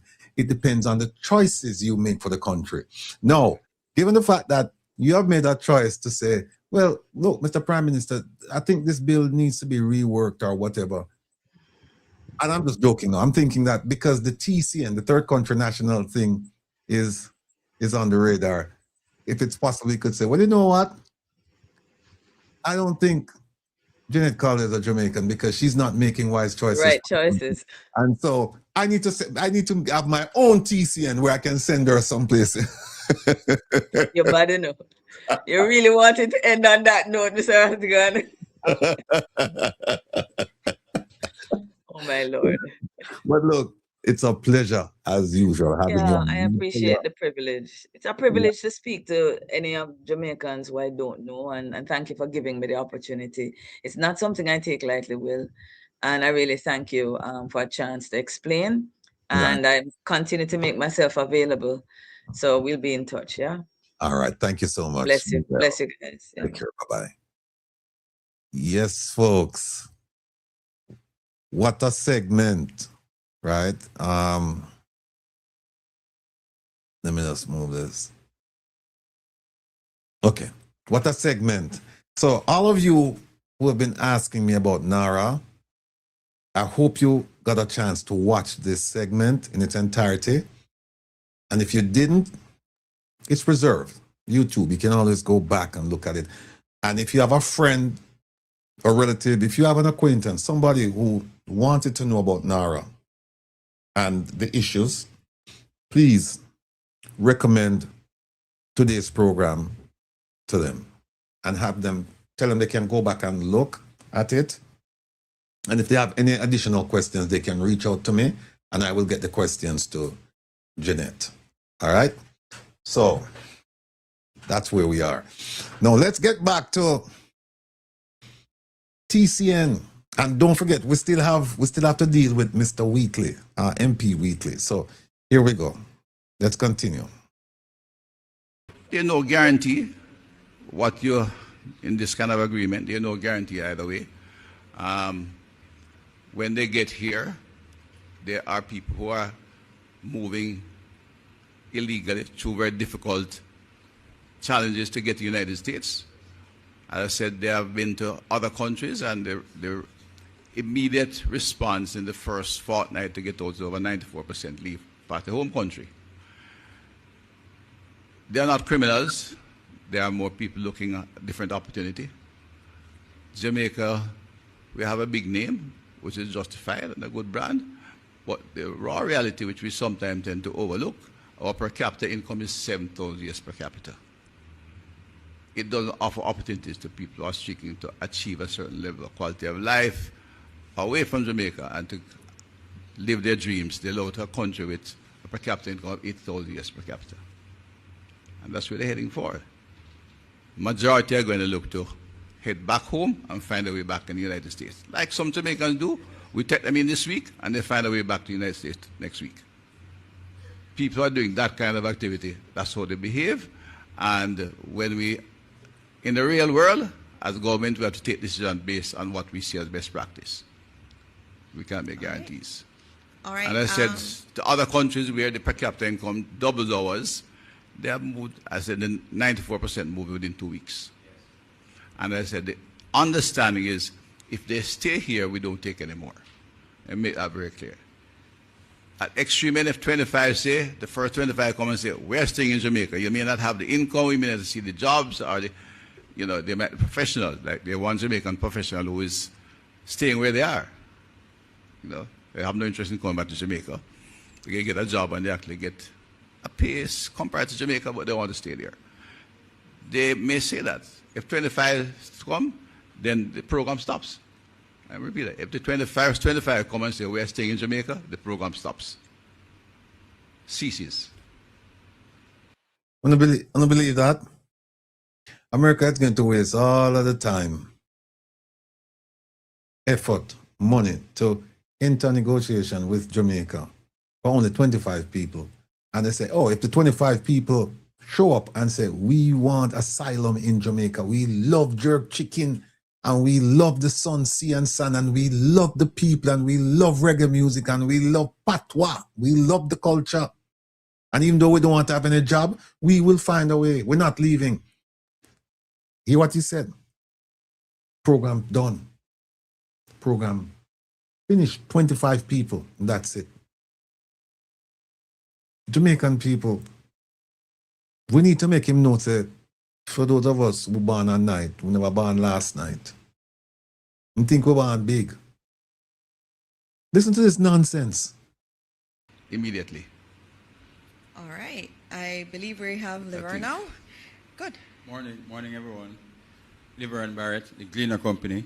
Minister, I wanted to just pick up. My question is right where you left off just now. Given that the agreement is now signed, can you tell the people of Jamaica what framework the government has put in place to ensure that none of the TCNs that we accept, that they don't leak into the Jamaican society? That's one. No. And two, Minister, can you sort of explain the difference in the handling of the TCNs as against the handling of the Haitians when they come here? The TCNs are being brought here under the understanding we have worked out with the United States government, and then they are handled in conjunction with the IOM. Haitians are coming here illegally. They are all illegal migrants. And we take positions to return them to their home as quickly as possible, directly. We don't have to send them to a third country.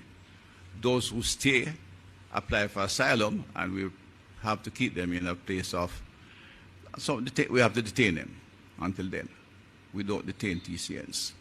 They are transitioning, or literally transitioning through the country. You go to an airport and you are transiting on it, you wait a flight to the next one. If you land, technically it's almost similar to that. So the Haitians who are here, their cases are in court. Some have gone as far as they go to our courts first, and they go to the international courts, and they seek to get asylum. If they receive asylum, we keep them. It's international law. If they fail to receive asylum, then we send them back home in the nearest. Well, the best way we do it, we use our ships and send them back home. Two different things. We have a set of people coming from a friendly country, which we do and negotiate an understanding to bring them here and transit them to their home country. Haitians are coming here illegally, and we treat every other illegal migrant. We get illegal migrants from Pakistan, if I recall, our recent ones, and other countries, and we send them back on the next flight. We get illegal migrants from the United States. Sorry. So I guess what he's saying then is that, yeah, if you have a Haitian in America who is forcibly removed under the TCN program, then that Haitian could go to Jamaica, or would end up in Jamaica, and could legally request asylum. And that Haitian would be treated differently from the Haitians who enter the country illegally.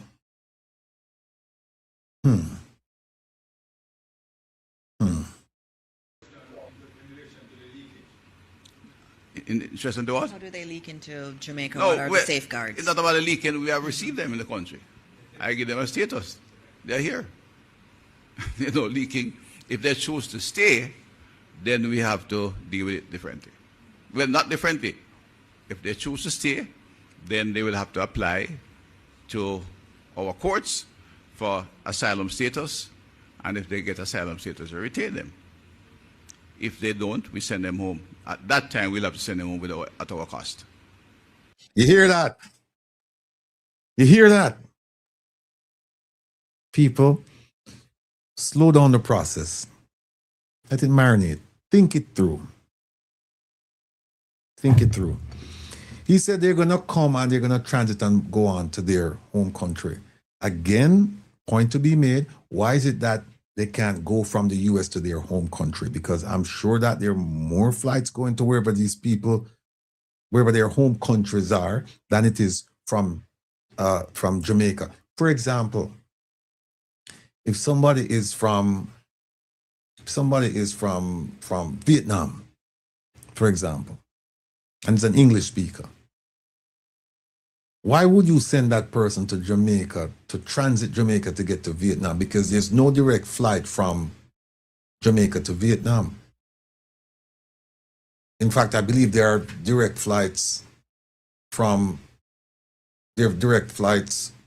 even if they're not direct flights, there's a more direct flight to go from the US to Vietnam than it is from Jamaica to Vietnam.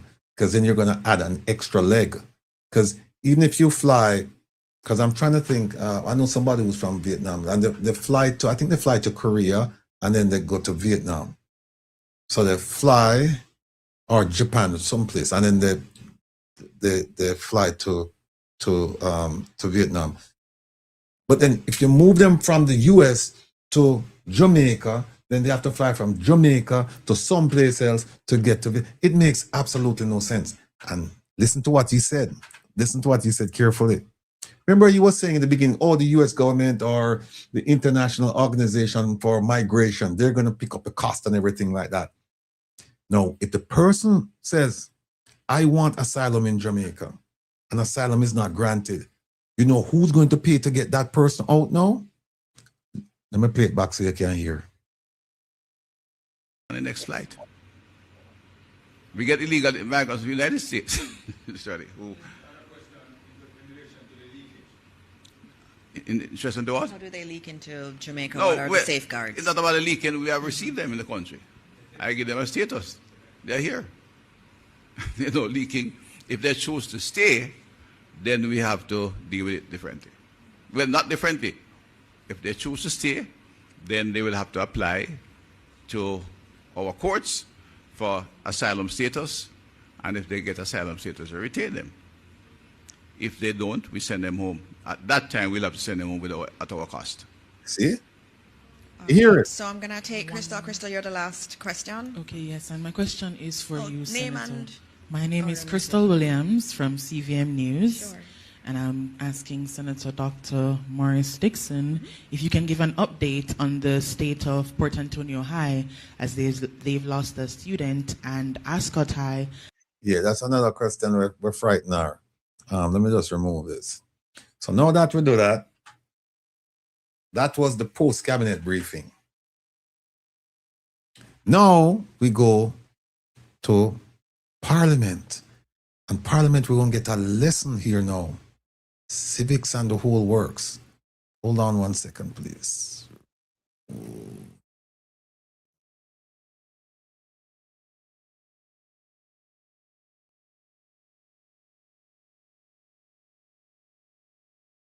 Okay, here we go.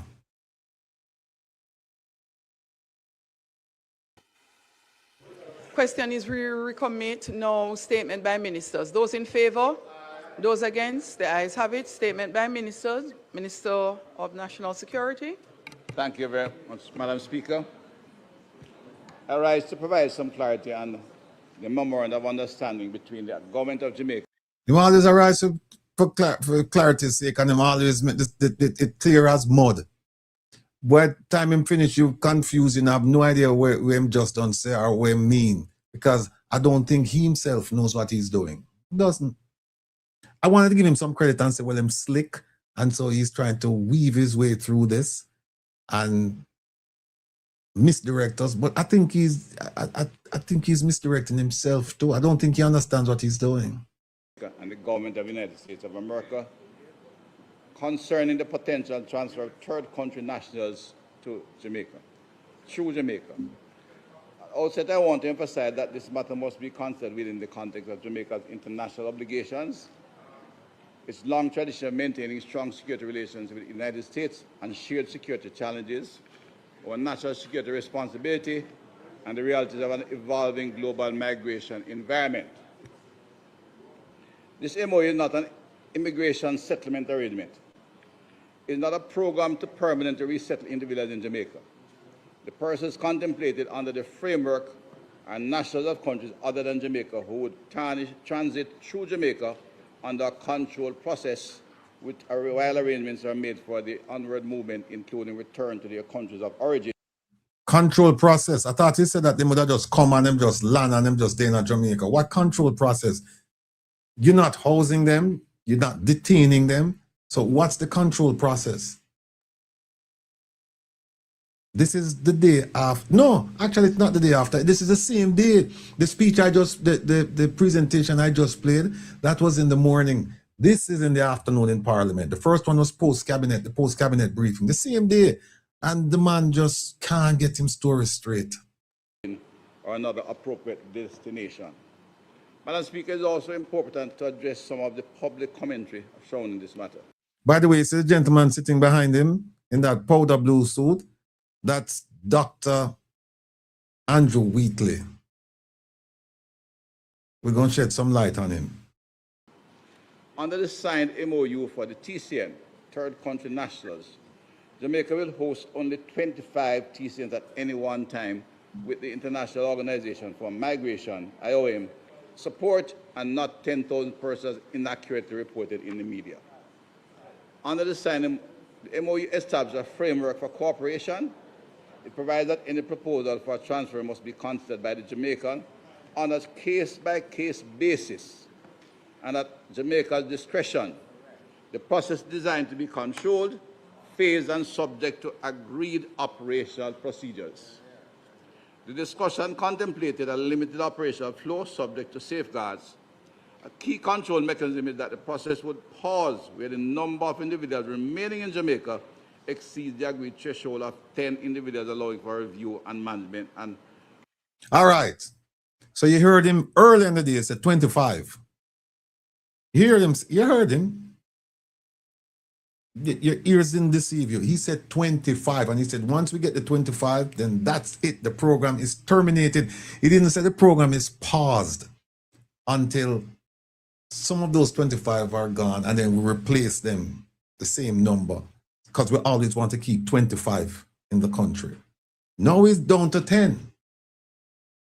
Now he's down to 10 in a matter of hours. He said 25 a few hours before. No, meaning what he just said. He said it in the morning. 25. Now he's up to 10. I mean, down to 10. Goodness gracious. Minister Chang, some people are wise, and some are otherwise. Management of capacity.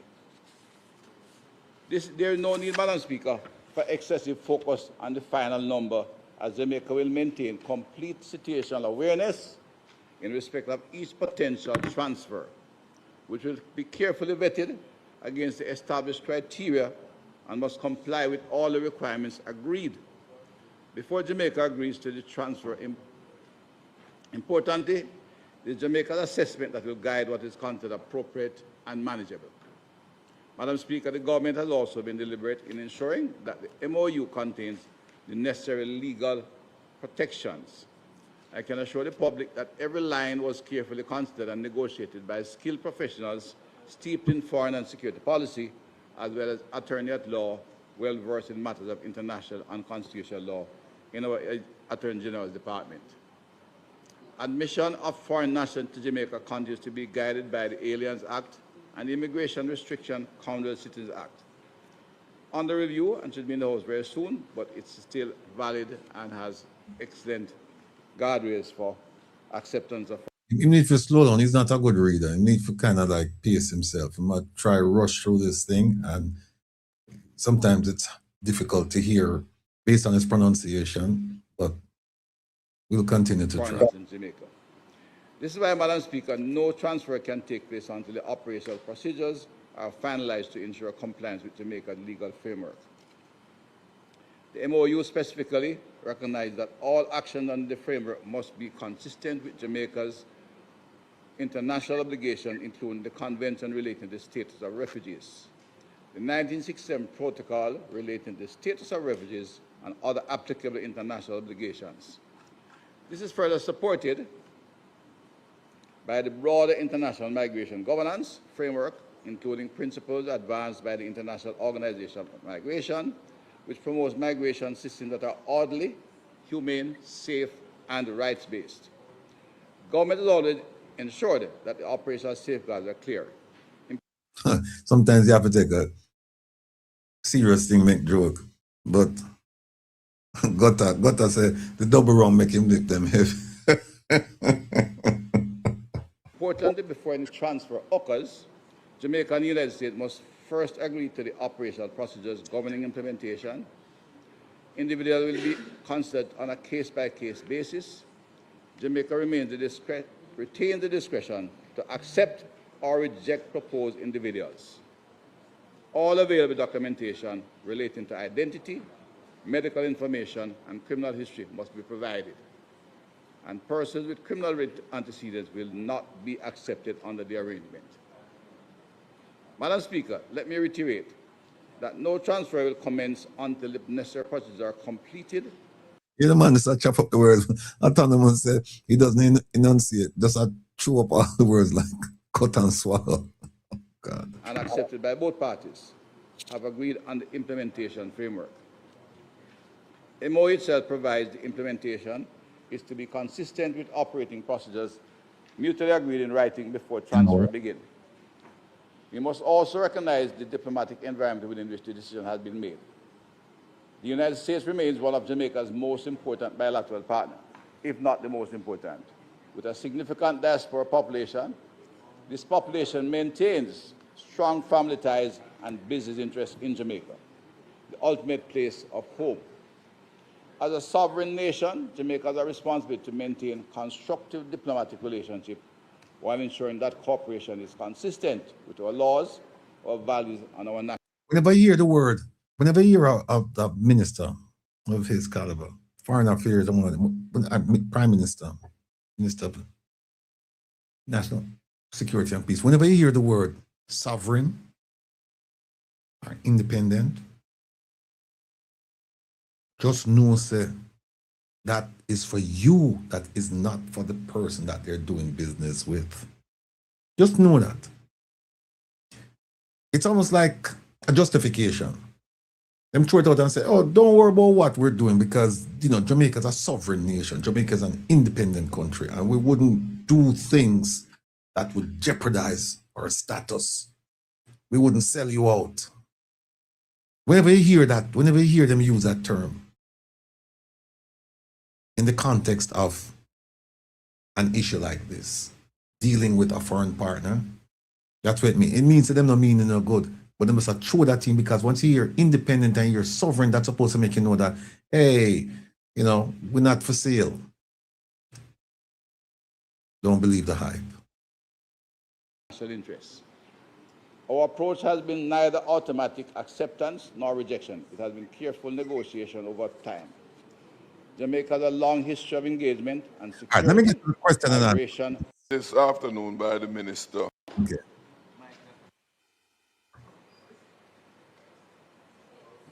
So this them read like him on Yamin. Member from St. Catherine South will be responding. Thank you, Madam Speaker. Madam Speaker, the statement this afternoon by the minister is here in wake of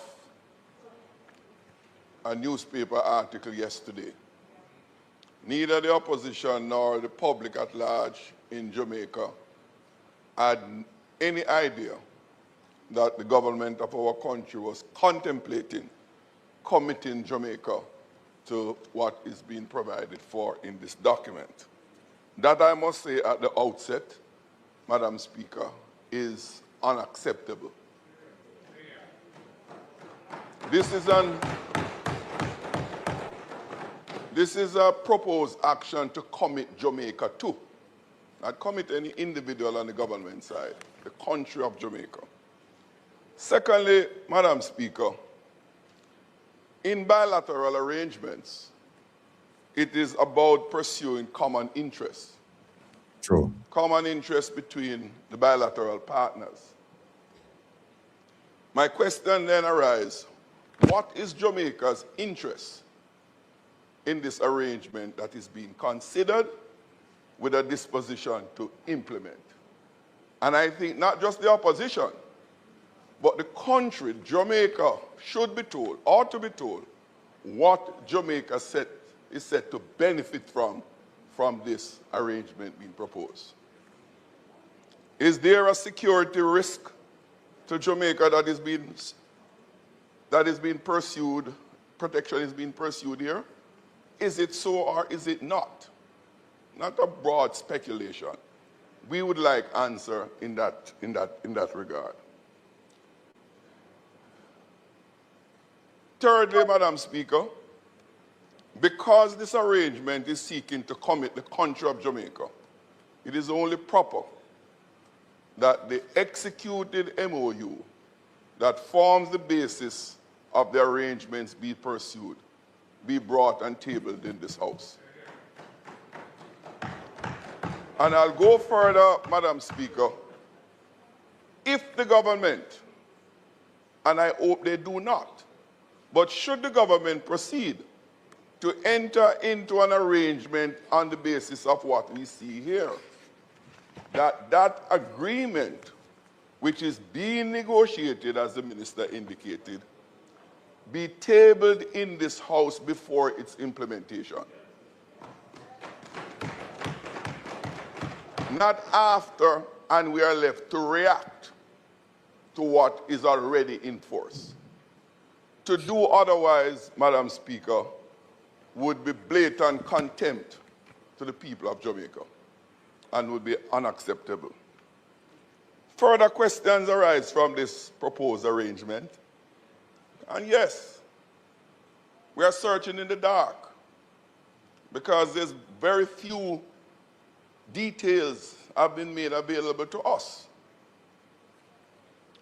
The minister said in the statement here, not a 10,000, maximum of 25 persons at any one time.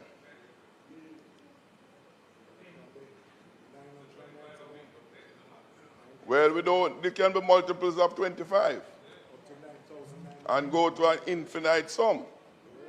What is the maximum duration of their stay in Jamaica?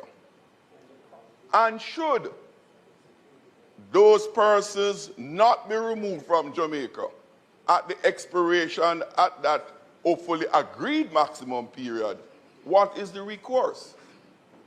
Are we stuck with those persons?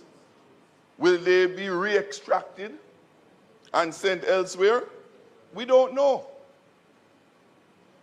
Madam Speaker, as I speak, there's over 1,700 males being detained at the General Penitentiary, our largest penal institution, for detention. Because this is not an hospitality service we are asked to provide here. It's a detention service. Our next facility in Spanish Town hosts over 1,000 inmates for a facility that was built for 750 persons. In the case of General Penitentiary, was built for no more than 850 persons. And it's over 1,700. More than double the capacity. And the conditions that prevail in our penal institutions, we'll all agree is not the best. So we have a long-standing inability, incapability of providing what is deemed acceptable and reasonable condition for the detention of persons in Jamaica. Why are we seeking to compound our problem?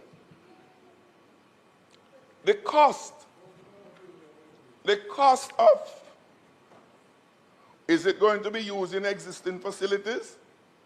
Or are we going to be having new facilities? Who will bear the cost for creating these new facilities and maintaining these facilities? These are critical questions that go to the heart of everyday Jamaican life. Because the resources of this country, as we are now, is way inadequate to deal with the demands.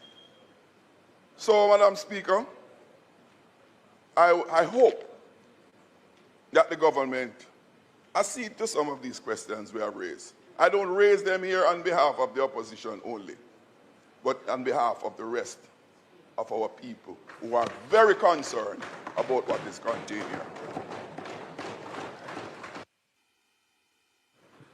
Thank you.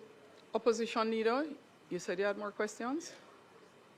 That was a statement by the spokesperson. I have some questions, is what I believe I'm allowed to ask. Minister, first of all, has the Memorandum of Understanding been signed by the two state parties? And if so, what is its date? That's the first question. Secondly, if persons are received by Jamaica under this arrangement, will those persons be held in detention, or will they be free to go wherever they want to go in Jamaica?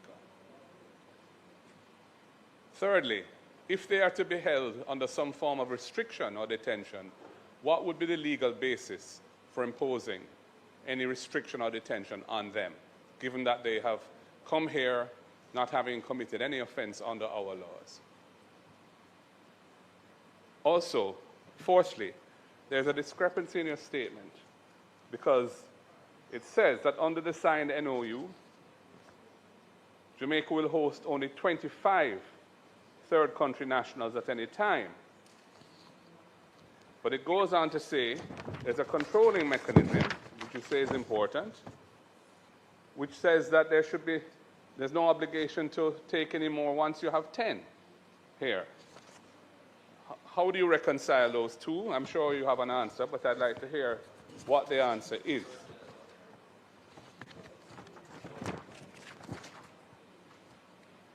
And fifthly,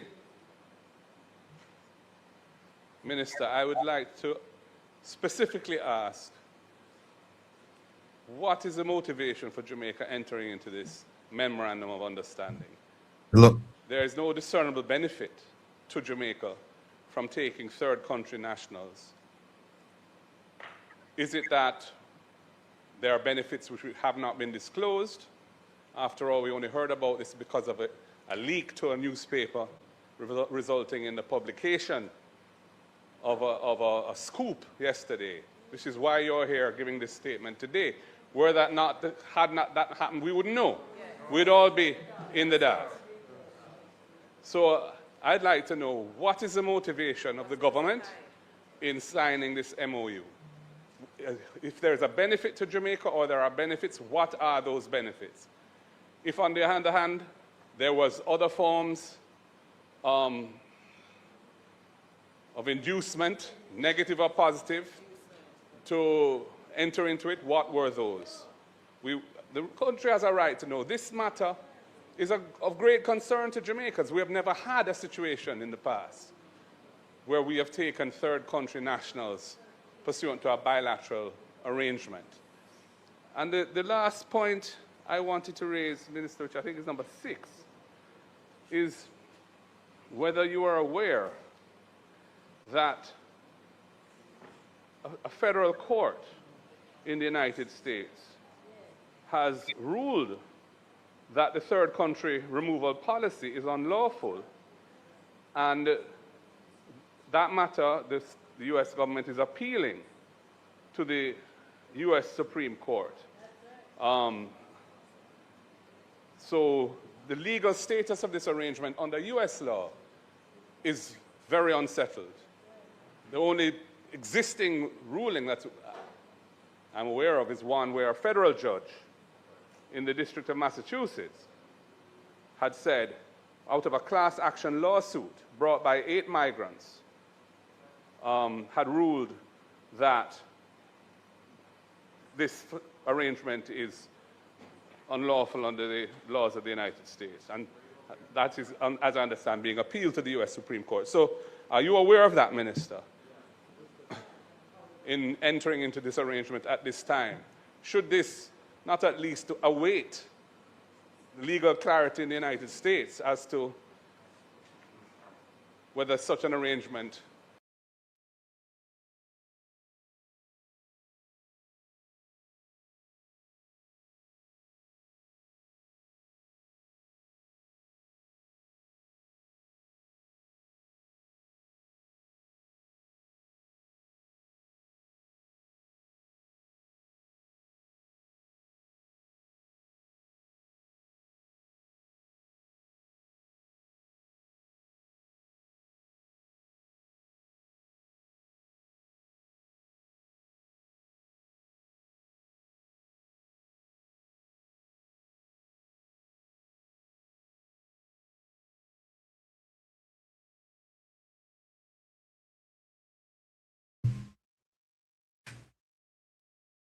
Right.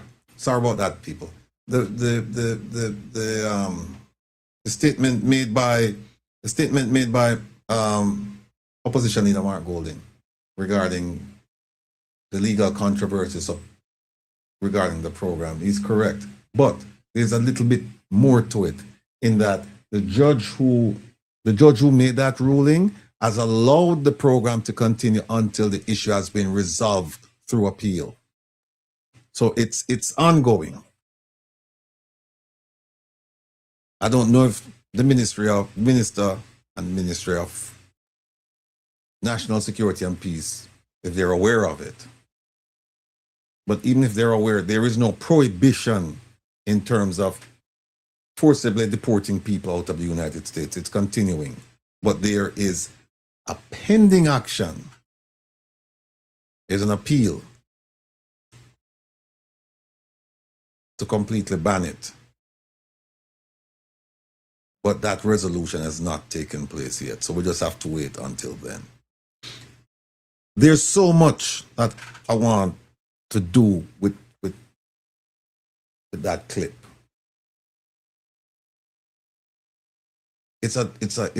There are some teachable moments in there.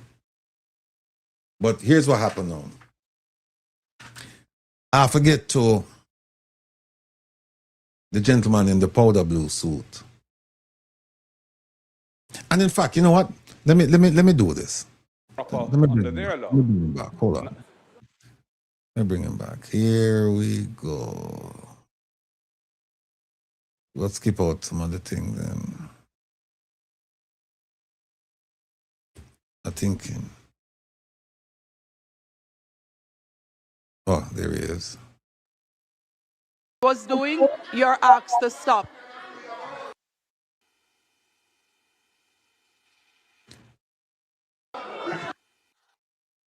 There's an attempt. Yeah, no.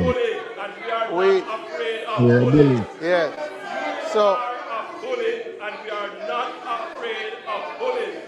yeah. So, madam, madam,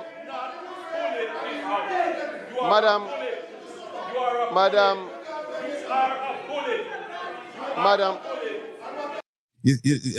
Just quickly, you see how unfair and unjust this is? Because the rule says that you can't speak until you're recognized by the speaker. And here it is, her husband is making all kinds of problems. Of course, there are people on the other side too. But you take control. You take control. But she sit down there making him start carry on. I don't know. Must have sing for supper. I don't know. That there's an attempt and a point of order.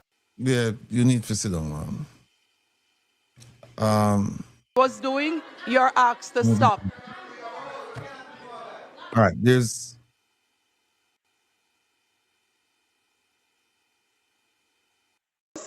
Sitting is suspended. We return at 5:43. Okay. We don't have that piece right now. Oh, wait a minute. That's part 2. Hold on a second. I need to show you this, people. I need to show you this. Okay, here it is.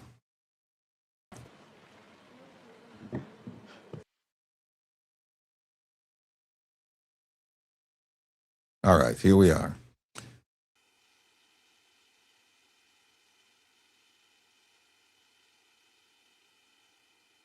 Now, let me set it up for you.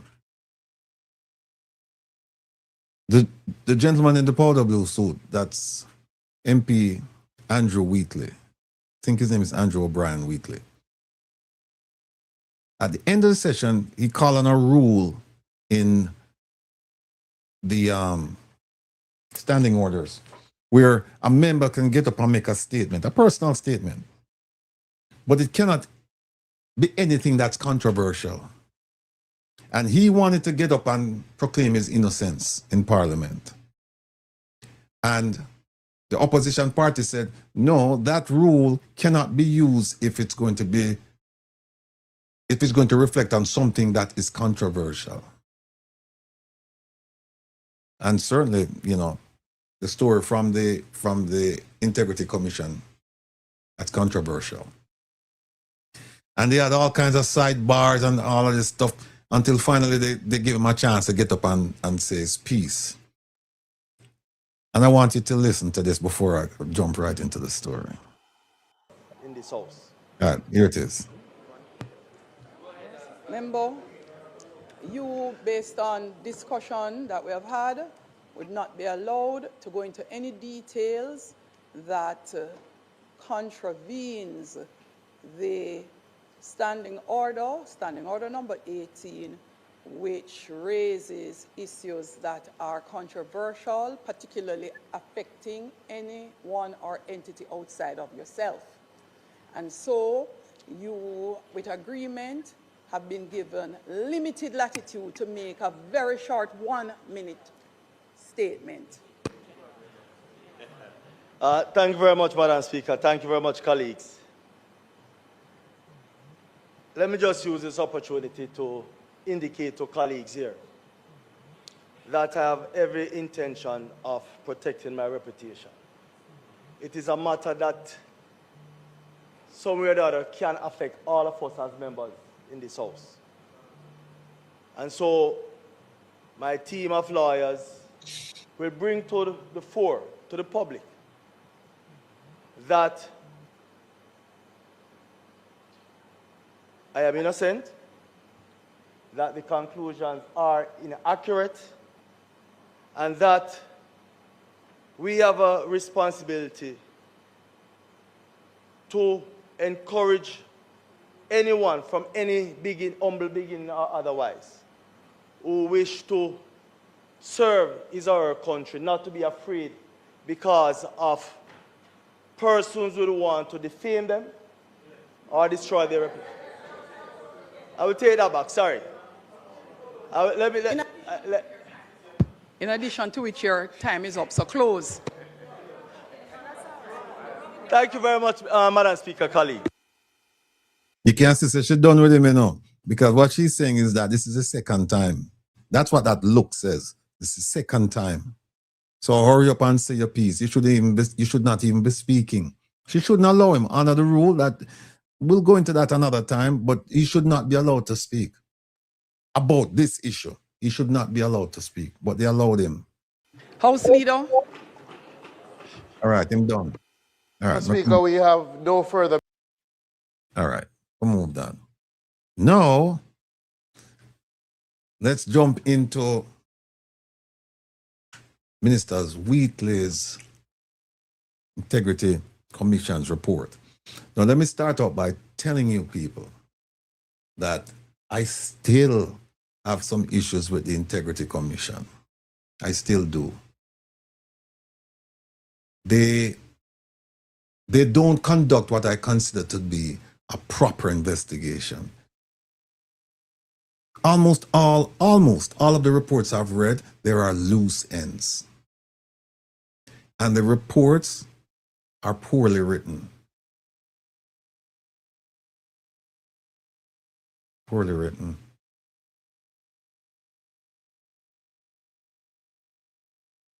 And why do I say that? Because I've read them.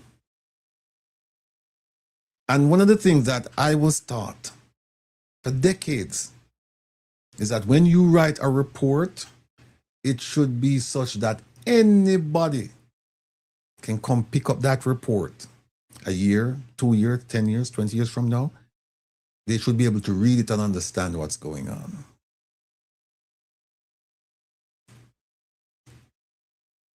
The ABC rule: accuracy, clarity, brevity.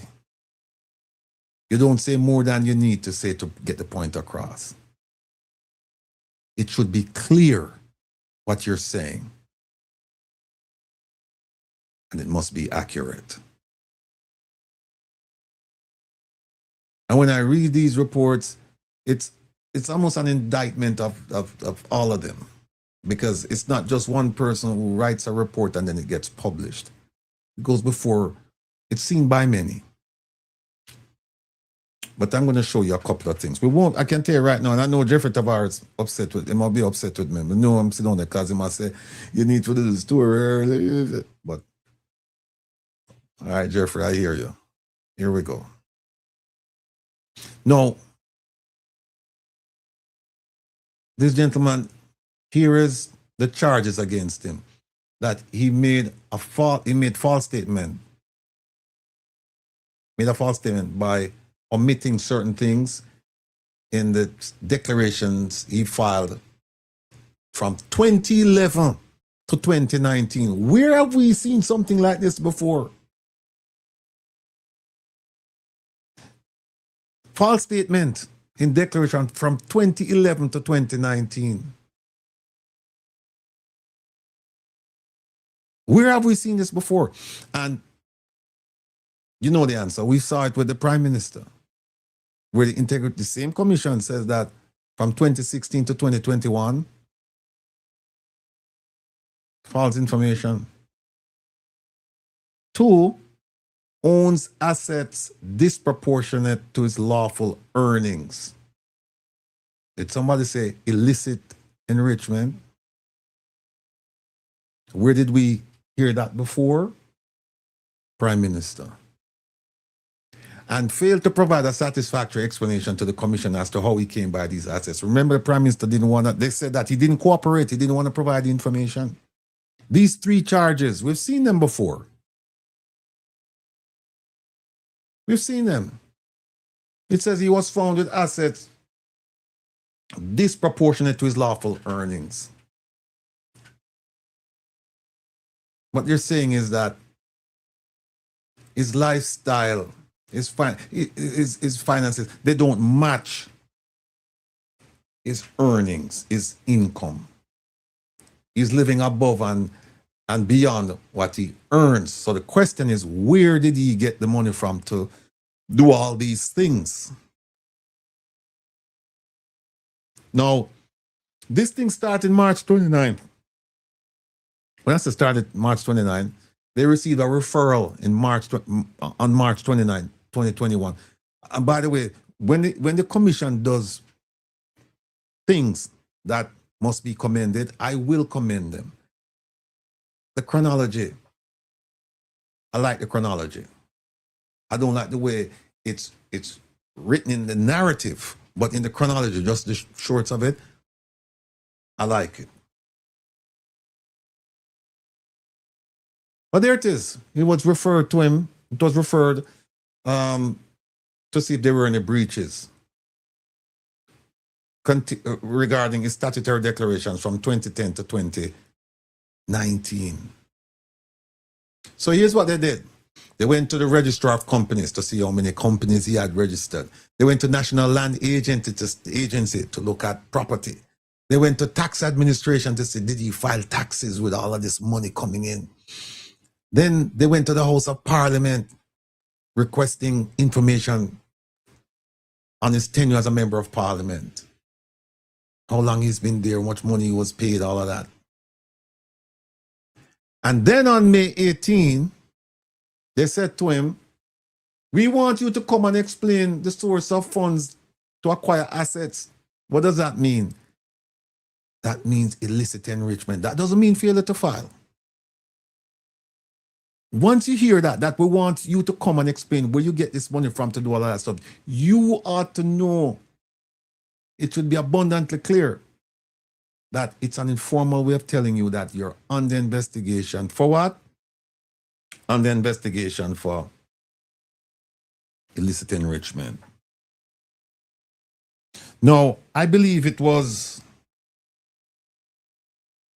August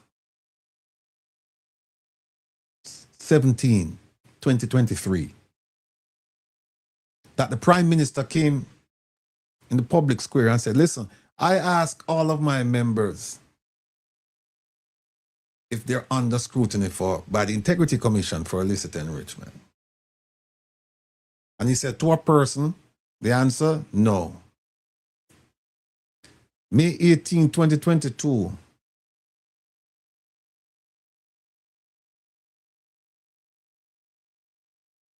unless things change, that came before August 17, 2023.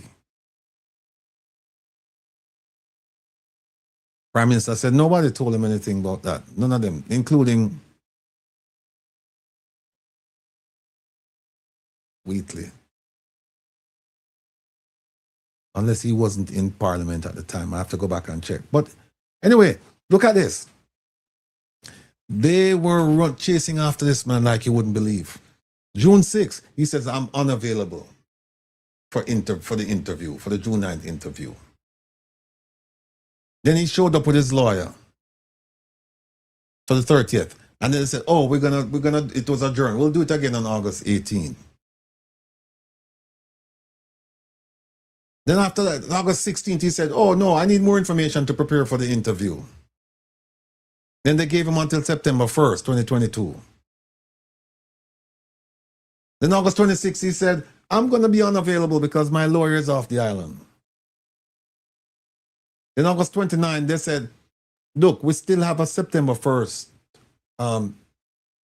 interview with you. September 1st, his lawyer wrote and said that they need more information on the matter.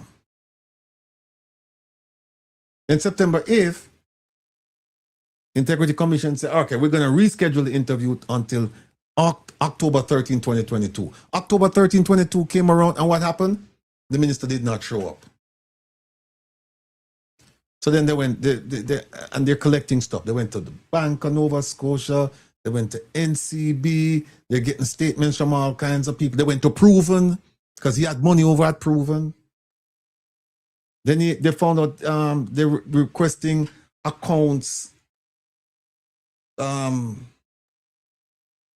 of Nova Scotia, they're asking about accounts held by a company called Techem. I don't know if it means take them money, but Techem Supplies, Price Tech Limited, Prosperity Realtor Company Limited, and Western Medical Center. Remember that one there, Western Medical Center. Remember that one there. And they sent something to Proven as well. Then they sent over to a place called Stewart's Financing. Then also over to First Global Bank. And it's just going on and on and on. And the man, then look at this, December 19, 2023. He said, his lawyer says, no, we need more clarity on this matter and want a meeting, because I guess they found out that all these letters were going out and people were responding. They gave him the information. And then they said, look, how about January 2024 as a date for us to meet? They confirmed it, that yes, we will meet on January 2024. Then on January 2024, they agreed that they're going to meet on January 29, 2024. And then when they met, they served him with the official notice now that you are under investigation for illicit enrichment and you have to provide an explanation, which they asked him way back when. So they went to Proven. They got some statements from Proven. Then they found out that some gas stations involved. This man owned gas stations.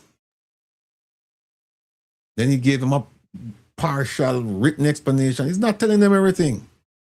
Then they got a partial explanation on April 23rd, 2024. Then they got another partial on October 24th, 2024. You see how this thing is being drawn? Them just draw it out.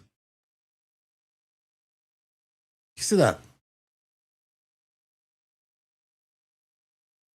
And then he responded to them December 16, 2024 regarding the illicit enrichment notice.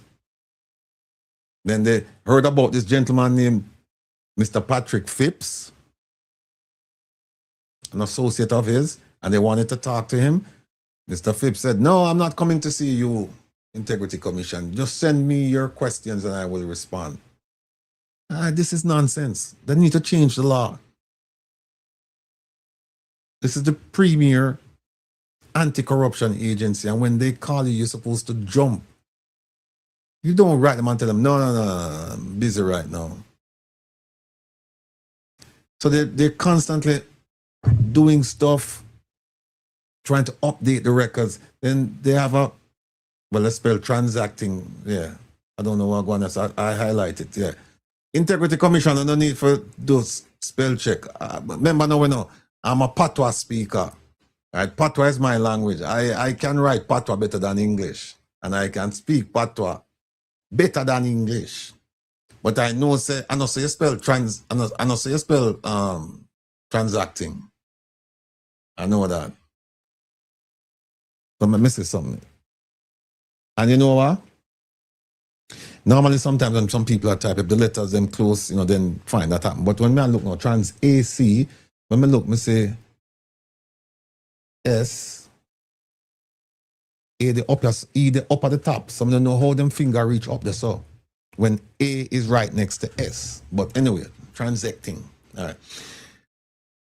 Remember this name here. Remember I told you about Western Medical? Remember this man here. Dr. Ravi Varma Vatsavasi.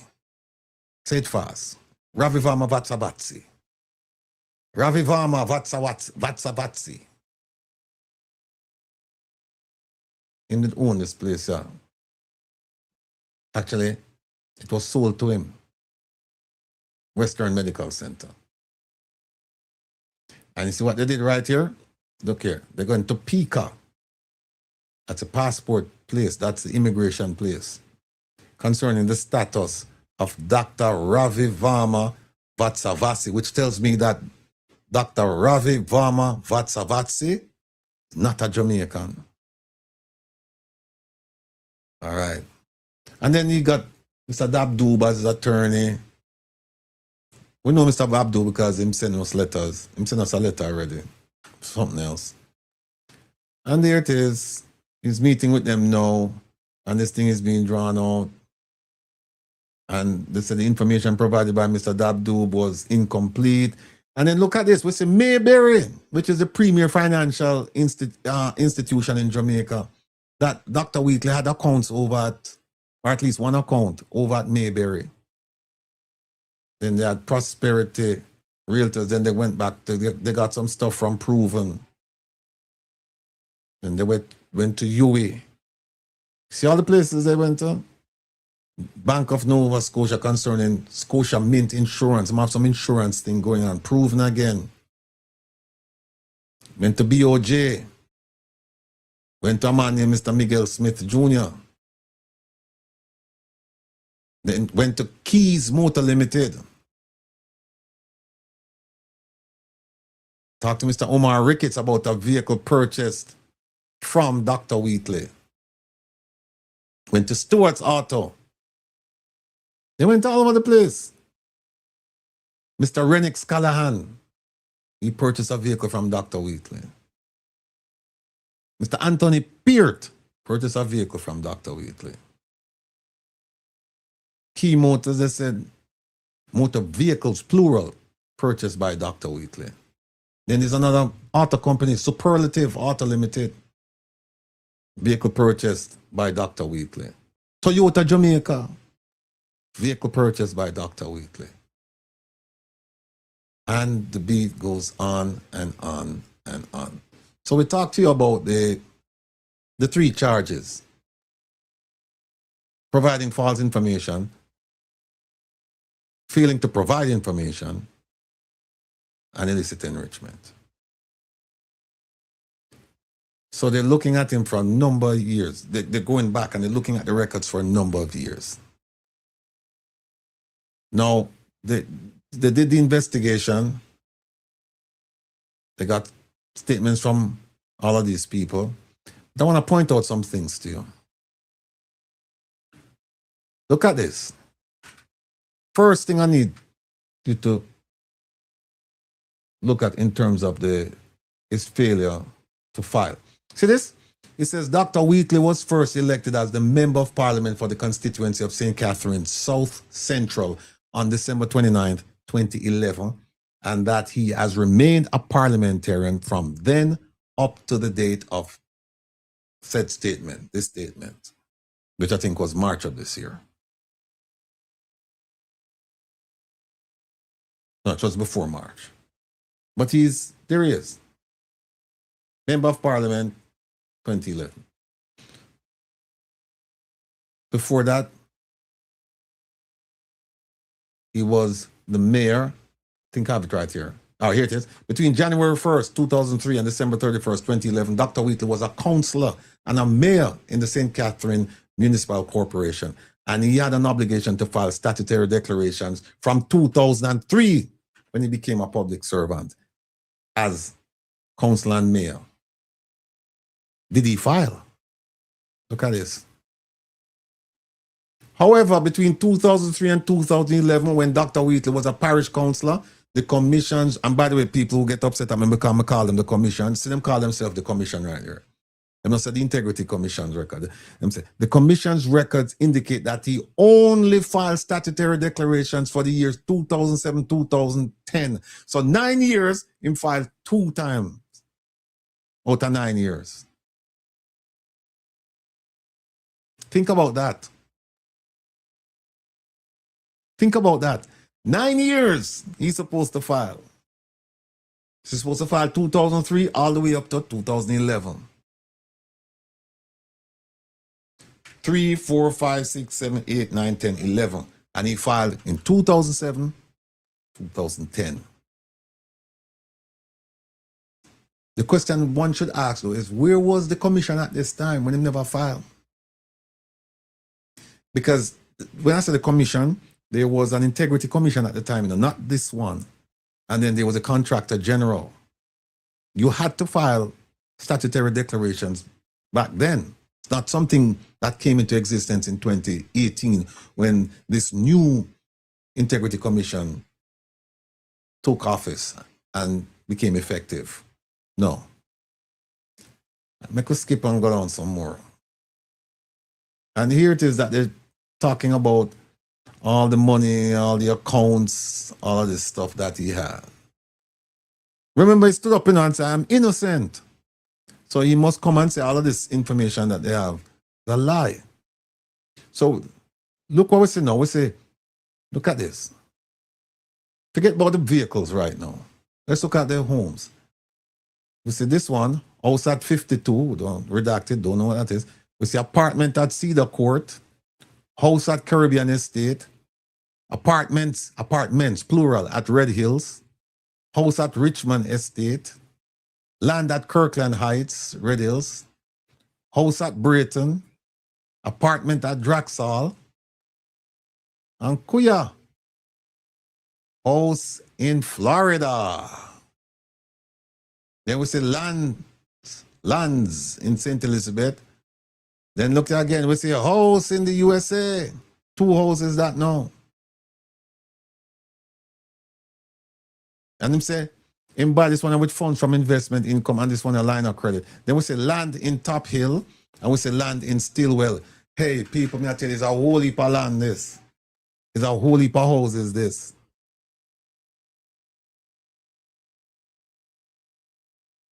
Then it says, full particulars for the properties located in the United States of America, and it says information provided. We don't know what kind of information that, but I'm not going to show them something. I'm not think can give them everything. And then they have credit card, blah, blah, blah, blah, all of that. Here are some of the companies we've invested in. They have Auto Solutions, Marsan Technology, Marsan Technology Limited, Price Tech Limited, Techem, it might be said, Tech Them Limited Supplies, Technofarms Industries, Telecell, and here's a big one, or one of the big ones, Western Medical. Holy, that you know, for 1 month, so much houses and land, car, and businesses. Holy.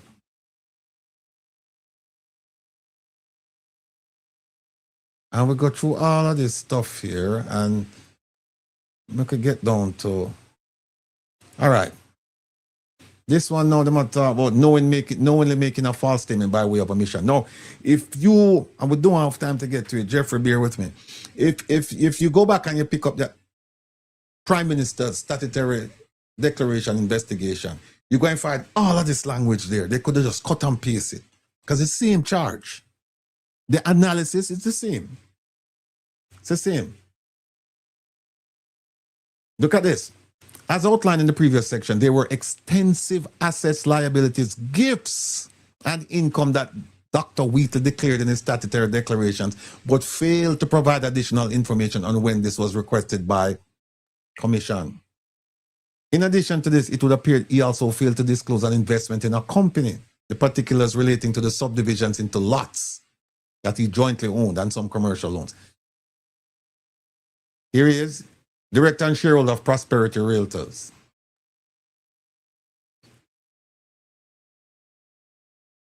And land at Stillwell owned by Prosperity.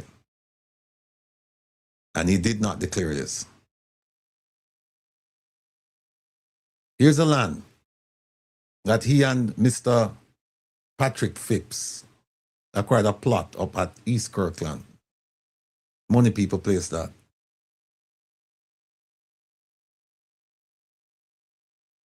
And him said them buy it for 12 million.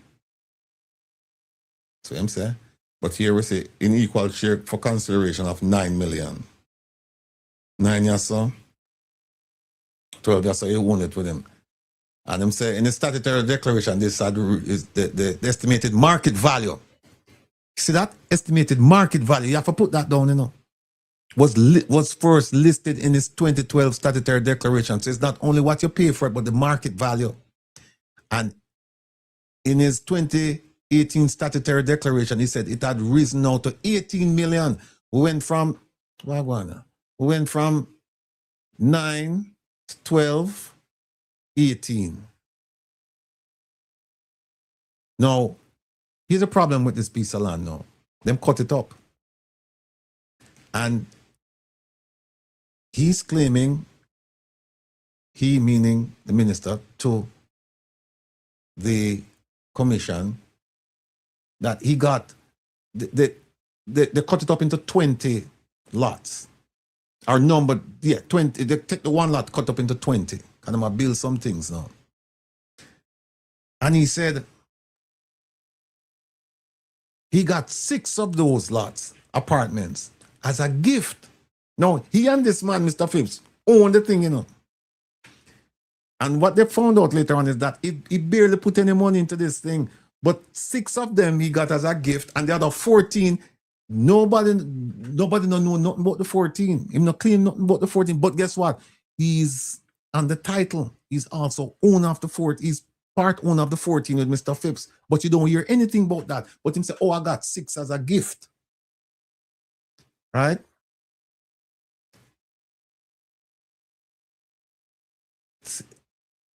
The majority of the lots were divested to various persons, but Mr. Wheatley's statutory declarations do not reflect this. Look at it, page 32. Not all about the property. So there it is with the 6 them same get as gifts. People, I wonder if we could have find a brethren like that who would have just, me and him would have going out of business, but barely put any money in the thing, and we buy a lot and we split it up in a 20. And him just said, boy, me and you go run the 14, and then me go give you 6. 6 are just yours outright, and 14, me and you are going to control the 14. Does that make sense? See, it is right here. The commission highlights that the subdivision of the property into 20 lots and Dr. Wheatley's status as joint title holder, and each of those lots together with the 2018 transfer of 6 of the reference strata lots, apartments to Dr. Wheatley solely, should have been reported in the statutory declarations for the years in which the transfers were made. Never do it. Here it is. The disposition of the 14, remember 20, in get 6, the 14, the disposition, ought to have been included in the statutory declaration. Then we have a bunch of commercial loans. One of the loans that struck me is this, right? Look at this one here. Him borrow from Bank of Nova Scotia and borrow 5.8 million on the 13th of November 2013. And then him repay the loan 1 day later. That makes sense? You borrow 5.8 today from the bank, not from your friend. And you turn on and you pay them off tomorrow. And then when you look through all the other loans, you see it's a short period of time that him borrow and him pay. I'm not saying anything's nefarious. I'm just saying we need some explanation about that. And them say never put the loans in for 2013, 2014, 2015, 2021. So what you're saying is that a lot of shenanigans going on. He's involved in a lot of things and he's not reporting, and he's required to report. So here's the illicit enrichment. This section, we can skip this because this came, if you go read the Prime Minister's thing, this came straight out of that as well. The analysis. There it is. And them say illicit enrichment, broadly defined as the enjoyment of an amount of wealth that is not justified through reference to lawful income. So where's the income coming from? It seems to suggest that it's unlawful because they're saying your lawful income cannot justify your lifestyle.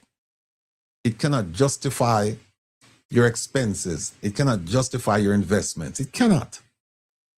So illicit. So all of this is, skip that.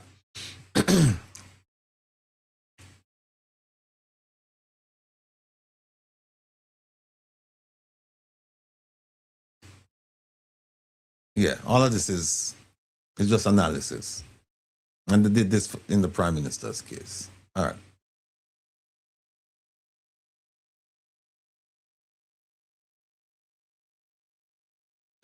Dr. Wheatley's bank and investment account balances were neither declared in his 2007 nor 2010 statutory declarations.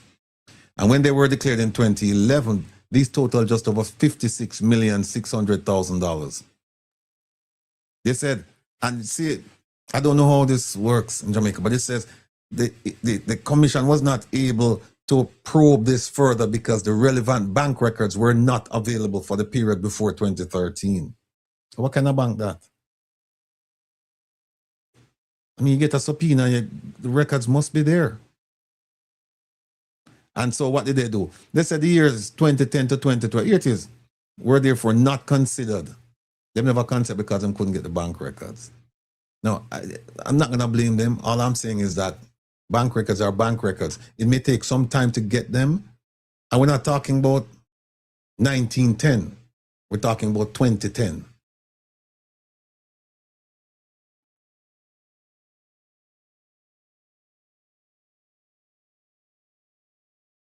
All right, here it is. The analysis shows that when all Dr. Wheatley's income and asset for the relevant period are taken together, the commission could not establish the total source of income used by Dr. Wheatley to acquire assets or otherwise expended. So I said, Doc, all of them things that we don't know where you get the money from and you're not explaining to us. This is what they do. They said the minus, this is a total source of income. Right? But everything went out. This, the total application, minus that. Them said this is the total illicit enrichment. This is how much money him can account for. 164 million. They're saying 164 million. We haven't received anything satisfactory to say this is how this is where that money came from. 164 million.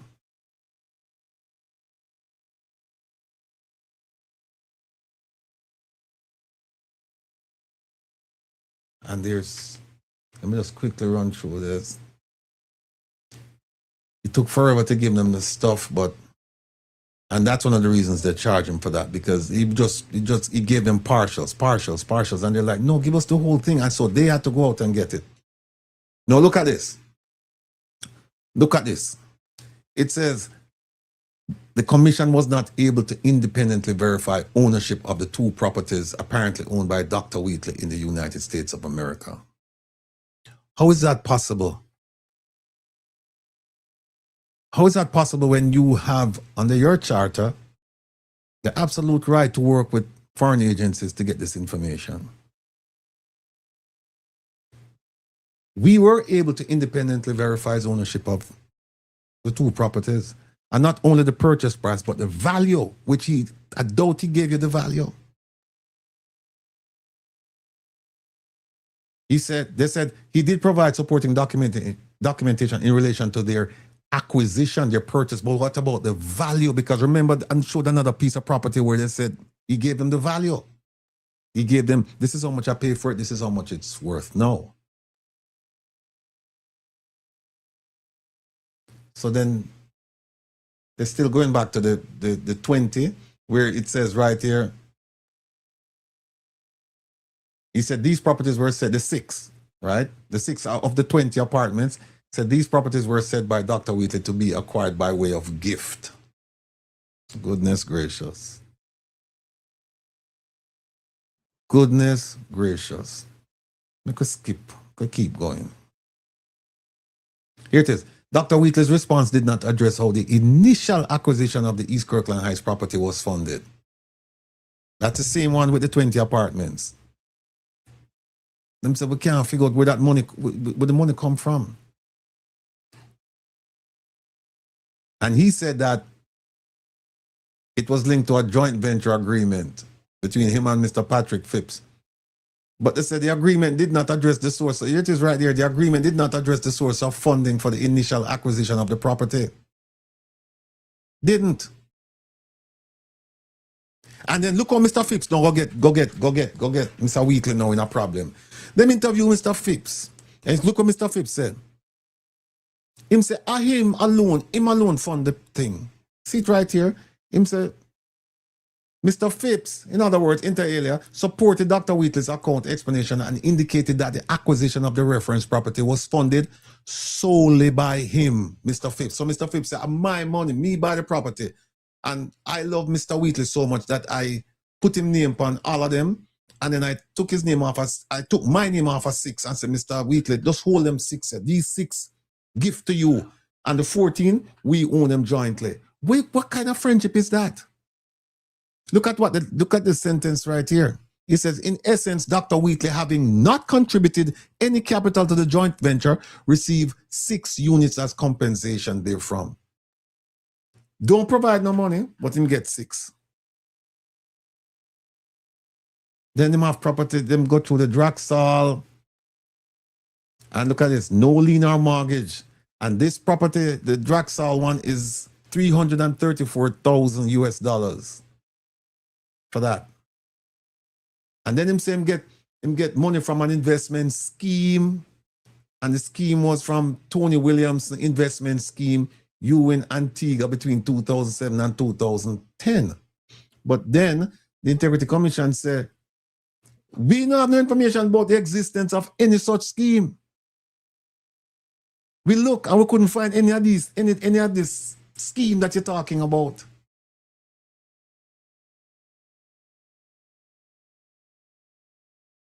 This don't look pretty at all. Then he said for Western Medical, blah, blah, blah, blah, blah. No, remember that Indian man, Mr. Varma Vaswachi, or whatever his name is? It appears that Mr. Varma was deported from Jamaica. And let me see if I have the dates them right.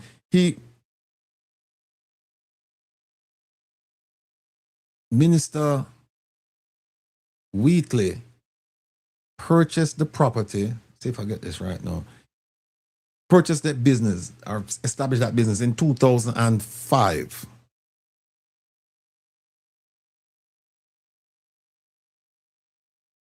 Dr. Varma was deported from Jamaica 2010. And then in 2013, he purchased the business from Dr. Wheatley. I'm going to figure that one there out. And by the way, in file no taxes for it in 2010.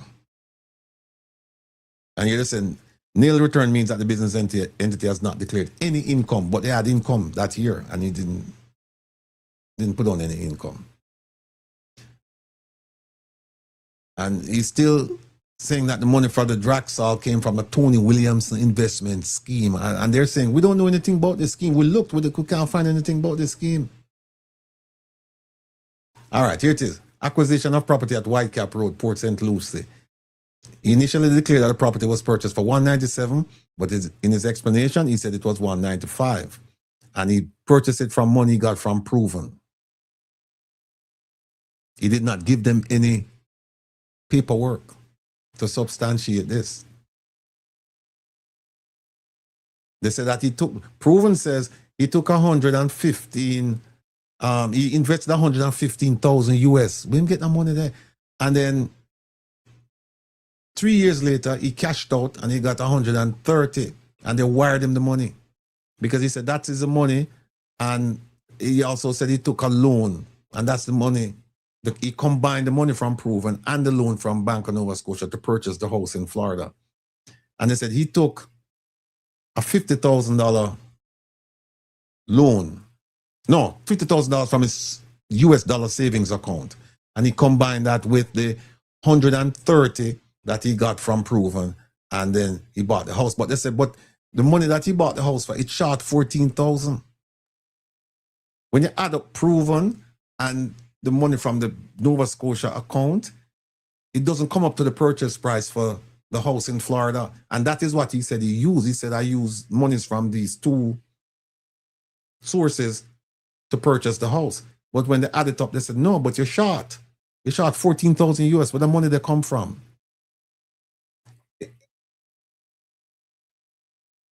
He got, him get 53 million. Then also him get rents. He got rent. And then when they ask him to provide the names so that them can go talk to them people. Him said, no, I can't give you, here it is right here. I can't give you the name. Can't give you the names of the people because of the Data Protection Act. They said, no, we just want the name so we can talk to these people and find out if what you said you collected in rent was actually collected. And him say, a request which discloses the names of citizens who are not in any way involved with Dr. Wheatley's statutory duties is not necessary and would amount to an infringement of their right to privacy and would, in our opinion, amount to a breach of the Data Protection Act. And then they went back and said, no, we need information.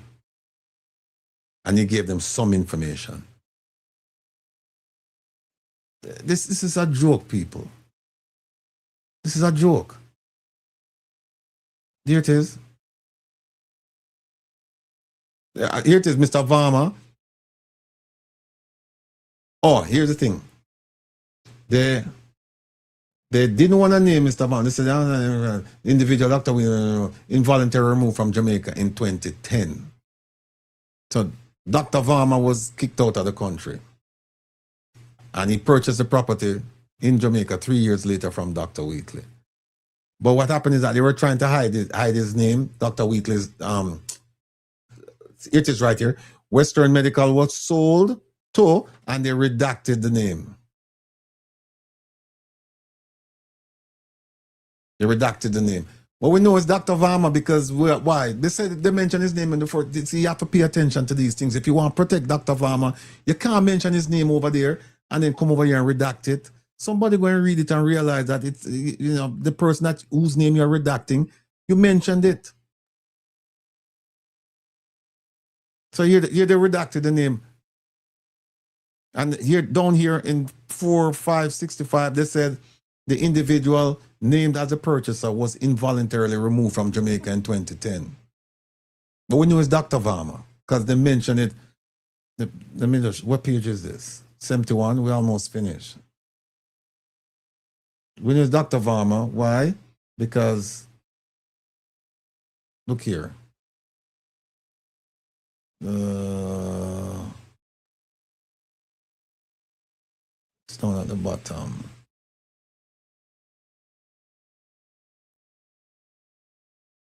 Let me see. There it is right here. Right here, March 24th, 2025. They asked Dr. Ravi Varma Vatsavasi concerning the sale of Medical Western Center, concerning the status. And we know that that's who he sold it to. And the man left. They should have put concerning the purchase, his purchase. But anyway, let not your heart be troubled, my people.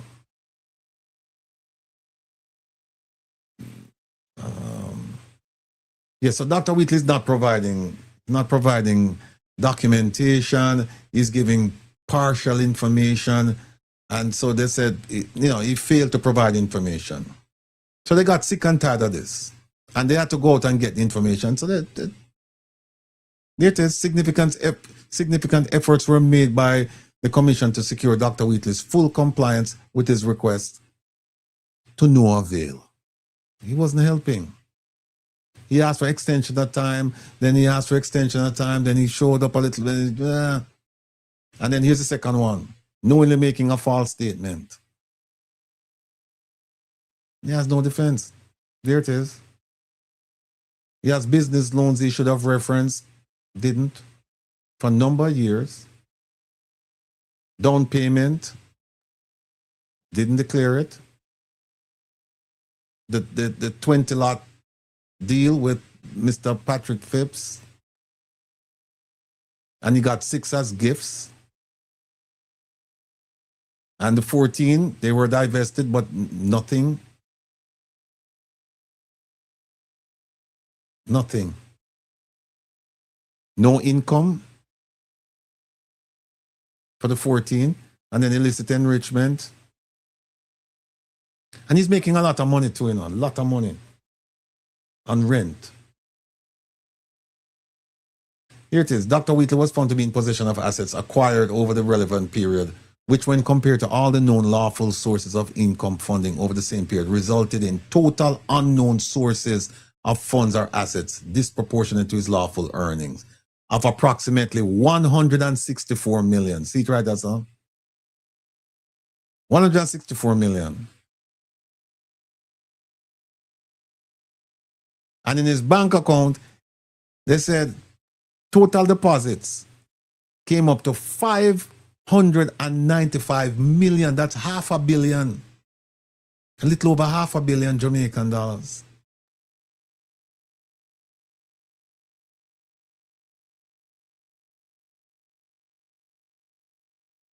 Then it goes to 168. Yeah, the total unexplained deposits amount to approximately 168 million. Dr. Wheatley, where you get all of the money from Papa? And they gave him a number of opportunities to provide a satisfactory explanation as to how he came by his assets. And he provided no evidence to substantiate this. Damn. So here's what they say now. Conclusions and recommendation. They say, look, $164 million you have that we know about that you can't give an account as to how you came by this money. It doesn't add up to your salary and other things. The number we're looking at is 164 million Jamaican dollars.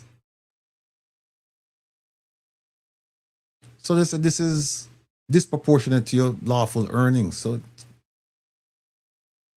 and then they talk about, the things that he didn't mention, the properties he didn't mention, the fact that he didn't file taxes for some years for Western Medical. This is not good. And so they recommend that this report be referred to the Director of Corruption Prosecution for consideration. And they also refer to the tax administration for tax purposes.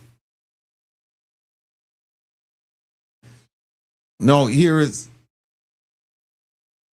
having regard to the findings made here, the DI recommends that this matter be referred to the Honorable Speaker of the House of Representatives. For what?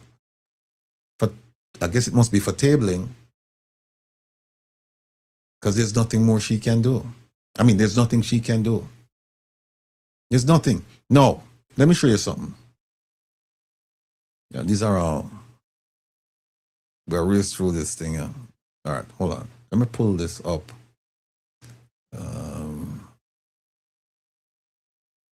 Investigation report. No. Stay with me. All right, oh my gosh.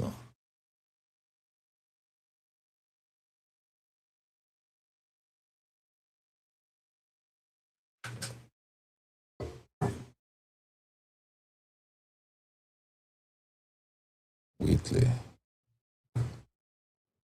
All right.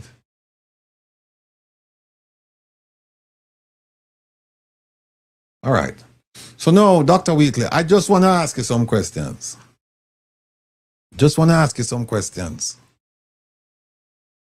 You were supposed to report all of these things.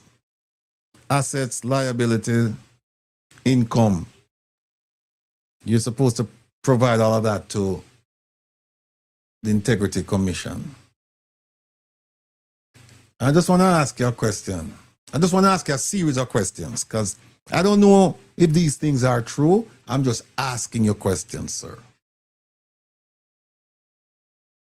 Is your name Andrew O'Brien Wheatley? Were you born in 1973?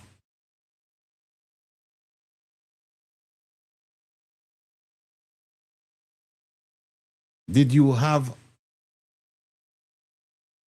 an encounter with the Florida Palm Beach County Courts in 2023? Or did you have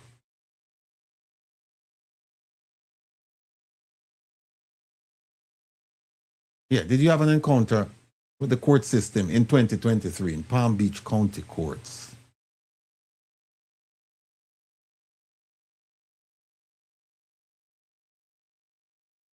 Did you? Just asking.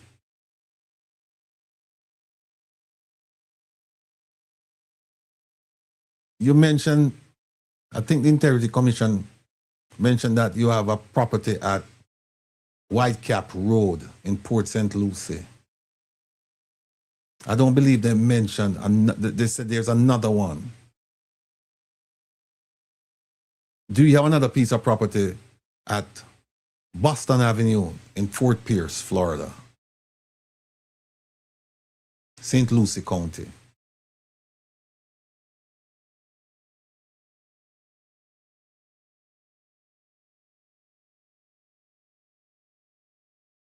Do you have a Florida driver's license? Just asking.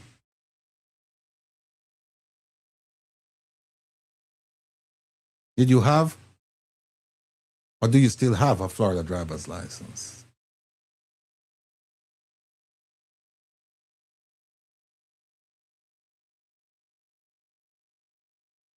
And the property at Whitecap Road,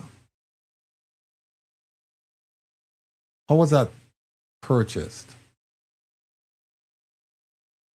Was it cash, raw cash? Do you have a mortgage on that? I guess you told the Integrity Commission about that.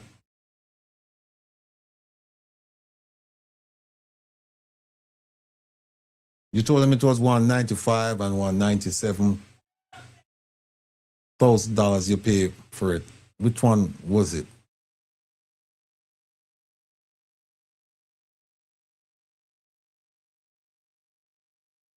Also, what is the value of that property now?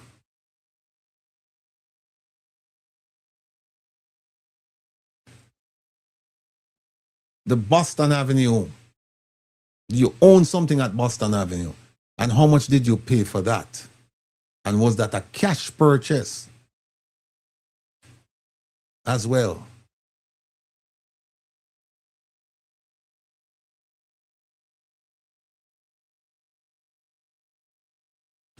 And here's the biggie. What is the value of the Whitecap Road property right now? You say pay $195,000 for it. What is the prop? Did you tell the Integrity Commission about the value of it right now? Did you tell them that? How about the other one? Did you tell them about the value of it as well?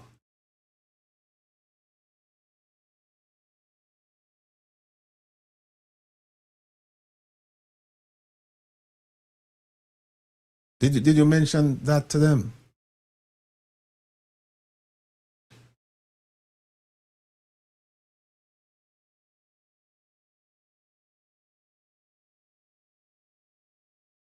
One of the things, do you own a vehicle in Florida or anywhere in the United States?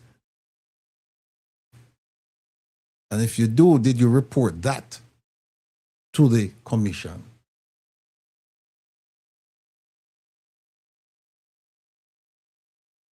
Do you, if you have a vehicle in the United States, is it a sedan? Is it an SUV? What kind of vehicle you have? At the Whitecap Road, is it a place where you go and it's locked up after you've completed your stay in the United States? Or is someone living at that place? We're just asking questions. We're just asking questions. One of the things we won't do is we won't ask you about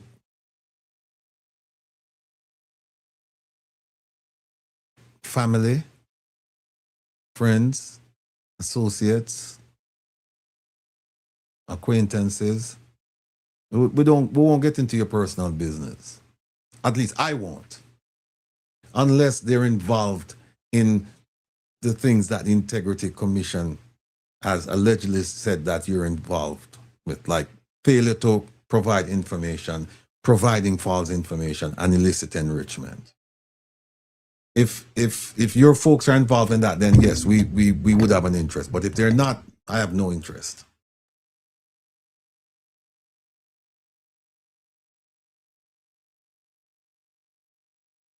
I think I'm going to stop there because I don't want to ask any more questions, because some of these questions, they involve other people, and I didn't see those names mentioned in the commission's report, and therefore I'll just leave it right there. There are some other things here we can talk about at another time. We can't give, we don't want to give everything away. And again, we're just only asking questions because we don't know if everything that we're hearing is true. So we're just asking questions.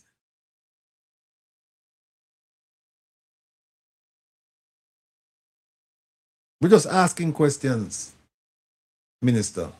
And you got up and openly proclaimed your innocence.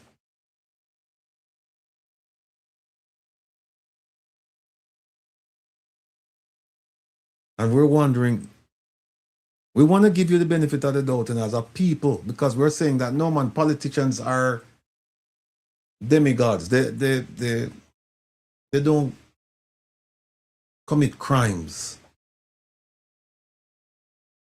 And so what you have been accused of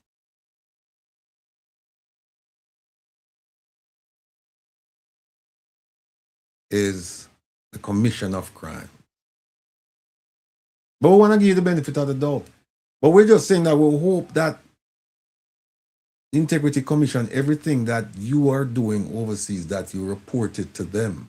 And by the way, let me make absolutely clear. Florida is a haven for a lot of Jamaican politicians. And they have a lot of things piled up in Florida. And we know some of them. We know. And in the fullness of time, things will come out. We're in no rush. We're in no rush. And to be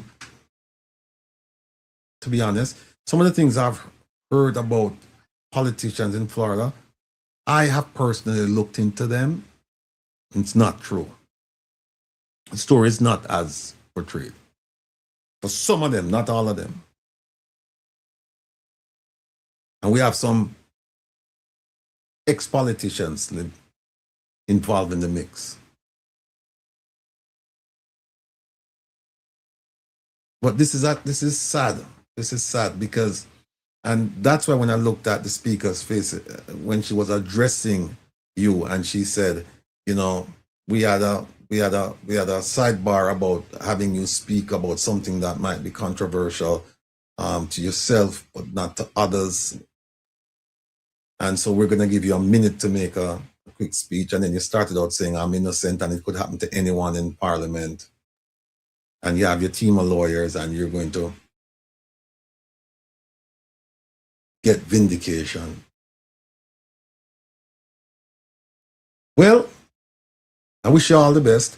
And also keep in mind that the Prime Minister, basically the same charges that they're asking to be laid against you, and I believe that the corruption prosecutor has decided to. The same charges were laid against him. The recommendation was for him to be prosecuted and see where he is. Maybe you can try the same strategy that he employed, because his matter is far from being resolved. But remember this, Puss and dog now have the same luck. Puss and dog now have the same luck. And this is the second time that your name has been mentioned in a scandal, at least second to my knowledge. And I think, based on what I'm hearing, that people, frankly speaking, them just, it's like them say, them fed up, we don't need this. It's too much unwanted attention. It's like an unforced error.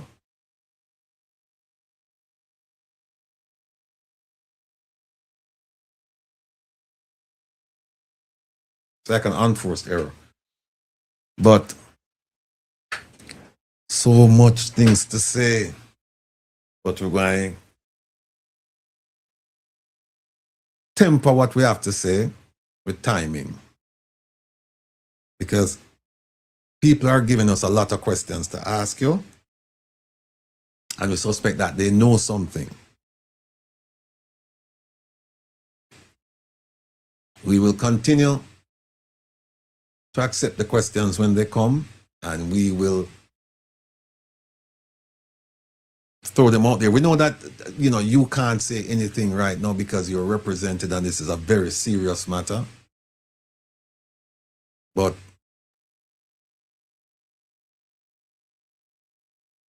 I don't know how much coverage you're going to get from people. I mean, cover, how much top cover you're going to get from people in positions of influence. I don't know. This might be a bit risky. This might be a bridge too far for them to extend a helping hand right now.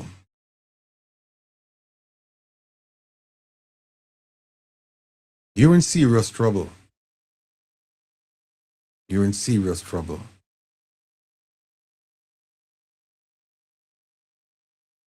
You're in very serious trouble. I was going to relate a story about a meeting, a chance meeting you and I had, but I'll leave that.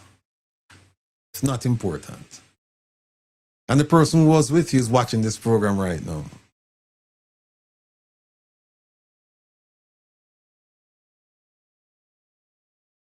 And it's probably saying, no, don't talk the story. So we'll leave it. We'll leave it at that. But Jamaican people, truth be told, it's World Cup right now. Everybody will watch World Cup football. And I don't know of a single team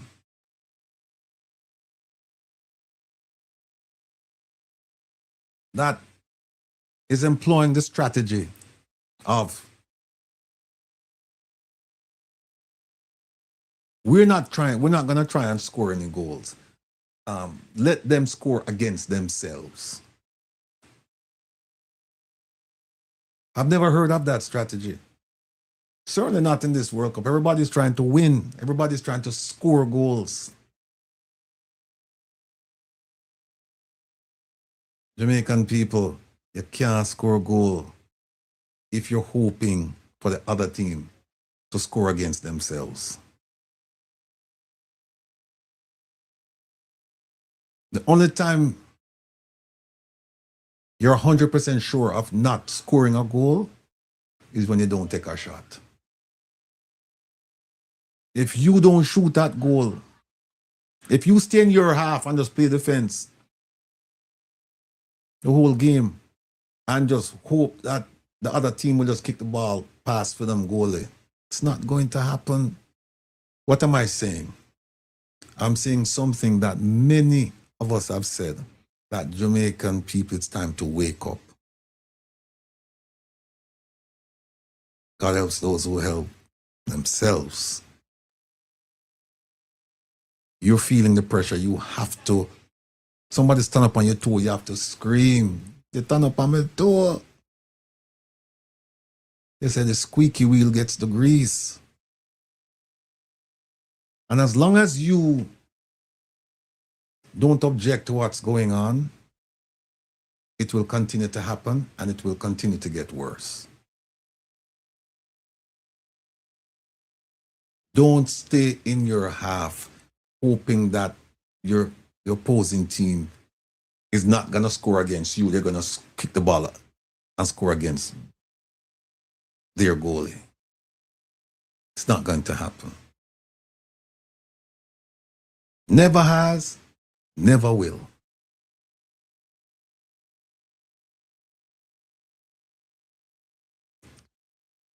There is so much to talk about, but you know what? Time is at a premium. I could go on for till midnight with the amount of information I have, but sometimes you can't give everything away all at once. You have to keep some. You have to keep some.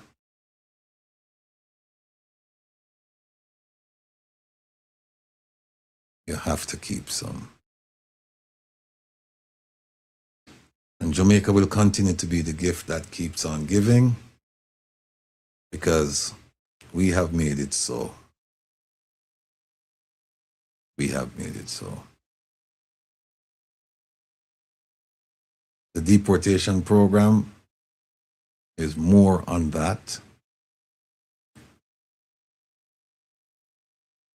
The idiots in Parliament who should study the rules and they don't study the rules and they walk inside here thinking they know the rules. That is going to continue. And by the way, you notice all of a sudden now, standing orders. That's a huge topic. It's a huge topic.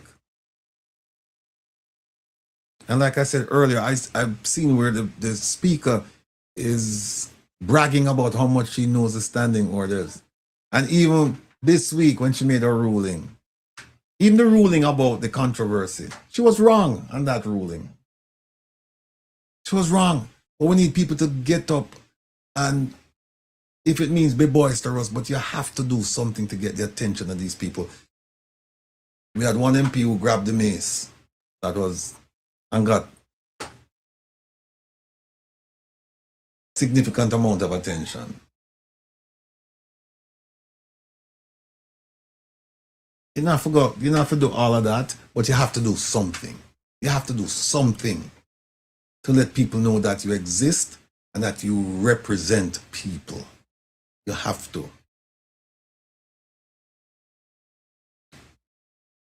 Otherwise, it will be more of the same. It will be more of the same.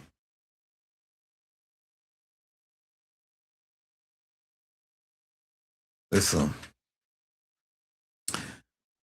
I just want to thank all of my guests today. Dr. Roger Hunter,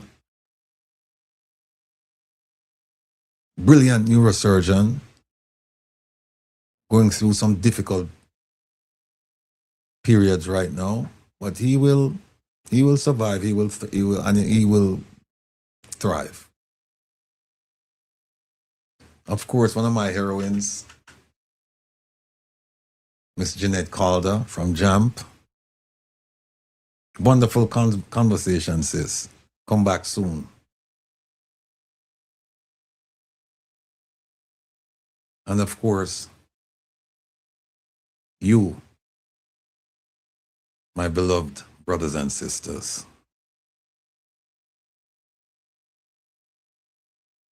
Students. We all are. I am a student too. I want to thank you for tuning in today. It's been a long program. It doesn't feel like it though, but in terms of hours, because we started at around, started late because somebody was trying to sabotage the program. We just want to thank you for tuning in, staying the course. If you were able to stay the full period with us, much respect. If you were not, we understand. And you can always go back and watch this program and the other programs as well.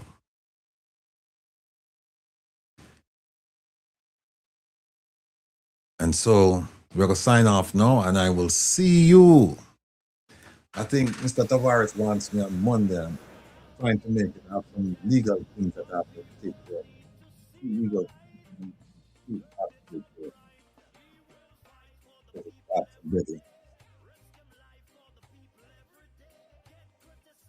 I'll try to make it on Monday. Tuesday I'll be over by Wednesday. Then Wednesday we'll return. Reason practice. You get to yourself. Risk your life for the people every day. Get criticized for the people every day. Defending your rights. I saw you stay. We'll fight for the people every day. Risk your life for the people every day. Get for the people every day. Defending your rights. I saw him stay. How long them a gonna know that them fire can't cool? How long them a gonna take our people for food? Nah build no houses, them nah build no school. Think them up the hunger, but of the most I rule. Them better stop criticizing. Face him.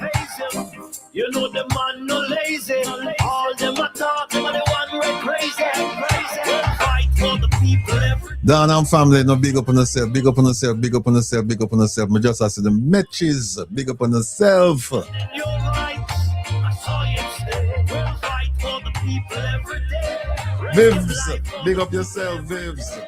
Criticize for the people every day. Defending your rights, I saw you stay. Step up him, step up all eyes on him. I defend the people, them set spice on him. Even politicians spread lies on him. But we know the bugger them not wise like him. Back up, them not no ties on him. Them know say that the people